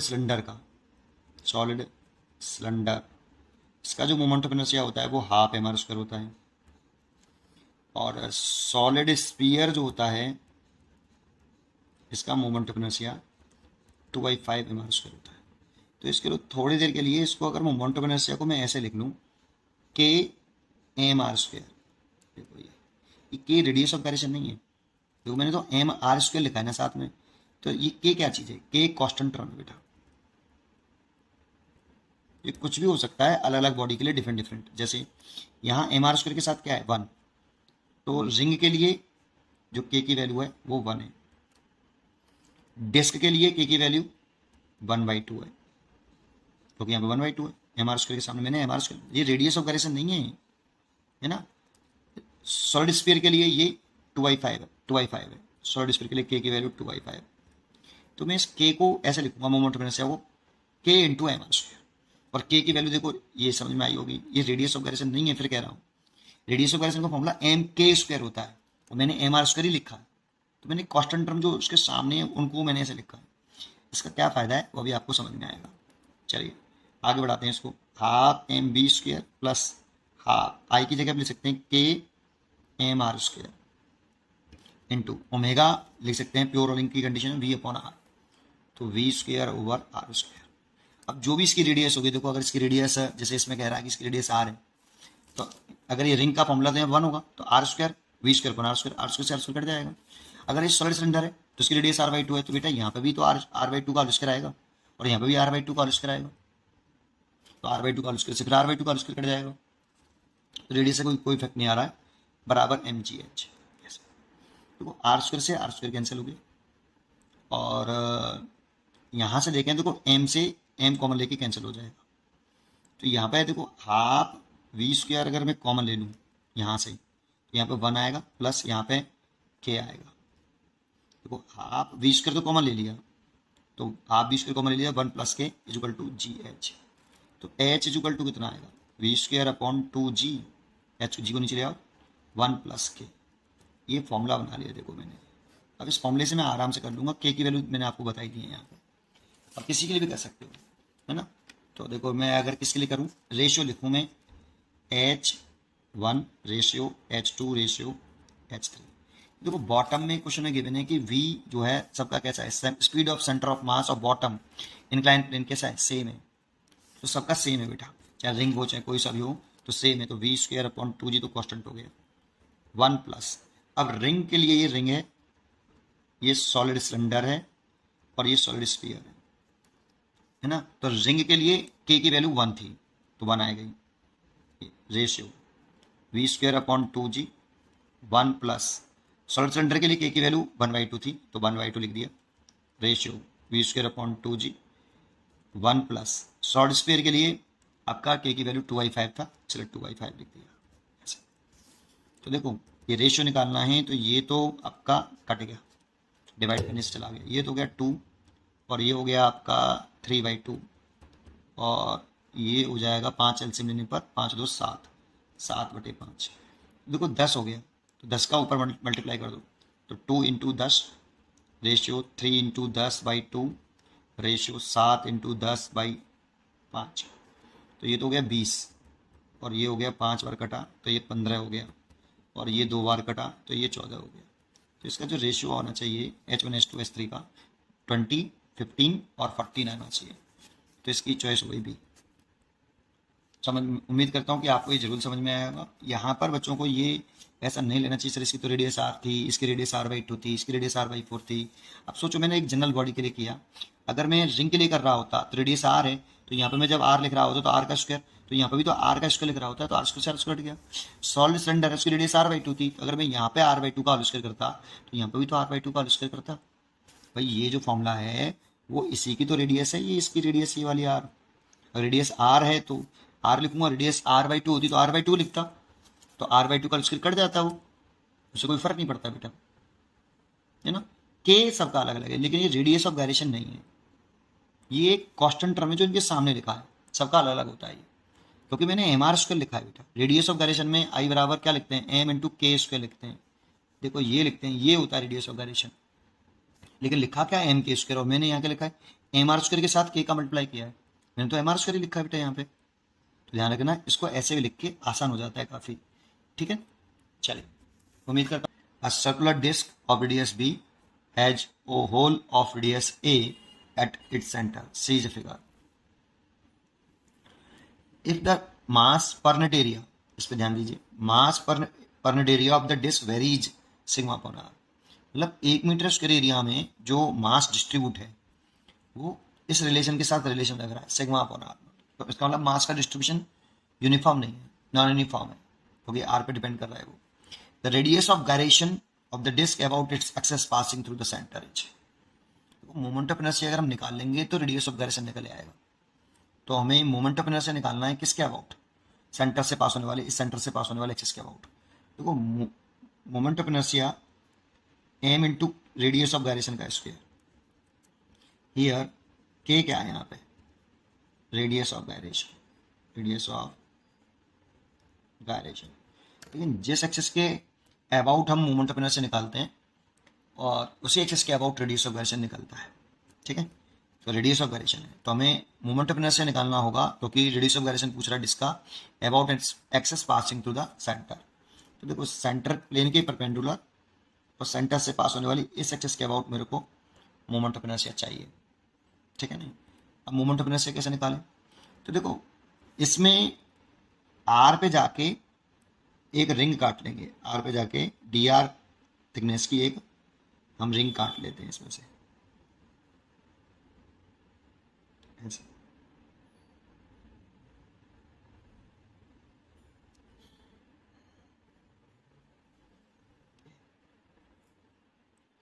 आर पे जाके डी आर थिकनेस की मैंने ये एक रिंग काट ली। रिंग बोलेंगे ऐसी कितनी रिंग काटी जा सकती है इसमें से, इनफाइनाइट। सर इनफाइनाइट, हाँ बहुत छोटी छोटी, बहुत इसकी थिकनेस बहुत पतली है बेटा, है ना, इतनी नहीं जितनी मैंने दिखा दी है। आर पे जाके इसकी रेडियस आ गई आर, और इसकी जो थिकनेस है वो ये वाली, ये जो थिकनेस है वो डी आर, इसका मास मान लेता हूँ मैं डी एम, ठीक है। अब देखो इसका जो मास पर एरिया दे रखा है, क्योंकि इसका डिस्क में जो मास डिस्ट्रीब्यूट है वो एरिया में डिस्ट्रीब्यूट है, डिस्क में जो मास डिस्ट्रीब्यूट है वो एरिया में, बट यूनिफॉर्मली डिस्ट्रीब्यूट नहीं है यहाँ पे, क्योंकि उसका रिलेशन दे रखा है मास पर एरिया, इसे हम सिग्मा बोलते हैं, surface mass density, surface mass density. ये क्या होता है, मास पर नेट एरिया। मास पर नेट एरिया का मतलब होता है 1 मीटर स्क्वायर एरिया में कितना मास डिस्ट्रीब्यूट है ना, इसे सिग्मा बोलते हैं। ये हमें यहाँ पे दे रखा है सिग्मा नॉट ओवर आर। ये इसका मतलब है कि 1 kilogram mass 1 metre square area में डिस्ट्रीब्यूट है। अगर 1 मीटर स्क्वायर एरिया हो, ऐसे ये 1 मीटर स्क्वायर एरिया हो, उसमें कितना मास डिस्ट्रीब्यूट है सिग्मा। या अगर इस मान लो डिस्क का कोई एरिया है 1 मीटर स्क्वायर एरिया है ये वाला, तो उसमें कितना मास डिस्ट्रीब्यूट है सिग्मा, 1 मीटर स्क्वायर एरिया में मास डिस्ट्रीब्यूट है सिग्मा, ठीक है। अब करना क्या है, डीएम मास निकालना है। डीएम कैसे निकालें, तो 1 मीटर स्क्वायर एरिया कितना है, तो इस अगर मैं डीएम निकालना चाहता हूँ इसका एरिया कितना है वो पता करना पड़ेगा। तो देखो इसको काट के यहाँ से इस रिंग को काट के सीधा कर लें अगर हम ऐसे, इसको काट लिया मैंने और बिल्कुल सीधा कर लिया ऐसे, तो देखो ये वाला इसका ही मास निकालना है मेरे को डीएम, इसका मास निकालना है। ये रिंग को मैंने सीधा कर लिया काट के बेटा, इसका मास डीएम है। लेकिन इसका मास कैसे निकालूं, 1 मीटर स्क्वायर एरिया का मेरे को मास मालूम है सिग्मा, तो इसका एरिया कितना है वो पता पड़ जाए तो मास मास निकल आएगा बेटा। तो देखो इसका सरकमफ्रेंस के बराबर ये लेंथ होगी इसकी 2πr। इसे काट के अगर सीधा करोगे तो इसका जो सरकमफ्रेंस होगा उतनी तो लेंथ होगी, और थिकनेस होगी इसकी ये वाली dr। तो रेक्टेंगल सा बन गया। रेक्टेंगल का एरिया कितना होता है da, इसका एरिया 2πr, रेक्टेंगल एरिया तो length into breadth, 2πr into dr। अगर इसका मास निकालना है तो देखो 1 मीटर स्क्वायर एरिया का मास है सिग्मा, तो डीए एरिया का मास कितना होगा, डीएम निकालना है, तो dm is equal to sigma into da. भाई 1 मीटर स्क्वायर एरिया का मास सिग्मा, तो डीए एरिया का मास कितना, dm into sigma into da. तो सिग्मा की वैल्यू है sigma naught over r into d a की वैल्यू है 2πr इंटू डी आर, एक आर से कैंसिल, तो ये डी एम निकले आया देखो मेरा यहाँ पे 2 pi sigma naught d are. जानते हो यहाँ ये जो मास डिस्ट्रीब्यूट है वो यूनिफॉर्म नहीं है। आप ये मत करना sigma is equal to mass quantity दिया तो मास लिख लो एम, लेट कर लो कि एम और divide by pi b square minus a square, क्योंकि मास का डिस्ट्रीब्यूशन यूनिफॉर्म है ही नहीं है। वो तब कर सकते थे जब मास का डिस्ट्रीब्यूशन यूनिफॉर्म हो, अभी तो इतना। ठीक है, इसका टोटल मास कैसे निकाले? मास हमें क्वेश्चन में गिवन भी नहीं है, मास क्वेश्चन में हमें गिवन भी नहीं है, तो टोटल मास भी निकाल सकते हैं हम डिस्क का। कैसे? इंटीग्रेशन करके निकाल सकते हैं। जरूरत पड़ेगी हमें, क्यों जरूरत पड़ेगी अभी समझ में आ जाएगा थोड़ा सा। अगर पहले तो ये डीएम आ गया, डीएम की वैल्यू आ गई आपकी कितनी, डीएम की वैल्यू यहाँ लिख देता हूँ इसको 2 pi sigma naught d r, ये डीएम हो गया आपका। इसका इंटीग्रेशन कर दें तो ये टोटल मास आ जाएगा। इंटीग्रेशन कर रहे हैं कहाँ से कहाँ तक? देखो डिस्क का जो मास डिस्ट्रीब्यूट है यहाँ पे तो ये होलो है, यहाँ पे तो मास है ही नहीं है ए रेडियस में, तो ए से बी रेडियस तक है बेटा, तो इसलिए इंटीग्रेशन करें ए से बी तक। तो इसमें 2 पाई सिग्मा नॉट तो बाहर आ गया, डी आर का इंटीग्रेशन कर दो, तो डी आर का इंटीग्रेशन होता है आर और लिमिट पुट कर दो ए से बी, तो 2 pi sigma not B minus A. देखो ये टोटल मास हो गया डिस्क का, देखो ये, ठीक है। अच्छा अब क्या करना है? तो देखो ये रिंग हो गई, तो रिंग का सेंटर पर इस एक्सिस के अबाउट रिंग का मोमेंट ऑफ इनर्शिया। आप रिंग को देखो, डिस्क को भूल जाओ कि ये रिंग है जिसका मास डीएम है, उसके सेंटर पर प्लेन के परपेंडिकुलर एक्सिस के अबाउट मोमेंट ऑफ इनर्शिया निकालना है। तो क्या होता है रिंग का formula? Moment of inertia of ring, ring के लिए निकाल लो, एलिमेंट जो है आपका डी आर, ठीक है। इसको हम रिंग एज्यूम कर सकते हैं बेटा, रिंग एज्यूम किया है मैंने इसको, ठीक है। तो कितना? डी आई बोल दो बेटा, तो डी आई इक्वल टू कितना? मास एम, एम आर स्क्वायर होता है रिंग का मोमेंट ऑफ इनर्शिया, तो एम कितना है? डी एम, रिंग का मास डी एम है और उसकी रेडियस कितनी है? आर, तो d m into are square. लेकिन हमें निकालना है पूरी डिस्क का बेटा, डिस्क का मोमेंट ऑफ इनर्शिया निकालना है। तो जब भी किसी बॉडी को इनफाइनाइट पार्ट में तोड़कर ऐड करना हो तो इंटीग्रेशन का ख्याल आना चाहिए। हमने इसको डिस्क को तोड़ा क्यों? क्योंकि डिस्क का हमें क्या करना है? मोमेंट ऑफ इनर्शिया निकालना है। तो कैसे निकाल सकते हैं? सोचो। तो हम सोचा कि इसको रिंग में, इनफाइनाइट रिंग में तोड़ लें, और एक रिंग का सेंटर पर मोमेंट ऑफ इनर्शिया मेरे को पता है, और फिर हम क्या करेंगे? जब किसी चीज़ को हम किसी इनफाइनाइट पार्ट में तोड़कर जोड़ते हैं तो हम इंटीग्रेशन करते हैं, तो इसीलिए हम इसका क्या करते हैं? इंटीग्रेशन करते हैं, तो टोटल मोमेंट ऑफ इनर्शिया निकल आएगा। Total moment of inertia of disc about an axis passing through center and perpendicular to its plane।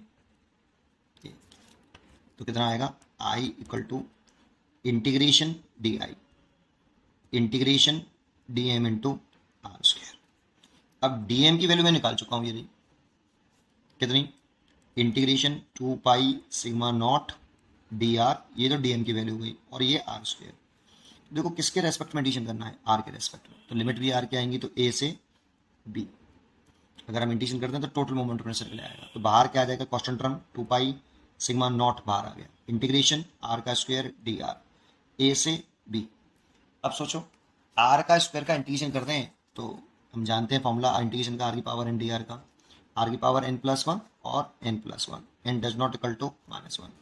ये वाला फॉर्मूला लगा दें, n की वैल्यू 2 है बेटा, तो I equal to 2 pi sigma not R का Q over 3 divide square bracket A से बी। तो आपका ये हो गया यहाँ तक। अब क्या करना है? लाना है किसके टर्म में? मास के टर्म में लाना है इसको, है ना। रेडियस ऑफ गायरेशन की वैल्यू पुट कर देंगे। चलो अभी कर लेते हैं इसको, 2 पाई सिग्मा नॉट और बाई 3, और ये हो गया आपका लिमिट पुट कर दें तो बी का क्यू माइनस ए का क्यू। देखो मोमेंट ऑफ इनर्शिया इतना आ गया, लेकिन हमें मोमेंट ऑफ इनर्शिया नहीं चाहिए बेटा, हमें चाहिए radius of gyration, radius of gyration of the disc. तो रेडियस ऑफ गायरेशन का मोमेंट ऑफ इनर्शिया का फॉर्मूला होता है एम इंटू के स्क्वायर बराबर 2 पाई, ये टोटल मास है किसका? डिस्क का, सिग्मा नॉट अपॉन 3 बी का क्यू माइनस ए का क्यू। अब एम में निकाल चुका हूँ बेटा डिस्क का मास, इसलिए निकाल रखा था मैंने, ये तो एम की वैल्यू पुट कर सकता हूँ 2 pi sigma not B minus A, और रेडियस ऑफ गायरेशन का square is equal to 2 pi sigma not by 3 अच्छा, इसमें फॉर्मूला लगा देंगे हम किसका, बी क्यू माइनस ए क्यू का। क्या होता है, B minus A and B का square plus A B plus A square. ये फॉर्मूला हमें याद होना चाहिए, तो ये लगा दो, बी माइनस ए और बी का square plus A B plus A square. देखो ये मैंने फॉर्मूला लगा दिया किसका, बी क्यू माइनस ए क्यू का। देखो बी माइनस ए तो बी माइनस ए कैंसिल हो गया, टू पाई सिग्मा से टू पाई सिग्मा कैंसिल हो गया, तो K square is equal to आया A square plus B square plus A B by 3। तो के इज इक्वल टू आ गया रूट के अंदर A square plus B square plus A B by 3। देखो ये रेडियस ऑफ द रिलेशन निकल आया। अब पार्टिकल ऑफ मास 20 ग्राम, ग्राम में रखा है, किलोग्राम में चेंज करना होगा, released with initial velocity 5 metre पर second along the curve from point A S on figure. देखो यहाँ से एक बॉडी है, एक पार्टिकल है जिसका मास 20 ग्राम है और इसकी इनिशियल वेलोसिटी 5 मीटर पर सेकेंड से रिलीज कर दिया नीचे की तरफ। The point A is a height h, point B से इसकी हाइट ये एच दे रखी है, ये वाली, ये सही, ठीक है। द पार्टिकल स्लाइड, ठीक है, स्लाइड कर रहा है, लॉर्ड नहीं कर रहा है, अलॉन्ग द फ्रिक्शनलेस सरफेस, इस पर भी ध्यान दीजिए। When the particle reaches point B, जब पार्टिकल कहाँ पहुंच जाए, पहुंच जाएगा बी पे पहुंच गया, मान लो ये पार्टिकल यहाँ से यहाँ पे पहुंच गया, तो इसकी कुछ ना कुछ वेलोसिटी तो होगी, मान लो बी, इसे वी ए कह देता हूँ, ठीक है। It angular momentum about O, angular momentum तो पूछा, लेकिन कौन से पॉइंट के अबाउट ओ, ये रहा पॉइंट ओ, इस पॉइंट के अबाउट बी, जब पार्टिकल बी पर हो तो कितना एंगुलर मोमेंटम होगा, will be ji 10 metre per second, उसके ले सकते हो। तो कैसे करें, देखो इस बी पॉइंट पर एंगुलर मोमेंटम निकालने के लिए पहले मेरे को वेलोसिटी बी भी पता होना चाहिए, क्योंकि ये सरफेस फ्रिक्शनलेस है और स्लाइड कर रहा है, तो इसमें केवल एक ही फोर्स लग रहा है, ग्रेविटेशनल फोर्स, mg वाला, फ्रिक्शन फोर्स तो है ही नहीं है, इसलिए इसमें मैकेनिकल एनर्जी कंजर्व हो जाएगी। तो using the conservation of mechanical energy, ये कब यूज करते हैं, जब केवल और केवल बर्डन बाई कंजर्वेटिव फोर्स हो, नॉन कंजर्वेटिव फोर्स द्वारा किया गया बर्डन जीरो हो। जैसे फ्रिक्शन फोर्स है नॉन कंजर्वेटिव, वो है ही नहीं है यहाँ पे, फ्रिक्शन फोर्स ही नहीं है, फ्रिक्शनलेस सरफेस है, तो केवल यहाँ पे कंजर्वेटिव फोर्स है, दैट मीन्स ग्रेविटेशनल फोर्स लग रहा है ओनली, जो कि कंजर्वेटिव नेचर का होता है, इसलिए मैकेनिकल एनर्जी कांस्टेंट रहेगी using the conservation of mechanical energy. तो mechanical energy at point A is equal to mechanical energy at point B, that means kinetic energy at point A, potential energy at point A and kinetic energy at point B plus potential energy at point B. अब इसको मैं reference point मान देता हूँ, इस वाले point को, किसी एक पॉइंट को रेफरेंस, इसको भी मान सकता था, ए पॉइंट को भी रेफरेंस पॉइंट मान लो, बी को मान लो, जिसको भी मानना चाहो उसको मान लो, मैंने इसको मान लिया ग्रेविटेशनल रेफरेंस लेवल, और इस जगह पे फिर पोटेंशियल एनर्जी जीरो एज्यूम कर लेते हैं और हाइट भी इस जगह पे जीरो, ठीक है। अब देखो रेफरेंस लेवल अगर ये माना है तो इससे ऊपर है पॉइंट ए, अगर ऊपर होगा तो प्लस के एम जी एच, अगर रेफरेंस लेवल मैंने ये माना होता तो यहाँ पे जीरो मान लेता, लेकिन पॉइंट बी नीचे होता तो माइनस के एम जी एच, ऊपर होता तो प्लस के एम जी एच, नीचे होता रेफरेंस लेवल के तो प्लस के m g h, reference level से ऊपर प्लस का mgh और रेफरेंस लेवल से नीचे माइनस का mgh कंसिडर करते हैं, ठीक है। चलिए करते हैं, ए पॉइंट के लिखते हैं, तो ए पॉइंट की काइनेटिक एनर्जी लिखें, क्योंकि रोल नहीं कर रहा, केवल स्लाइड कर रहा है, इसलिए काइनेटिक एनर्जी कितनी, half M v A square, plus potential energy कितनी लिखें ए पॉइंट की, तो रेफरेंस लेवल से एच हाइट ऊपर है, 10 मीटर हाइट है, स्मॉल एच रखा है तो स्मॉल एच लिख लेता हूँ, चलो अभी mgh ऊपर इसलिए प्लस का mgh लगाया, नीचे होता तो माइनस का mgh लगाता रेफरेंस लेवल से, ठीक है। Is equal to kinetic energy at point B, तो बी पॉइंट पर भी कुछ ना कुछ काइनेटिक एनर्जी होगी, हाफ एम वी बी का स्क्वायर, प्लस लेकिन रेफरेंस लेवल इसी पॉइंट को माना है मैंने, तो वहाँ पर परसेंट जीरो एज्यूम कर लिए, तो जीरो, तो सॉल्व कर लो, देखो एम से एम कैंसिल हो गया आपका, ऐसे यहाँ हो गया, अगर मैं यहाँ से 2 एलसीएम ले लूँ तो यहाँ हो जाएगा v A square plus 2gh is equal to half v B का स्क्वायर, 2 से 2 कैंसिल हो गया, तो वी ए की वैल्यू हमें 5 रखिए, तो वी ए की वैल्यू में 5 क्वेश्चन में गिवन है, तो वी ए की वैल्यू पुट कर देता हूँ मैं यहाँ पे, 25 हो गया, प्लस 2 जी 10 कह रहा है हमसे कि जी की वैल्यू 10 ले लो, और एच 10 मीटर दे रखा, तो इंटू 10, ये हो गया आपका ये वाला is equal to B B का स्क्वायर। देखो ये आ गया 200 और प्लस 25, तो then B B is equal to आ गया रूट के अंदर 225, दैट मीन्स 15 मीटर पर सेकेंड स्क्वायर। अब हमें क्या निकालना है, जब पार्टिकल रीच कर जाए, पहुंच जाए पॉइंट बी पर, तो एंगुलर मोमेंटम पूछ रहे हैं, लेकिन कौन से पॉइंट के अबाउट, ए ओ पॉइंट के अबाउट। तो angular momentum of particle at B about point O point के अबाउट। तो एंगुलर मोमेंटम का फॉर्मूला है ओ के about m r perpendicular b. अगर आपको इस पर थोड़ी सी शंका है तो उसको मैं लास्ट में बताऊंगा ये मैंने कैसे लिखा, और आता है तो बात ही खत्म हो जाती है। अब देखो एम तो एम है, आर परपेंडिकुलर क्या है यहाँ पे, जो ये वेलोसिटी है ना, इसकी लाइन ऑफ एक्शन से, इसकी ये लाइन ऑफ एक्शन हो गई, ऐसे ये पार्टिकल बहुत छोटा है, थोड़ा सा बड़ा बना दिया मैंने, ये लाइन ऑफ एक्शन हो गई, इससे पॉइंट ओ से इस लाइन ऑफ एक्शन पर परपेंडिकुलर करते हैं। वेलोसिटी की लाइन ऑफ एक्शन पर जिस पॉइंट के अबाउट एंगुलर मोमेंटम पूछा, वहां से इस वेलोसिटी की लाइन ऑफ एक्शन पर परपेंडिकुलर कर लीजिए। देखो ये परपेंडिकुलर की लाइन ऑफ एक्शन पर, वेलोसिटी की लाइन ऑफ एक्शन इस लाइन पर परपेंडिकुलर करना है, जो वेलोसिटी की डायरेक्शन में है लाइन, उस पर परपेंडिकुलर कर लीजिए। देखो ये हो गई आर परपेंडिकुलर, तो आर परपेंडिकुलर आपका हो गया यहाँ पर 10 और 10 20 मीटर। तो एम आर पर एम की वैल्यू पुट कर देता हूँ, देखो एम 20 ग्राम दे रखा, चेंज कर लो इसे किलोग्राम में, तो 20 डिवाइड बाई 1000, और आर परपेंडिकुलर हो गया 20 मीटर, मीटर में ही है तो 20 हो गया, इंटू वी मैंने निकाल लिया 15। तो एक जीरो से ये जीरो कैंसिल हो गया, इस जीरो से ये वाला जीरो कैंसिल हो गया, तो ये हो गया 30 और 2 16। देखो इसका मल्टीप्लाई कर लिया 60 और डिवाइड बाई 10, 10 से ये 10 कट गया, तो L O is equal to आ गया 6 किलोग्राम मीटर स्क्वेयर। देखो इसकी यूनिट किलोग्राम, इसकी मीटर पर सेकंड और इसकी मीटर, तो मीटर स्क्वायर पर सेकंड, ये इसकी यूनिट हो गई, और ये इसका आंसर हो गया 6 किलोग्राम मीटर स्क्वायर पर सेकंड। अच्छा, अब जिसको ये वाली बात पर थोड़ा सा कंफ्यूजन है, तो ये कब लगाते हैं और कैसे लगाते हैं वो समझा देता हूँ। देखो अगर मेरे को एंगुलर मोमेंटम निकालना है पार्टिकल का, वो भी angular momentum of moving particle, momentum of moving particle, तो किसी पॉइंट के अबाउट निकालते हैं, तो अबाउट मान लो मैं पॉइंट ओ ही मान लेता हूँ, ओ के अबाउट निकालना है। मान लो ये मेरा मूविंग पार्टिकल है, ये वेलोसिटी है, इसका मास है, ये मूविंग पार्टिकल है, इसका मुझको पॉइंट ओ के अबाउट, ये पॉइंट ओ के अबाउट एंगुलर मोमेंटम चाहिए, पार्टिकल होना चाहिए, बॉडी नहीं, पार्टिकल की बात कर रहे हैं।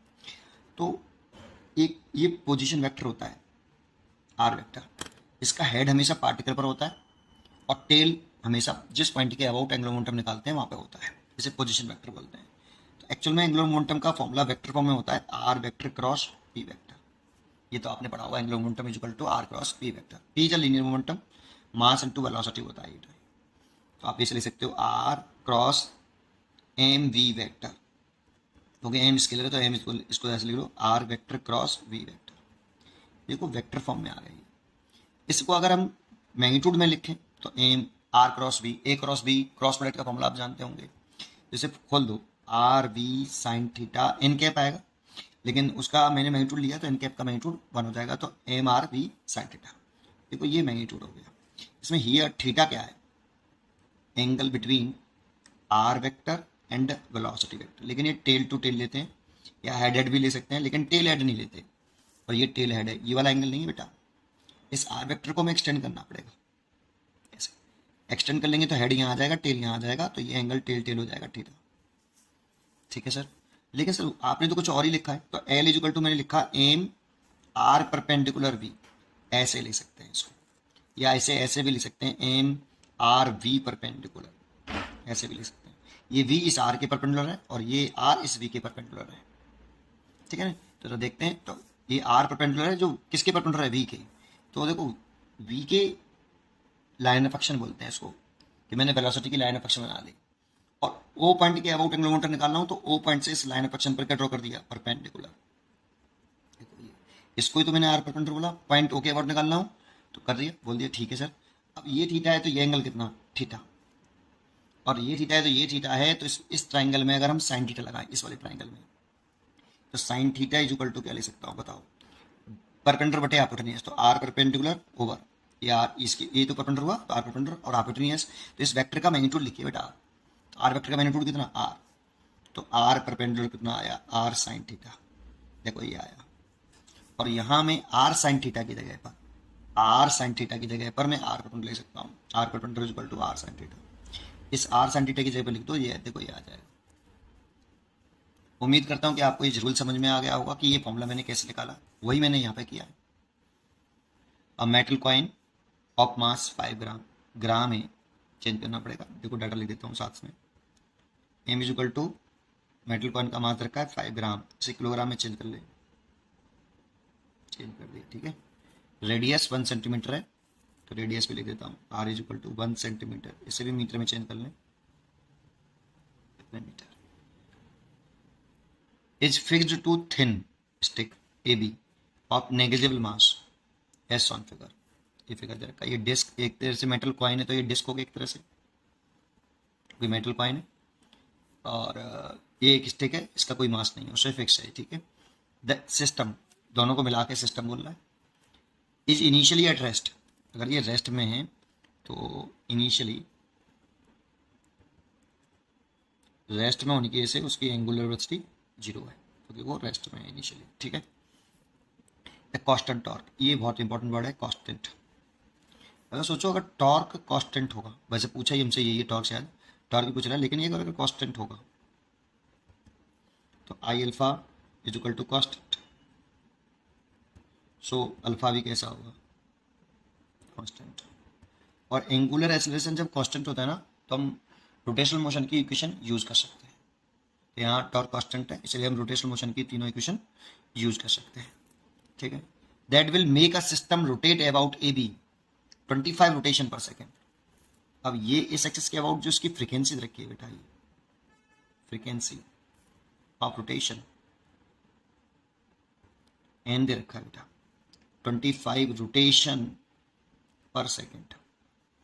तो मैं ओमेगा निकाल सकता हूँ, ये फाइनल है 2 पाई एन कर देने, 2 पाई और एन 50 25, ये अब रेडियन पर सेकेंड हो गया। देखो इस पे ध्यान दो, ये रेडियन पर सेकंड है, ये रोटेशन पर सेकंड है। ओमेगा की यूनिट रेडियन पर सेकंड होती है, रोटेशन पर सेकंड नहीं होती, वो फ्रीक्वेंसी की होती है। तो 50 पाई रेडियन पर सेकंड ओमेगा हो गया। 5 सेकंड में हो रहा है ऐसा, आफ्टर ये t equal to 5 second after है, टी सेकंड पर 5 सेकंड पर ये है ना, 5 सेकंड। इनिशियल तो 0 थी, इससे मैं अल्फा निकाल सकता हूँ बेटा, मोशन की 3 इक्वेशन लगा सकता हूँ यहाँ से। Omega is equal to omega naught plus alpha t. Omega मेरे को दे रखा है 50 पाई, ये 0 है, प्लस अल्फा निकालना है और टी 5 सेकंड है, तो अल्फा आ गया 10 पाई, 5 से काट दिया, ये 10 पाई आ गया रेडियन पर सेकंड स्क्वायर।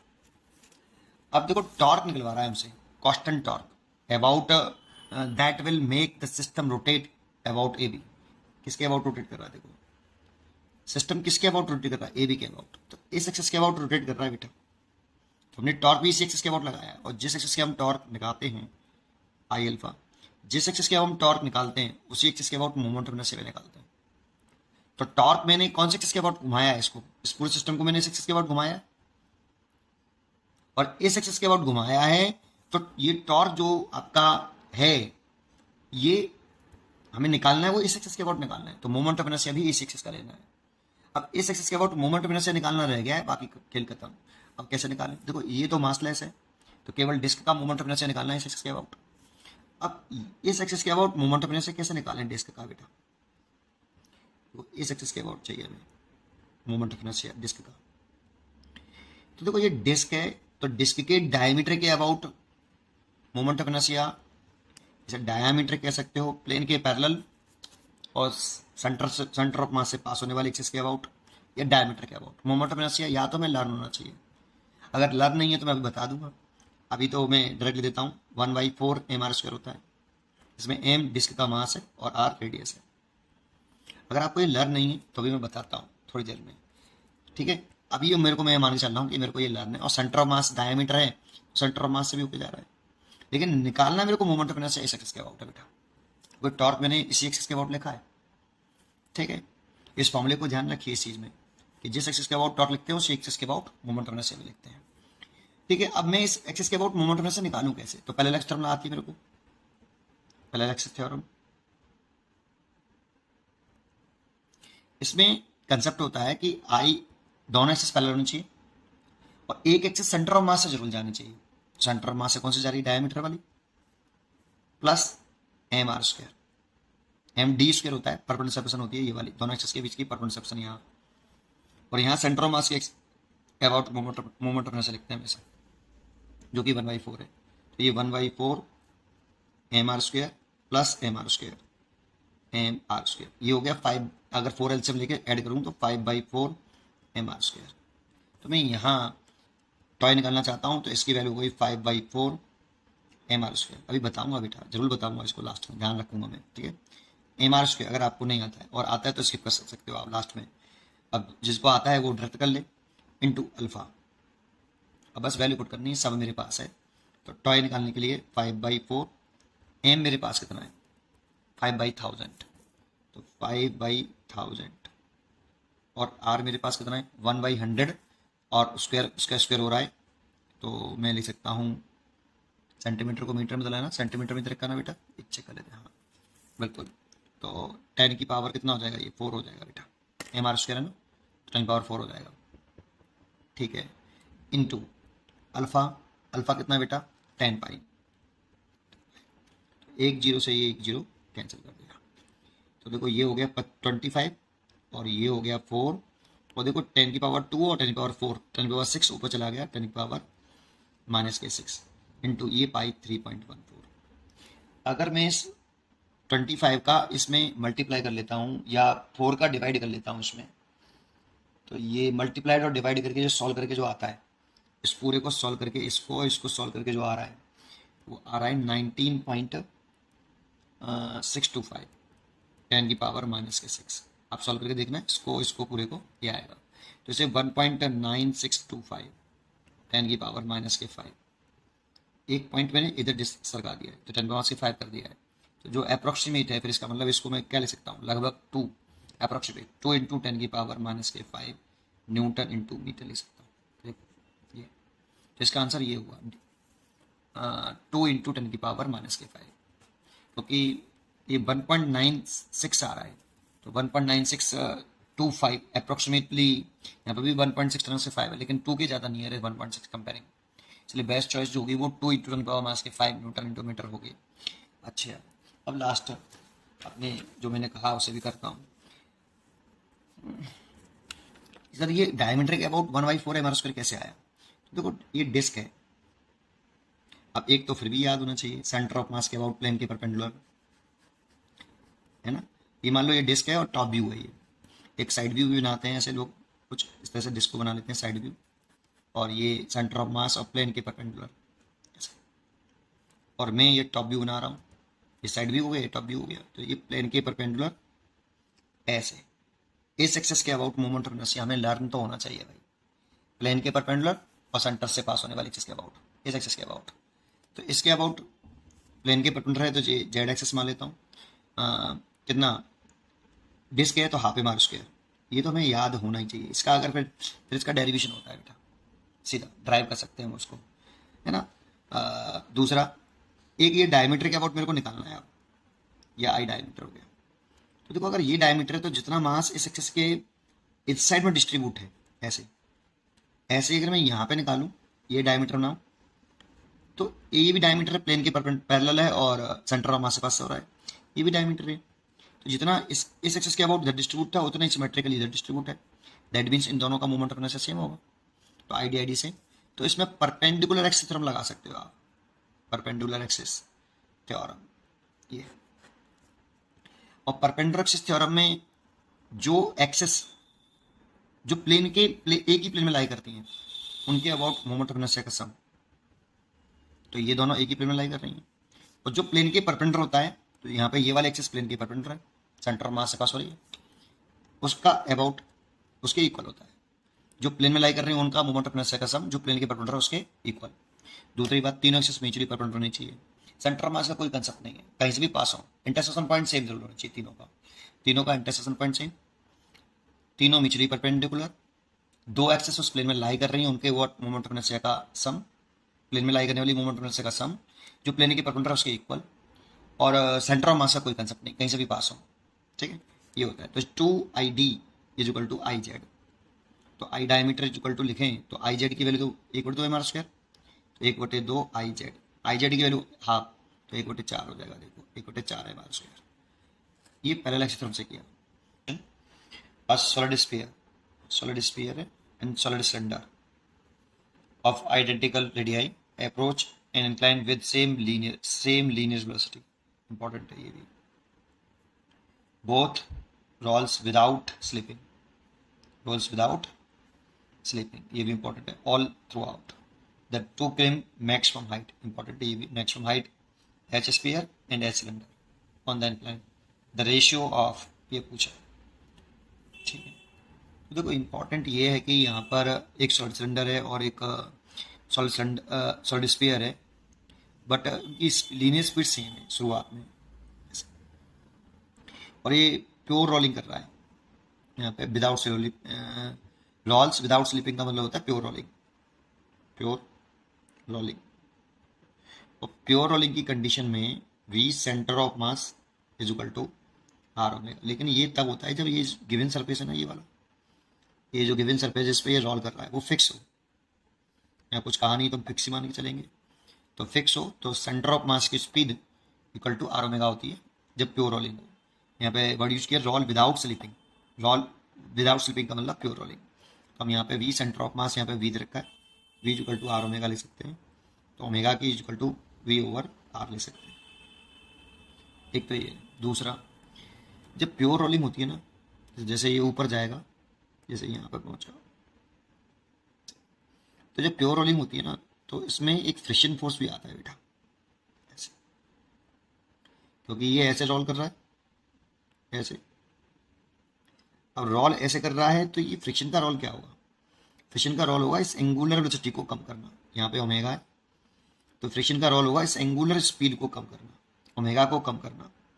तो ओमेगा को कैसे कम करेगा वो, कि वो ये फ्रिक्शन ऐसा टॉर्क पैदा करेगा कि वो इसके जस्ट अपोजिट डायरेक्शन में एंगुलर स्पीड डेवलप हो जाए, ऐसे इसको ये इधर की तरफ टॉर्क पैदा करेगा, ये अपना एंगुलर वेलोसिटी इधर डेवलप करेगा, ये इनिशियली है पहले से, ये इधर की तरफ डेवलप करेगा, जिससे ओमेगा यहाँ पे घटेगा। देखो ये टॉर्क पैदा कर रहा है ऐसे, इसीलिए मैंने फ्रिक्शन ऊपर की तरफ लगाया है, ऐसे ये ऐसे घुमाने की कोशिश करेगा इसको, ठीक है, मेरी फिंगर देख रहे हो आप, जिधर घूम रही है उधर ये ऐसे, ओमेगा की डायरेक्शन तो ऊपर तरफ होगी है ना, लेकिन वो घुमाने की कोशिश ऐसे करेगा ये फ्रिक्शन, तो ओमेगा इसके ओमेगा को ये कम करने की कोशिश करता है। इसलिए एक समय ऐसा आएगा कि जब ये घटते घटते यहाँ पे ये रुक जाएगा, तो जहाँ ये रुक जाएगा उसको हम वर्ड यूज करेंगे कि ये मैक्सिमम हाइट हो गई बेटा, अच्छा ठीक है। अच्छा इसमें फ्रिक्शन है तो बच्चे सोचते हैं कौन सा फ्रिक्शन है, आपको ये बता दूं स्टैटिक फ्रिक्शन होता है बेटा, ये स्टैटिक फ्रिक्शन ही कौन वर्ड यूज किया वो भी बता देता हूँ। स्टैटिक फ्रिक्शन इसलिए यूज किया क्योंकि प्योर रोलिंग है, प्योर रोलिंग की कंडीशन जब होती है, जैसे कोई बॉडी अगर प्योर रोल कर रही हो, प्योर रोल विदाउट स्लिपिंग, तो जो पॉइंट ऑफ कांटेक्ट होता है ना उसकी जो वेलोसिटी होती है वो जीरो होती है, जो पॉइंट ऑफ कांटेक्ट होता है उसकी वेलोसिटी जीरो होती है, दैट मीन्स जो पॉइंट ऑफ ये पॉइंट ऑफ कांटेक्ट है इसमें नेट डिस्प्लेसमेंट जीरो है, वेलोसिटी जीरो है, डिस्प्लेसमेंट जीरो है, रुका हुआ है। तो इस जगह पे जो फ्रिक्शन फोर्स लग रहा है जैसे ऐसा लग रहा था फ्रिक्शन, तो हम ये कह सकते हैं कि फ्रिक्शन उस पॉइंट पे लग रहा है जिस पॉइंट में डिस्प्लेसमेंट नहीं है, तो displacement of point of application of force, point of application of force इसी पॉइंट पे लग रहा है, कॉन्टेक्ट वाले पॉइंट पर स्टैटिक फ्रिक्शन फोर्स उसमें जीरो है, डिस्प्लेसमेंट जीरो है, तो burden by friction force static friction force zero, या ऐसे कह सकते हो, या इसमें दो बर्डन होंगे बेटा, ये फ्रिक्शन फोर्स दो बर्डन कर रहा होगा, एक ट्रांसलेशनल और एक रोटेशनल, उन दोनों का जो नेट बर्डन होगा वो जीरो होता है, लेकिन कंडीशन होनी चाहिए प्योर रोलिंग हो एक और ये सरफेस फिक्स हो, तब ऐसा होता है। तो यहाँ पे फ्रिक्शन फोर्स द्वारा किया गया बर्डन अगर जीरो है तो यहाँ पे मैकेनिकल एनर्जी कंजर्व रह सकती है, क्योंकि बर्डन बाई फ्रिक्शन तो जीरो है, केवल यहाँ पे बर्डन बाई ग्रेविटेशनल फोर्स होगा, mg के द्वारा। तो इसीलिए हम यहाँ पे conservation of mechanical energy apply कर सकते हैं। तो using the conservation of mechanical energy, using the conservation of mechanical energy,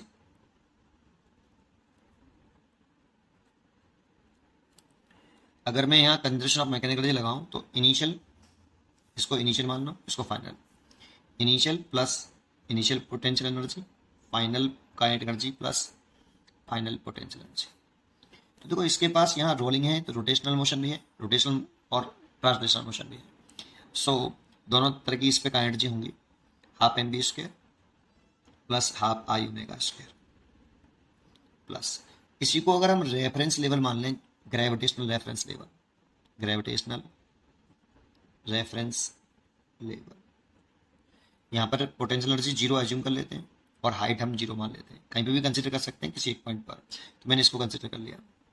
तो इस जगह पे पोटेंशियल एनर्जी कितनी है बेटा, इस जगह भी तो है बॉडी, ये इनिशियल पोजीशन है तो इस जगह पर जीरो है, ये पोटेंशियल एनर्जी लिखी है मैंने जीरो, काइनेटिक एनर्जी लिखी है इस जगह पर। यहाँ पहुँचते पहुँचते वो रुक गया, उसकी वेलोसिटी भी mg को, इस वेलोसिटी को घटाया है mg sin थीटा ने और इसको घटाया है फ्रिक्शन ने, ठीक है। तो इसीलिए यहाँ पर मैं काइनेटिक एनर्जी लिख सकता हूँ जीरो, प्लस पोटेंशियल एनर्जी कितनी हो गई जगह पर, रेफरेंस लेवल से h हाइट ऊपर चला गया, इसलिए लिख सकते हैं mgh। तो ये कितना हो गया, half M V square plus half I omega square की जगह लिख सकते हैं वी स्क्वेयर अपॉन आर, तो V square upon R square is equal to mgh। अब यहाँ के बाद दो केस बना सकते हो आप, एक सॉलिड स्फीयर के लिए, तो सॉलिड स्फीयर के का यहाँ पे जो मूवमेंट ऑफ इनर्शिया होता है ना, सेंटर ऑफ मास का होता है, और यहाँ पे जो वेलोसिटी होती है वो सेंटर ऑफ मास की होती है। इस मामले में जब हम rotational kinetic energy pure rolling कर रहा हो तो सेंटर ऑफ मास का वेलोसिटी लिखते हैं और सेंटर ऑफ मास के अबाउट मूवमेंट ऑफ इनर्शिया लिखते हैं। तो सॉलिड का स्फीयर का सेंटर ऑफ मास के अबाउट मूवमेंट ऑफ इनर्शिया जो होता है वो 2/5 mr स्क्वायर होता है। तो एक केस तो हम ये बना सकते हैं, तो ये केस 1 बना दिया मैंने यहाँ पे, तो ये half M V square plus half into 2/5 mr square into V square upon R square is equal to mgh, और ये लिख दिया मैंने स्फीयर, ठीक है, स्फीयर का लिख रहे हैं इसीलिए। तो देखो इसमें 2 से तो 2 कैंसिल हो गया, एंड एम से देखो वो साइड में है तो कॉमन लेके काट दिया, और आर स्क्वेयर से ये आर स्क्वेयर कैंसिल हो गया, इधर बचा 1/2 वी स्क्वेयर प्लस ये 1/5 वी स्क्वेयर, और इधर बचा जी एच स्क्वेयर। तो ये 10 एलसीएम ले लिया यहाँ से, ये 7 वी स्क्वेयर हो जाएगा is equal to ji H square. तो एच स्क्वेयर जो आया हमारा यहाँ पे, एच स्क्वेयर ये जो आ गया ये 7 वी स्क्वेयर अपॉन 10 जी, एक तो ये हो गया। ऐसे ही अगर केस हम सेकंड ले लें, सॉलिड सिलेंडर, सॉलिड सिलेंडर, अगर हम सॉलिड सिलेंडर ले लें तो moment of inertia centre of mass के about half M are square होता है। तो इस जगह पर आप हाफ एम आर स्क्वायर लिख दो, तो half M B square plus half into I की जगह पे half M are square into V square over are square is equal to M G, और एच की जगह पे आप सिलेंडर लिख लो, ठीक है। तो देखो एम से तो एम कैंसिल हो गया, देखो ये आर स्क्वायर से आर स्क्वायर कैंसिल हो गया, तो ये हो गया हाफ वी स्क्वायर प्लस ये हो गया half 1/4 V square is equal to ji H cylinder. Next page पे करता हूँ।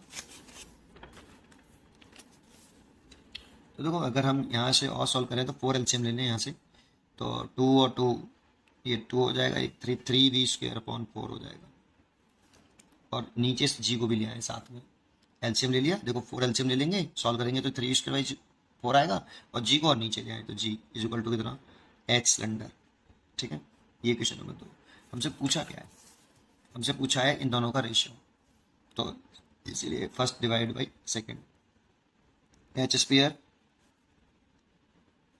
H cylinder sorry H square हमने निकाला है 7 वी स्क्वायर अपॉन 10 जी, और सिलेंडर निकाला है हमने 3 V square over 4 G, V square G से V square G cancel, and 7/10 into 4/3, 2 से 1 काट लिया, 2 से 1 काट लिया, तो ऊपर हो गया 14 और नीचे हो गया 15, तो 14/15 रेशियो आ गया ए। The moment of inertia of a body about a given axis is 1.5 kg meter square. Initially the body is at rest. देखो साथ साथ डाटा लिख लें कि मोमेंट ऑफ इनर्शिया एक बॉडी है, उसका मोमेंट ऑफ इनर्शिया किसी एक्सिस के अबाउट 1.5 किलोग्राम मीटर स्क्वायर है, और इनिशियली बॉडी रेस्ट में है। इनिशियली जो बॉडी है वो रेस्ट में है, इसीलिए initial angular velocity 0। Initial angular velocity 0। In order to produce a rotational kinetic energy of 1200 joule, 1200 joule. Rotational kinetic energy रखी है, rotational kinetic energy KR 1200 joule.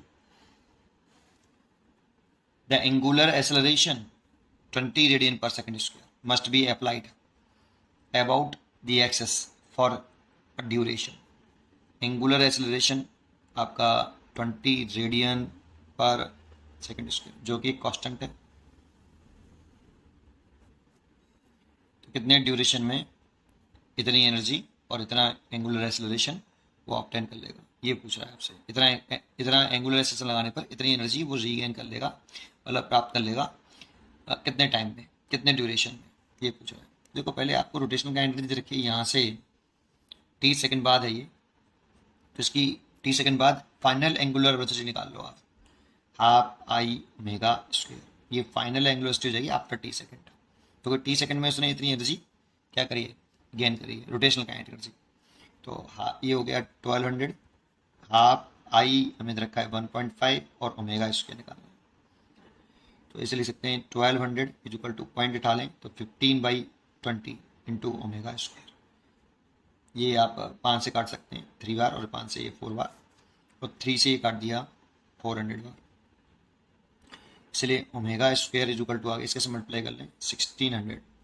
Than omega का रूट ले लें आप, तो root 1600 that means 40 radian per second. ये final angular velocity होगी बेटा t सेकेंड बाद। अब आप एंगुलर एक्सेलरेशन वाला फॉर्मूला लगा दें, क्योंकि अल्फा कांस्टेंट है, तो आप रोटेशनल मोशन की इक्वेशन अप्लाई कर सकते हो, क्योंकि अल्फा कांस्टेंट है यहाँ पे। तो omega is equal to omega naught plus alpha T, तो omega is equal to 40, omega naught 0 plus alpha हमें रखा है 20, और ड्यूरेशन टाइम पूछ रहा है आपसे कितना ड्यूरेशन में होगा ऐसा, इसे काट दिए t is equal to 2 second. Easy question था, 2 सेकेंड। इसका आंसर जो है ए। और रिजिड मासलेस, इंपॉर्टेंट है ये, मासलेस रॉड, मतलब रॉड का कोई मास है ही नहीं, बहुत इंपॉर्टेंट पॉइंट है। ऑफ लेंथ 3 है, has 2 masses attached at each end as shown in the figure. देखो एक हमारे पास मासलेस रॉड है, रॉड का कोई मास नहीं है, इससे अटैच है एक 5m0 और एक 2m0, 2 मास अटैच है। The rod is pivoted at a point P on the horizontal axis. Horizontal axis पर एक पॉइंट P से पाइवोटेड है, ये दैट मींस ये रोटेशनल एक्सिस है, ठीक है, यहाँ से पॉइंट पास हो रहा है, ठीक है ना, पाइवोटेड पॉइंट है, इसी के अबाउट बॉडी रॉड घूम रही है। When the release from initial horizontal position, initial horizontal position, it instantaneous angular acceleration will be. Instantaneous angular acceleration पूछ रहा है, ठीक है। चलिए कैसे करें, देखो हमें क्या करना पड़ेगा, इसमें इस पॉइंट के अबाउट टॉर्क निकालना पड़ेगा, इस पॉइंट के अबाउट टॉर्क निकाल लो। तो देखो टॉर्क कैसे निकालें, तो देखो इसमें रॉड का तो कोई मास ही नहीं है, तो इसमें एक तो इसका वेट होगा 5m0 g, और एक इसका होगा 2m0 g, और पॉइंट P के अबाउट टॉर्क निकाल लीजिए इसका। तो torque on the system about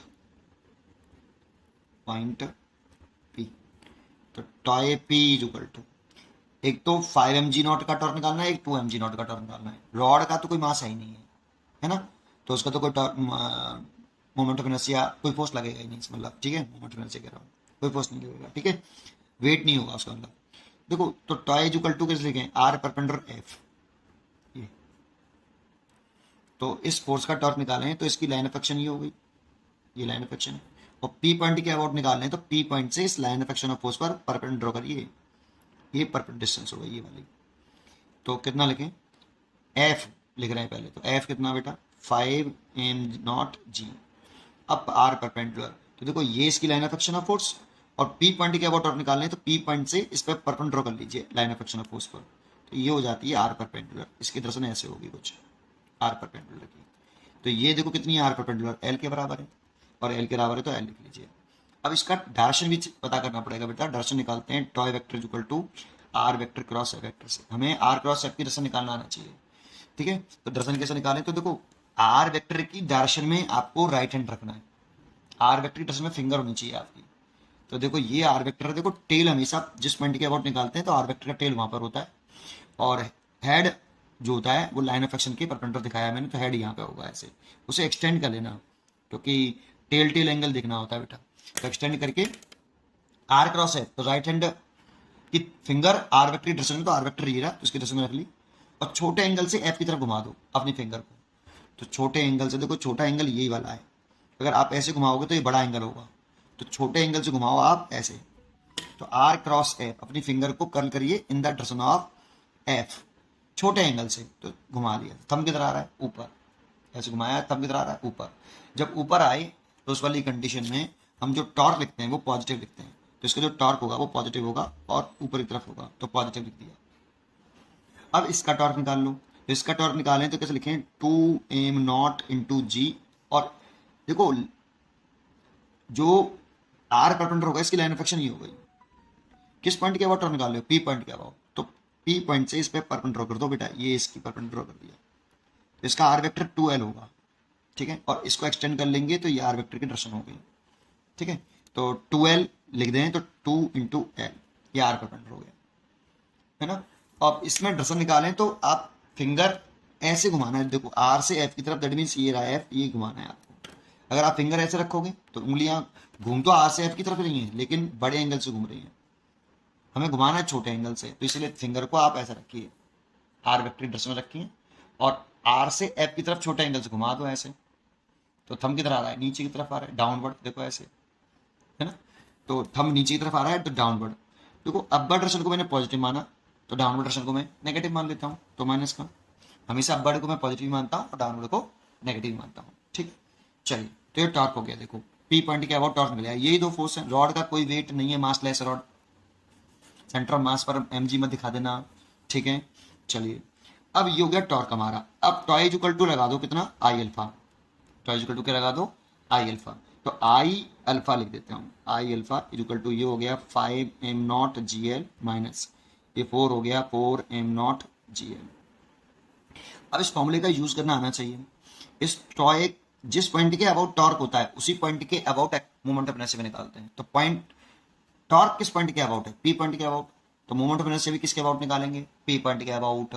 अब इसमें पी पॉइंट के अबाउट मोमेंट ऑफ इनर्शिया निकालें तो इसमें पॉइंट मास है बेटा, बस केवल 5m0 एंड 2m0 को पॉइंट मास मानना, रॉड का कोई मोमेंट ऑफ इनर्शिया मत ले लेना, रॉड मास लेस है, रॉड कैसा है, मास लेस है, तो रॉड का कोई मोमेंट ऑफ इनर्शिया मत लेना, बस केवल पॉइंट मास का मोमेंट ऑफ इनर्शिया निकाल लो पी पॉइंट के अबाउट। तो देखो ये अगर कोई एक्सेस है और ये कोई पॉइंट मास है एम, तो मोमेंट ऑफ इनर्शिया इस पॉइंट मास का इस एक्सेस के अबाउट चाहिए होगा हमें, तो आपको फॉर्मूला सबको मालूम होगा, I equal to mass into perpendicular distance का स्क्वायर होता है, इस मास से इस एक्सेस पर क्या ड्रॉ करते हैं, परपेंडिकुलर, तो परपेंडिकुलर डिस्टेंस का स्क्वायर कर दो, वही फॉर्मूला हो गया पॉइंट मास का। तो पॉइंट मास का फॉर्मूला हो गया, तो I equal two point mass ये रहा 5m0, और इसकी पी पॉइंट के अबाउट निकालें तो इसकी परपेंडिकुलर डिस्टेंस यही हो जाएगी, अगर ऐसे एक्सेस ऑफ रोटेशन मान लें हमें, ऐसे ऐसे मान लें, ठीक है, या ऐसे मान लो या ऐसे मान लो, ठीक है।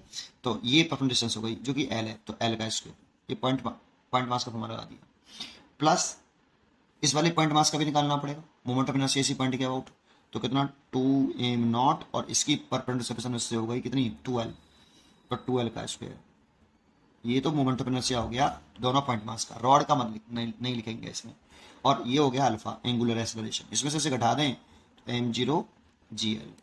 अब देखो इसको सॉल्व करें तो 5m0 L स्क्वायर प्लस ये 4 हो जाएगा, और 4 और 8 8 हो जाएगा, तो 8m0 L स्क्वायर बराबर m0 GL, तो ये हो गया 13m0 L square is equal to, अच्छा ये अल्फा तो रह गया यहाँ यार, ये अल्फा इज इक्वल टू, ठीक है, बराबर m0 GL, अल्फा तो यार, ठीक है, तो m0 से m0 कैंसिल, एक एल से एक एल कैंसिल, तो अल्फा कितना आ गया, इधर जी बचा और नीचे आ गया 13l, अल्फा एंगुलर एक्सेलरेशन आया g/13l, तो इसका आंसर हो गया A. The magnitude of torque on particle of mass 1 kilogram is 2.5 newton metre about the origin. ये इंपॉर्टेंट पॉइंट है कि इस पॉइंट के अबाउट टॉर्क है 2.5 न्यूटन पर मीटर, ऑरिजिन के अबाउट है, ठीक है। The force acting on it is 1 newton and distance of the particle from the origin is 5 metre. The angle between the force and position vector is in radian. देखो पहले तो ये x axis बनाओ और ये वाई एक्सिस और ये बना लो ऑरिजिन, ठीक है। तो एक पार्टिकल है ये पार्टिकल, और पार्टिकल पर एक फोर्स लग रहा है, वो डायरेक्शन तो पता नहीं है लेकिन कोई फोर्स लग रहा है, उसकी वैल्यू दे रखी है हमें, मान लो वो फोर्स ये है, मैंने अंदाज बना लिया फोर्स की डायरेक्शन ये, लेकिन उसका मैग्नीट्यूड मेरे को गिवन है, एफ वेक्टर का जो मैग्नीट्यूड है वो मेरे को गिवन है कितना, if the force acting on it 1 Newton, तो 1 न्यूटन है, ठीक है, और मास पार्टिकल का 1 kg है।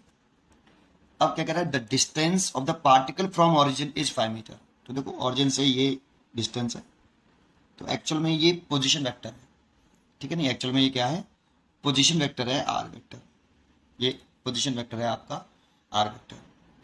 तो आर वेक्टर की डिस्टेंस रखी है हमें कितनी, मैग्नीट्यूड रखा है 5 मीटर, ये 5 मीटर इसका मैग्नीट्यूड हमें गिवन है। देखो टॉर्क निकलवा रहा है किस पॉइंट के अबाउट, ऑरिजिन के अबाउट, तो जानते हो टॉर्क जिस पॉइंट के अबाउट निकलवाता है और जिस फोर्स का टॉर्क निकालते हैं उनके बीच की इसको बोलते हैं पोजीशन वेक्टर, हेड यहाँ रहेगा और टेल ऑरिजिन पर रहेगा, इसको पोजीशन वेक्टर कहा जाता है, ठीक है।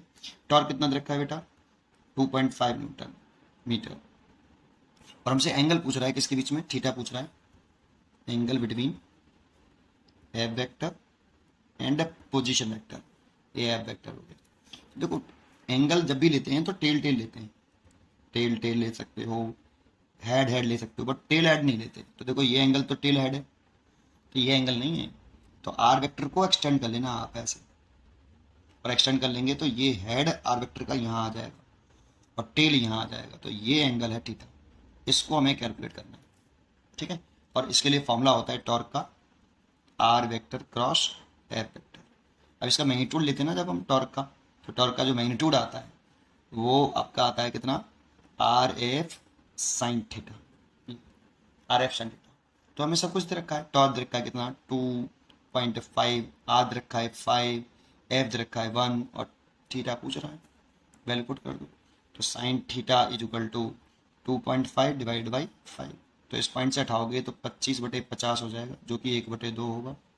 तो साइन थीटा बराबर 1/2 साइन 30 डिग्री की वैल्यू, 30 डिग्री मतलब π/6, तो साइन से साइन कट गया, तो थीटा इज इक्वल टू π/6।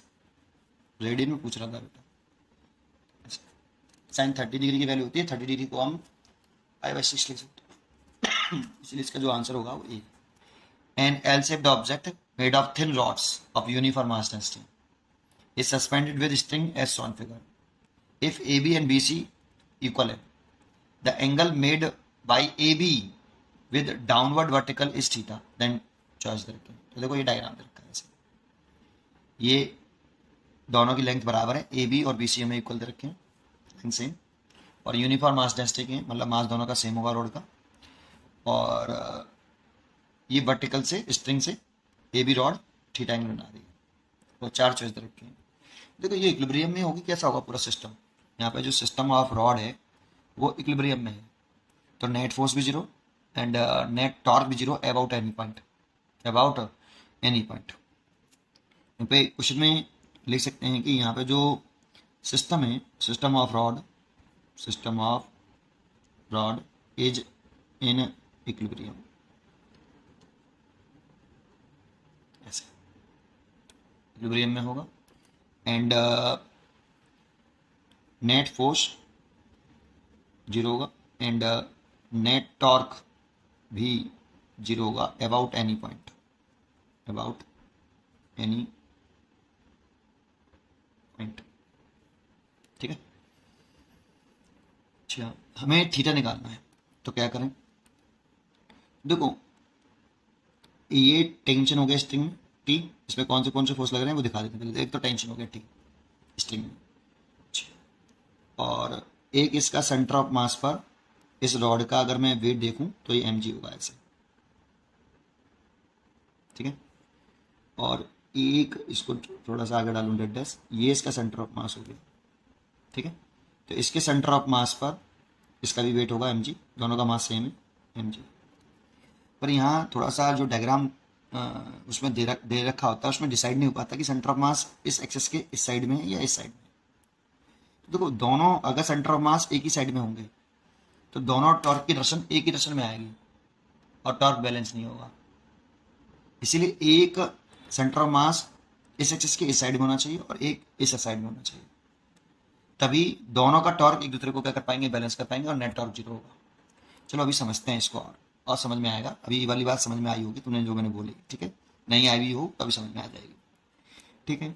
अब देखो नेट टॉर्क जीरो करें, अगर हम क्या करें नेट टॉर्क जीरो करें या फिर पहले नेट फोर्स जीरो करें, तो नेट फोर्स में देखें तो टी बैलेंस कर रहा होगा किसको, इन दोनों को, mg plus mg, that means T is equal to हम यहाँ लिख सकते हैं 2mg, एक ऊपर तरफ टी है और नीचे तरफ mg है, तो नेट फोर्स अगर जीरो है तो बैलेंस कर रहा होगा नेट फोर्स। अगर नेट टॉर्क की चर्चा करें तो ए पॉइंट के अबाउट टॉर्क निकालना अच्छा रहेगा इसके अबाउट, क्योंकि टेंशन नहीं चाहिए मेरे को, ठीक है। टेंशन तो किसी को नहीं चाहिए होती है, तो टी को हटा देते हैं, एलिमिनेट कर देते हैं बेटा, ठीक है।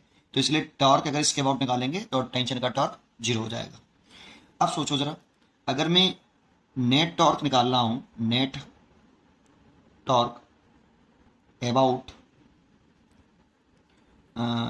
पॉइंट ओ ए, वैसे तो किसी पॉइंट के अबाउट निकालो सेम ही आएगा, पर इससे आसान हो जाएगा। Net torque about point A, tau A, तो यहाँ पर एक तो mg का टॉर्क होगा, टेंशन का टॉर्क जीरो होगा, एक इस mg का टॉर्क होगा। अब मैं जो कह रहा था ना शुरुआत में कि एक सेंटर ऑफ मास इस साइड में होना चाहिए, एक सेंटर ऑफ मास इस साइड में होना चाहिए, जिसका सेंटर ऑफ मास इधर है तो इस रोड का सेंटर ऑफ मास इधर होना चाहिए, एक ही साइड में नहीं होना चाहिए।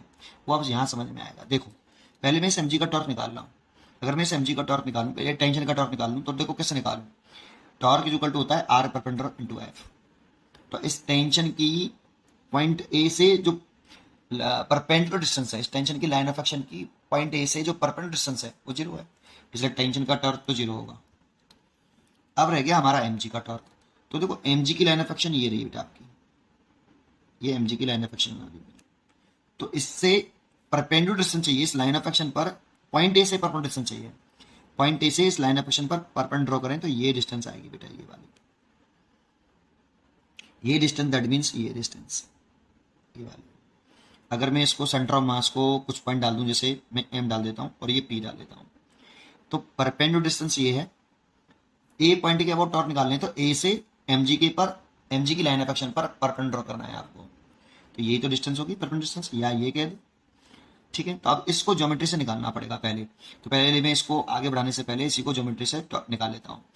पहले mg का टॉर्क लिखूँ, इस वाले mg का टॉर्क, तो mg और आर परपेंडिकुलर जो हुआ आपका वो ये हुआ mp। चलो यहाँ पे एक बार mp लिख देता हूँ, mp डिस्टेंस लिखना है, ठीक है। अब ज्योमेट्री से पहले mp निकाल लूँ, तो देखो ये डिस्टेंस कितनी है, l/2, क्योंकि रॉड की लंबाई अगर मैं l मान लूँ तो ये डिस्टेंस l/2 होगी, और ये डिस्टेंस अगर l/2 होगी तो मैं ये निकालूँ तो साइन थीटा लगा सकता हूँ इस ट्रायंगल में, तो sine theta is equal to perpendicular हो गया mp और हाइपोटेन्यूज हो गया l/2, तो इसलिए mp जो आया आपका वो आया l/2 साइन थीटा, ठीक है, l/2 साइन थीटा। तो mp की वैल्यू तो निकल आई l/2 साइन थीटा। अब इसके टॉर्क की डायरेक्शन भी निकालनी पड़ेगी, तभी इसका साइन डिसाइड होगा, ठीक है। तो टॉर्क की डायरेक्शन निकालें तो देखो आर परपेंडिकुलर आपका यही तो है बेटा, ये आर परपेंडिकुलर है, ये वाला। टेल हमेशा ए पॉइंट पर रखते हैं, जिस पॉइंट के अबाउट टॉर्क निकालते हैं उस पॉइंट पर टेल रखते हैं, और हेड हमेशा line of action of force पर आता है। तो ये आर वेक्टर हो गया, देखो आर वेक्टर की डायरेक्शन। तो आपको क्या करना है, टॉर्क की डायरेक्शन निकालने के लिए tau vector is equal to R vector cross F, तो आर क्रॉस एफ की डायरेक्शन निकालनी है, वही टॉर्क की डायरेक्शन होगी। तो आर वेक्टर क्रॉस एफ की डायरेक्शन निकालते हैं right hand rule, thumb rule से। तो आर वेक्टर की डायरेक्शन में आप फिंगर रख लीजिए, रखा आर वेक्टर की डायरेक्शन में फिंगर, और आर वेक्टर से फोर्स की तरफ छोटे एंगल से अपनी उंगली को कल कर दीजिए। तो देखो आर वेक्टर ये हो गया और ये फोर्स हो गया mg, तो आपको छोटे एंगल से आर से अपनी फिंगर को कल करना है in the direction of mg, ठीक है। देखो आर वेक्टर डायरेक्शन में हाथ रखा और mg की तरफ घुमाएं, तो थंब आ रहा है ऊपर की तरफ, देखो और थोड़ा सा आगे सरका दो ऐसे। अगर आप ऐसे घुमाओगे ना ऐसे, तो वो बड़े एंगल से आएगा। आर क्रॉस एफ की डायरेक्शन निकाली थी राइट हैंड थंब रूल से। अपनी फिंगर को आर वेक्टर की डायरेक्शन में रखिए और छोटे एंगल से आर से एफ की तरफ घुमाइए अपनी उंगलियों को, आर से एफ की तरफ, दैट मीन्स एम जी की तरफ, छोटे एंगल से। और जिधर थंब आए उधर ही आपका टॉर्क की डायरेक्शन होती है। तो टॉर्क की डायरेक्शन ऊपर आ रही है, तो देखो इस जगह पे जो टॉर्क की डायरेक्शन है वो ऊपर की तरफ आ रही है। जब भी टॉर्क की डायरेक्शन ऊपर आए तो ऊपर की डायरेक्शन को मैं पॉजिटिव मान लेता हूँ, नेगेटिव भी मान सकते हैं लेकिन मैं पॉजिटिव मानता हूँ। तो आप भी पॉजिटिव मान लें, देखो ये। और नीचे की डायरेक्शन को मैं नेगेटिव मानता हूँ, तो इसीलिए ये पॉजिटिव हो गया टॉर्क। ठीक है, इसका पॉजिटिव टॉर्क हो गया। ऐसे ही अगर मैं इसका टॉर्क निकालूं इस वाले एमजी का, तो इस वाले एमजी का टॉर्क अगर डाउनवर्ड आना चाहिए बेटा। देखो अगर दोनों का टॉर्क अपवर्ड आएगा तो नेट टॉर्क जीरो होगा ही नहीं, दोनों जुड़ जाएंगे। इसीलिए मैं कह रहा था कि एक एमजी इस साइड में होना चाहिए और एक एमजी इस साइड में होना चाहिए। अगर दोनों एक ही साइड में आ जाएंगे, दोनों का जो टॉर्क की दर्शन आएगी वो अपवर्ड ही आएगी, और दोनों टॉर्क अपवर्ड आए तो नेट टॉर्क जीरो नहीं होगा फिर, जबकि इक्विलिब्रियम में है पूरी रॉड।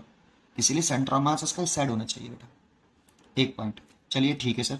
तो अब mg का टॉर्क कैसे निकालें? तो इस वाले mg का टॉर्क निकालना है तो फिर mg और इसकी लाइन ऑफ एक्शन ड्रॉ करूं। देखो यहां से ऐसे सीधा, ये line of action of force हो गया, और इसकी रोटेशनल एक्सिस से परपेंडिकुलर डिस्टेंस ये रही, क्योंकि पॉइंट ए के अबाउट टॉर्क निकालना है तो पॉइंट ए से mg की line of action of force पर परपेंडिकुलर ड्रॉ करिए।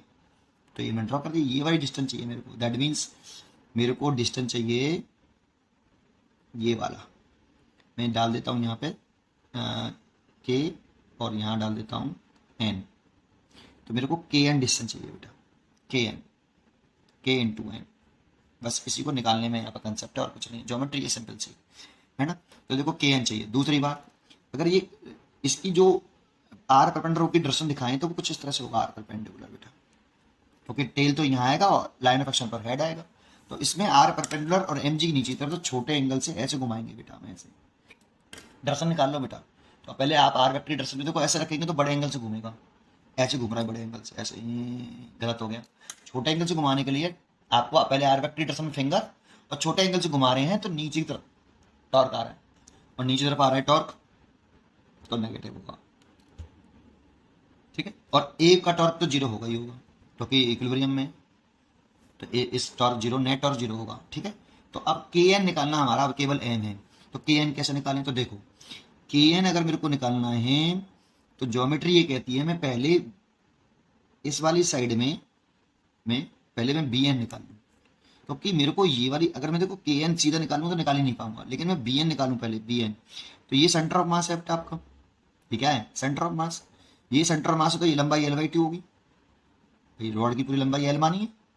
तो ये यहाँ से यहाँ तक इसको डाल लूँ जे, तो बी से जे तक लंबाई तो एल बाई टू होगी, और ये एंगल थीटा है तो ये वाला एंगल 90 होगा, तो ये वाला एंगल 90 माइनस के थीटा होगा। देखो ये वाला 90 माइनस के थीटा, और ये पूरा एंगल 90 है तो ये वाला एंगल आ जाएगा थीटा, ज्योमेट्री से। देखो ये एंगल थीटा, ये 90, तो ये वाला इस लाइन के और इस लाइन के बीच में 90 माइनस के थीटा, क्योंकि इसके और इसके बीच में 90, तो 90 में से 90 माइनस के थीटा घटाएंगे तो दैट मीन्स ये थीटा, ज्योमेट्री से। ठीक है सर, अगर ये थीटा आ गया तो इस ट्राइंगल में मैं बी एन निकाल सकता हूँ। तो निकालना सर, तो बी एन निकालना है तो इस एंगल के लिए ये बेस हो गया, इसलिए कॉस थीटा लगा रहा हूँ बेटा इस ट्राइंगल के लिए। तो cos theta equal to base हो गया बी एन और हाइपोटेन्यूस हो गया एल बाई टू। तो बी एन आ गया आपका L by two cos theta, ये ठीक है। लेकिन सर मेरे को बी एन थोड़ी चाहिए था, मेरे को तो के एन चाहिए था सर, मैं भाई उसी पे आ रहा हूँ। अब मैं बी के निकालूंगा बेटा, बी के क्यों सर? क्योंकि अगर मैं बी के निकाल लूँ तो बी एन में से बी के को सब्ट्रैक्ट करके मैं के एन निकाल सकता हूँ। बात तो सही है। तो बेटा इस बी के को निकालने के लिए ये वाला ट्राइंगल चूज करूंगा मैं, ये वाला। ये ट्राइंगल मैं चूज ही नहीं कर सकता, क्यों? क्योंकि बी के में ना तो मेरे को ये यहां से यहां तक की साइड मालूम है, भाई ये तो बी से जे तक की साइड मालूम थी मेरे को एल बाई टू, तो मेरे को ये वाली साइड मालूम ही नहीं है, इसलिए मैं बी के इस ट्राइंगल का यूज करके तो निकाल ही नहीं सकता। तो मेरे को इस ट्राइंगल का यूज करना पड़ेगा बेटा, इस वाले ट्राइंगल का, और यहां से मैं इस ट्राइंगल का यूज करके मैं साइन थीटा लगाऊंगा बेटा इस वाले में, ये वाला साइन थीटा, ये वाला थीटा लगा रहा हूं मैं, इस ट्राइंगल में यूज कर रहा हूं बेटा। इस थीटा के लिए ये बी के परपेंडिकुलर है और हाइपोटेन्यूस हो गई पूरी लेंथ है एल, तो पूरी लेंथ हो गई एल, तो बी के आ गया आपका एल साइन थीटा। तो बी के भी निकल आया सर, बी के निकल आया, बी एन निकल आया, तो मैं के एन निकाल सकता हूँ ज्योमेट्री से। देन के एन इज इक्वल टू क्या, बी एन माइनस बी के। तो बी एन कितना है भाई, L by two cos theta, और बी के कितना है, एल साइन थीटा। देखो ये के एन फाइंड आउट हो गया, और के एन निकल आया तो यहाँ रख दो, सॉल्व कर लो। सबकी वैल्यू पुट कर देता हूँ। देखो एम जी, एम पी की वैल्यू कितनी निकाली थी बेटा, एम पी की वैल्यू थी L by two sine theta.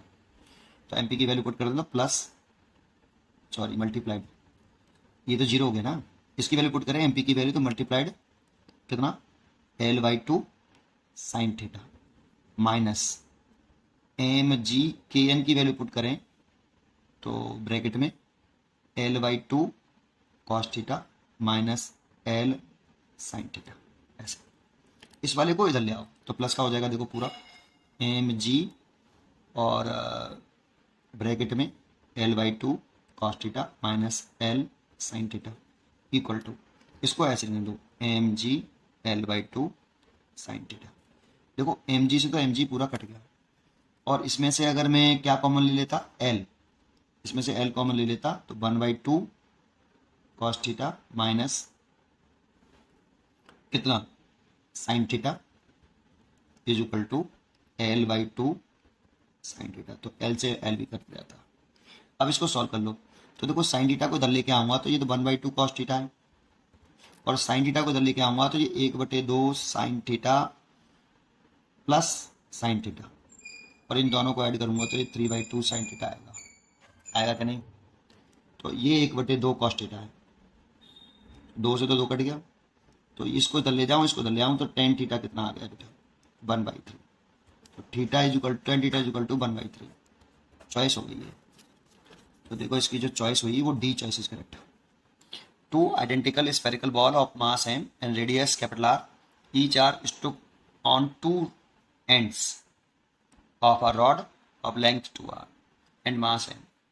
The moment of inertia of the system, पूरे सिस्टम का पूछ रहा है, about the axis passing, इस पे ध्यान रखा करो, about axis passing through perpendicularly through the center of the rod। देखो रॉड का ये सेंटर है, इस रॉड की लंबाई 2r है और मास कैपिटल एम है, मास कैपिटल एम है, और इसका मास कैपिटल एम है, इसका भी मास कैपिटल एम है, और इसकी रेडियस आर भी है, ठीक है।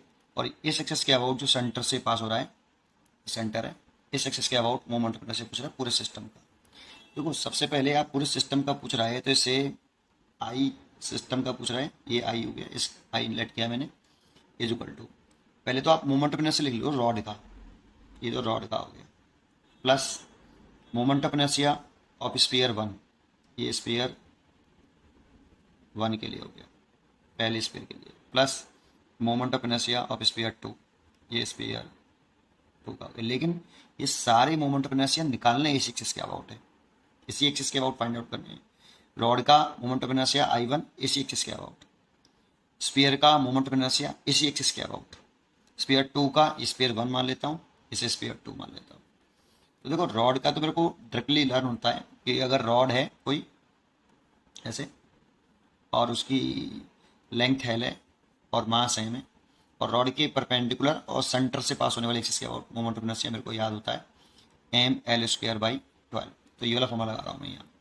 तो एम तो एम ही है, लेकिन जो लेंथ है ना वो 2r के बराबर है, इस रॉड की जो लेंथ है वो 2r है, इसलिए एल की जगह पर 2r का स्क्वायर ओवर 12, ये तो रॉड का हो गया। प्लस अब इस स्फीयर का निकालना है इस एक्सिस के अबाउट है, तो देखो एक मेरे को याद होना चाहिए कि अगर ये कोई स्फीयर है, उसके डायमीटर से पास होने वाला या सेंटर ऑफ मास से पास होने वाला, डायमीटर कह दो या सेंटर ऑफ मास भी कह सकते हो, इसके अबाउट मोमेंट ऑफ इनर्शिया मेरे को लर्न होता है 2/5 mr स्क्वायर। ये अगर इसका मास है रेडियस आर होता है 2/5 mr स्क्वायर। लेकिन मेरे को इस एक्सिस के अबाउट मोमेंट ऑफ इनर्शिया नहीं चाहिए स्फीयर वन का, चाहिए इस एक्सिस के अबाउट बेटा। तो क्या करेंगे, पैरेलल एक्स थ्योरम लगानी पड़ेगी। देखो समझो कैसे, कि देखो ये तो हो गया स्फीयर आपका, और मेरे को निकालनी इस एक्सिस के अबाउट मोमेंट ऑफ इनर्शिया इस स्फीयर का, ये वाली एक्सिस, ये वाली आई इस एक्स एक्स डाल देता हूँ, एक्स एक्स एक्स इसके अबाउट, जो कि मैंने I2 माना है इस स्फीयर का, ठीक है। तो इसका सेंटर ऑफ मास से पास होने वाला है डायमीटर के अबाउट मेरे को आता है आई डायमीटर कितना 2/5, इसी का मास इसी की रेडियस, इसकी रेडियस ये वाली आर है, ठीक है। तो इसके अबाउट मेरे को लर्न है और निकालना इसके अबाउट है इस स्फीयर का, इसी स्फीयर का मोमेंट ऑफ इनर्शिया इस एक्सिस के अबाउट फाइंड आउट करना है। तो पैरेलल एक्स थ्योरम बन जाएगी क्योंकि ये सेंटर ऑफ मास से पास हो रहा है और इस एक्सिस के अबाउट निकालना है ना। तो पैरेलल एक्स थ्योरम लगा सकते हैं हम, क्या लगा सकते हैं पैरेलल एक्स थ्योरम। और देखो ये सेपरेशन जो चाहिएगी मेरे को परपेंडिकुलर सेपरेशन, तो देखो ये आर हो गई और ये 2r है, तो ये वाली डिस्टेंस कितनी है आपकी आर है ये वाली, तो ये आर और ये आर, तो 2r डिस्टेंस हो गई बेटा, ये वाली डिस्टेंस यहाँ से यहाँ तक आर है और ये डिस्टेंस हमारी आर है ये, तो total distance d equal to हो गया 2r। तो इस एक्सिस के अबाउट मोमेंट ऑफ इनर्शिया लिखूं तो पैरेलल एक्स थ्योरम लगाऊं I2 बराबर ICM प्लस स्फीयर का mass into perpendicular separation md square, तो ICM तो 2/5 m into are square plus m into D की वैल्यू आपकी 2r इसका स्क्वायर, इतना हो गया। तो देखो स्फीयर 1 का मैंने मोमेंट ऑफ इनर्शिया इस एक्सिस के अबाउट निकाल लिया और उसको यहाँ पुट कर देता हूँ, तो 2/5 mr square plus m into 4r square, ये भाई 2r का स्क्वायर कर दिया, तो 2r का होल स्क्वायर करेंगे तो इतना हो जाएगा 4r स्क्वायर। अच्छा, ऐसे सिमिलरली अगर मैं इस स्फीयर का मोमेंट ऑफ इनर्शिया इस एक्सिस के अबाउट निकाल लूँ तो इसमें भी पैरेलल एक्स थ्योरम बन जाएगी सेम टू सेम ऐसे, और परपेंडिकुलर सेपरेशन जो होगी वो सिमिलरली 2r ही होगी, सब कुछ सेम है, जो इस स्फीयर का है वैसे ही सिमिलरली है सेम, तो इसका भी इतना ही आएगा। तो स्फीयर 2 का और 3 का बराबर होगा बेटा I2 एंड I3 इक्वल, तो इसीलिए इसे डबल कर देता हूँ, इसीलिए इसको डबल कर देता हूँ, बस हो गया। इसको बस आपको क्या करना है, इस रिजल्ट को सॉल्व करना है, तो सॉल्व कर लेते हैं नेक्स्ट पेज पर। तो देखो क्या लिख सकता हूँ मैं इसको, I इक्वल टू, देखो मैं इसका 2r का स्क्वायर करूँगा तो ये 4mr स्क्वायर बाई 12 प्लस 2 का अंदर मल्टीप्लाई कर लूँ इसको तो 4/5mr स्क्वायर प्लस ये हो जाएगा 8mr स्क्वायर और 4 से काटते हैं 3 बार, तो ये हो गया mr square by 3 plus 4/5mr square plus 8mr square. अब एलसीएम ले लेते हैं हम 15, ठीक है 15 एलसीएम ले लें, तो ये 5mr square plus 12mr square और प्लस 15 और 8 120 120mr स्क्वायर। अब ऊपर वाले को ऐड कर लें, 120 प्लस 12 प्लस 5 17 प्लस 120 137, ये 137mr स्क्वायर और नीचे हो गया 15। देखो ये निकल आया मोमेंट ऑफ इनर्शिया पूरे सिस्टम का 137mr स्क्वायर बाई 15। तो चेक करते हैं, A is correct choice. The moment of inertia of solid sphere about an axis parallel to its diameter and at a distance of x from it is ix. Which one of the graphs represent the variation of ix with x correctly? ठीक है, तो देखो question में कहा क्या है, पहले देखते हैं कि एक सॉलिड स्फीयर है, ये हमारे पास एक सॉलिड स्फीयर है, ठीक है, और ये डायमीटर से पास होने वाली एक्सिस है, सेंटर ऑफ मास भी कह सकते हो इसे और डायमीटर भी कह सकते हो ICM या फिर I डायमीटर। इसके अबाउट मोमेंट ऑफ इनर्शिया हमें लर्न होता है सॉलिड स्फीयर का, ये सॉलिड स्फीयर है आपका, ठीक है। इसके अबाउट होता है 2/5 m इंटू आर स्क्वायर, इसमें r इसकी रेडियस है और m इसका मास है, ठीक है। अब एक और एक्सिस बनाई है आपकी जो इसके डायमीटर के पैरेलल है, डायमीटर के पैरेलल है और ये x डिस्टेंस पर है, मान लो इस एक्सिस के about moment of inertia Ix है और ये डिस्टेंस आपकी x है। About an axis parallel to the diameter and at a distance of x from it, तो वो Ix है। तो देखो इसमें पैरेलल एक्स थ्योरम लगा लीजिए आप, पैरेलल एक्सिस थ्योरम, ठीक है। अगर हम पैरेलल एक्स थ्योरम लगाएं तो पैरेलल एक्स थ्योरम में लिखें तो Ix is equal to ICM plus MD square, इसमें D देखें तो ये दोनों पैरेलल एक्सिस के बीच की परपेंडिकुलर सेक्शन होती है जो कि एक्स इस जगह पर ICM 2/5 mr² प्लस mx ये देखो आपका IX हो गया। ठीक है, अब मेरे को ग्राफ बनाना है, तो देखो IX और किसके बीच में ग्राफ बनाना है, x के बीच में, x और IX के बीच में ग्राफ बनाना है। देखो IX का x के साथ रिलेशन देखें तो पैराबोला रिलेशन है, IX प्रोपोर्शनल टू x², ये पैराबोला की इक्वेशन है, तो पाथ तो पैराबोला आएगा 1। दूसरी बात, इफ अगर x बराबर 0 रखें तो IX 0 नहीं है, कितना है 2/5 mr², तो जब x बराबर 0 होगा तो मोमेंट ऑफ इनर्शिया 0 नहीं होगा, इसीलिए ये वाला पैराबोला तो पॉसिबल नहीं है, क्योंकि यहाँ पर x 0 है और मोमेंट ऑफ इनर्शिया IX भी 0 कर दिया है। ये वाला पाथ स्ट्रेट लाइन आ गया, ये पैराबोला की इक्वेशन नहीं है, इसीलिए ये वाली भी गलत है, और ये स्ट्रेट लाइन ये तो गलत है, ये फिर बचता ये है। तो इसमें देखो जब x 0 है, इस जगह पर x कितना है, इस जगह पर x 0 है, तब मोमेंट ऑफ इनर्शिया इस जगह पर 2/5 mr² रहा होगा, ऐसे इस जगह पर, और पाथ भी पैराबोलिक है ना। और ये देखो IX, इसीलिए IX का इसमें डायरेक्टली स्क्वायर के साथ ऐसा रिलेशन है, तो खुला ग्राफ जो बनेगा IX की तरफ बनेगा, है ना, इस तरह से पैराबोला। और यहाँ पर इसकी जो वैल्यू होगी ये 2/5 mr² होगी, और x बढ़ने के साथ आपका मोमेंट ऑफ इनर्शिया भी बढ़ेगा। ठीक है, इस तरह से पैराबोलिक पाथ पे बढ़ेगा, इसलिए इसकी जो चॉइस होगी वो डी करेक्ट चॉइस होगी। Of mass m and radius capital R is divided into 2 unequal part. तो एक हमारे पास सॉलिड स्फीयर है, ये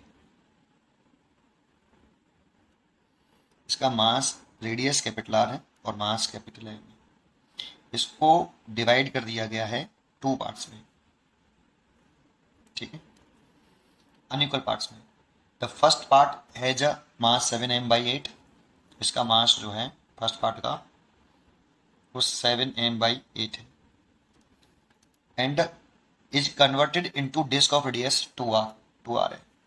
तो ये वाला जो पार्ट है ये डिस्क में कन्वर्ट हो गया है जिसकी रेडियस 2r है।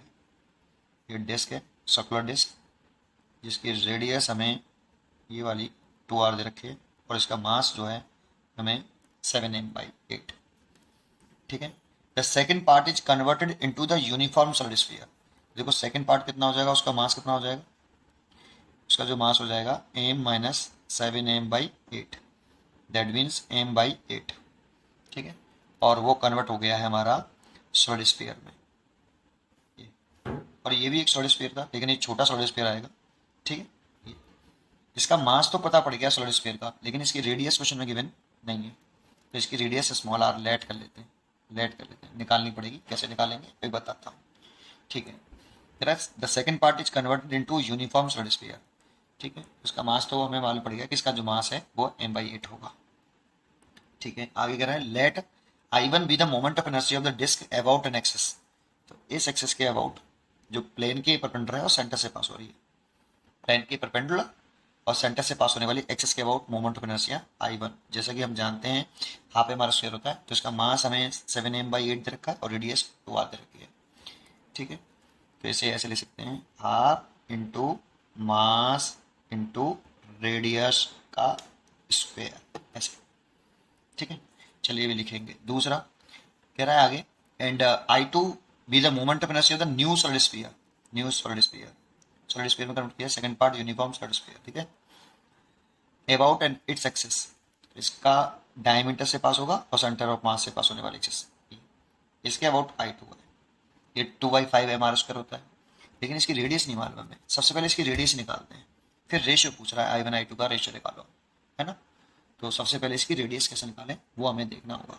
तो देखो इसका जो सॉलिड स्फीयर है ना, इसका जो मास डिस्ट्रीब्यूट है इसके अंदर वो वॉल्यूम में डिस्ट्रीब्यूट है। स्फीयर है ना बेटा, स्फीयर में मास कहाँ डिस्ट्रीब्यूट होता है, यूनिफॉर्मली डिस्ट्रीब्यूट है मास, तो कहाँ डिस्ट्रीब्यूट है, वॉल्यूम में। तो लेट कर लेते हैं कि इसके 1 मीटर क्यूब वॉल्यूम में, कितने में, 1 मीटर क्यूब वॉल्यूम में कितना मास है, वो है रो, जिसे मास पर वॉल्यूम कहा जाता है। रो का नाम क्या है, मास पर यूनिट वॉल्यूम। इसका मतलब होता है 1 मीटर क्यूब वॉल्यूम में कितना मास, उसे रो बोलते हैं। तो मास तो मान लो स्फीयर का क्वेश्चन गिवन है, मान लो क्या गिवन है m, और वॉल्यूम कितना 4/3 पाई कैपिटल आर क्यूब। इतना मास है किलोग्राम पर मीटर क्यूब। ये 1 मीटर क्यूब वॉल्यूम में, ये जो है 1 मीटर क्यूब वॉल्यूम में मास है। अब इसका वॉल्यूम हमें मालूम है 4/3 स्मॉल पाई आर क्यूब। तो इसका अगर मैं मास निकालूं इसका, तो इसका मास m/8 है। तो mass of new sphere, mass of new solid sphere equal to rho into volume of new sphere, volume of new sphere.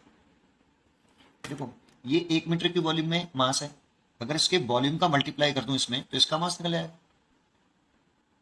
भाई। 1 मीटर क्यूब वॉल्यूम का मास रो, तो इसका volume 4/3 small pi R cube का volume mass कितना, तो इसका multiply कर दो तो मास निकल आएगा न्यूज़पेपर का। ठीक है, तो ये तो हमें पता ही है m/8, तो इसकी वैल्यू तो हमें पता है कितनी, m/8। रो भी मैंने निकाल लिया है, capital M/4/3 pi capital R cube into volume of new sphere 4/3 pi small R cube. देखो इससे कैंसिल, m से m कैंसिल, तो यहाँ आपका आ जाएगा, इसका मल्टीप्लाई कर लो, r/8 equal to small R cube. तो यहाँ से स्मॉल आर आ गया r/2। इसकी रेडियस निकल आई। अब क्या, कुछ नहीं, अब इसमें मोमेंट ऑफ इनर्शिया का रेशियो पूछ रहा है I1/I2। देखो डिस्क के मोमेंट ऑफ इनर्शिया का फॉर्मूला होता है हाफ मास इंटू रेडियस का स्क्वायर, और इसका मोमेंट ऑफ इनर्शिया होता है 2/5 मास इंटू रेडियस का स्क्वायर। तो देखो पहले डिस्क का लिख रहा हूँ, हाफ मास कितना है बेटा 7m/8, तो 7m/8 इंटू रेडियस का स्क्वायर, तो रेडियस कितनी है 2r, तो 2r का स्क्वायर करें तो 4r स्क्वायर। ठीक है, डिवाइड बाई इसका मोमेंट ऑफ इनर्शिया होता है सॉलिड स्फीयर का 2/5 mr स्क्वायर, तो m कितना है m/8, तो मास तो है m/8, और रेडियस का स्क्वायर, तो रेडियस स्मॉल r मानी थी उसकी वैल्यू निकल आई r/2, तो उसका r/2 का स्क्वायर, r/2 का स्क्वायर। बस सॉल्व कर लो, खत्म। तो m/8 से तो m/8 कैंसिल हो गया, r स्क्वायर से r स्क्वायर कैंसिल हो गया। यहाँ क्या बचा, यहाँ आपका ऊपर लिखें तो 7 और 4, 7 और 4, और नीचे इसमें देखें तो ये 5 और ये 4, ये 5 है और ये 4 हो गया, 2 का स्क्वायर 4 हो जाएगा ना, और ये दोनों ऊपर पहुंच जाएंगे, है ना, सबसे ऊपर, तो ये हो जाएगा 5 × 4, और नीचे क्या रह जाएगा इस जगह पे, एक 2 ये और एक 2 ये, तो 2 × ये 2। अब सॉल्व कर लो, देखो ये 4 से ये 4 कैंसिल, अब इसका मल्टीप्लाई कर लो आप इसमें, तो ये 20 हो गया, 7 × 20, और इसका से मल्टीप्लाई करेंगे तो 140, है ना, तो 140 आपका आंसर हो गया, डी चॉइस करेक्ट। ठीक, उम्मीद करता हूँ कि आपको ये क्वेश्चन जरूर समझ में आया होगा। पढ़ते रहिए और खुश रहिए।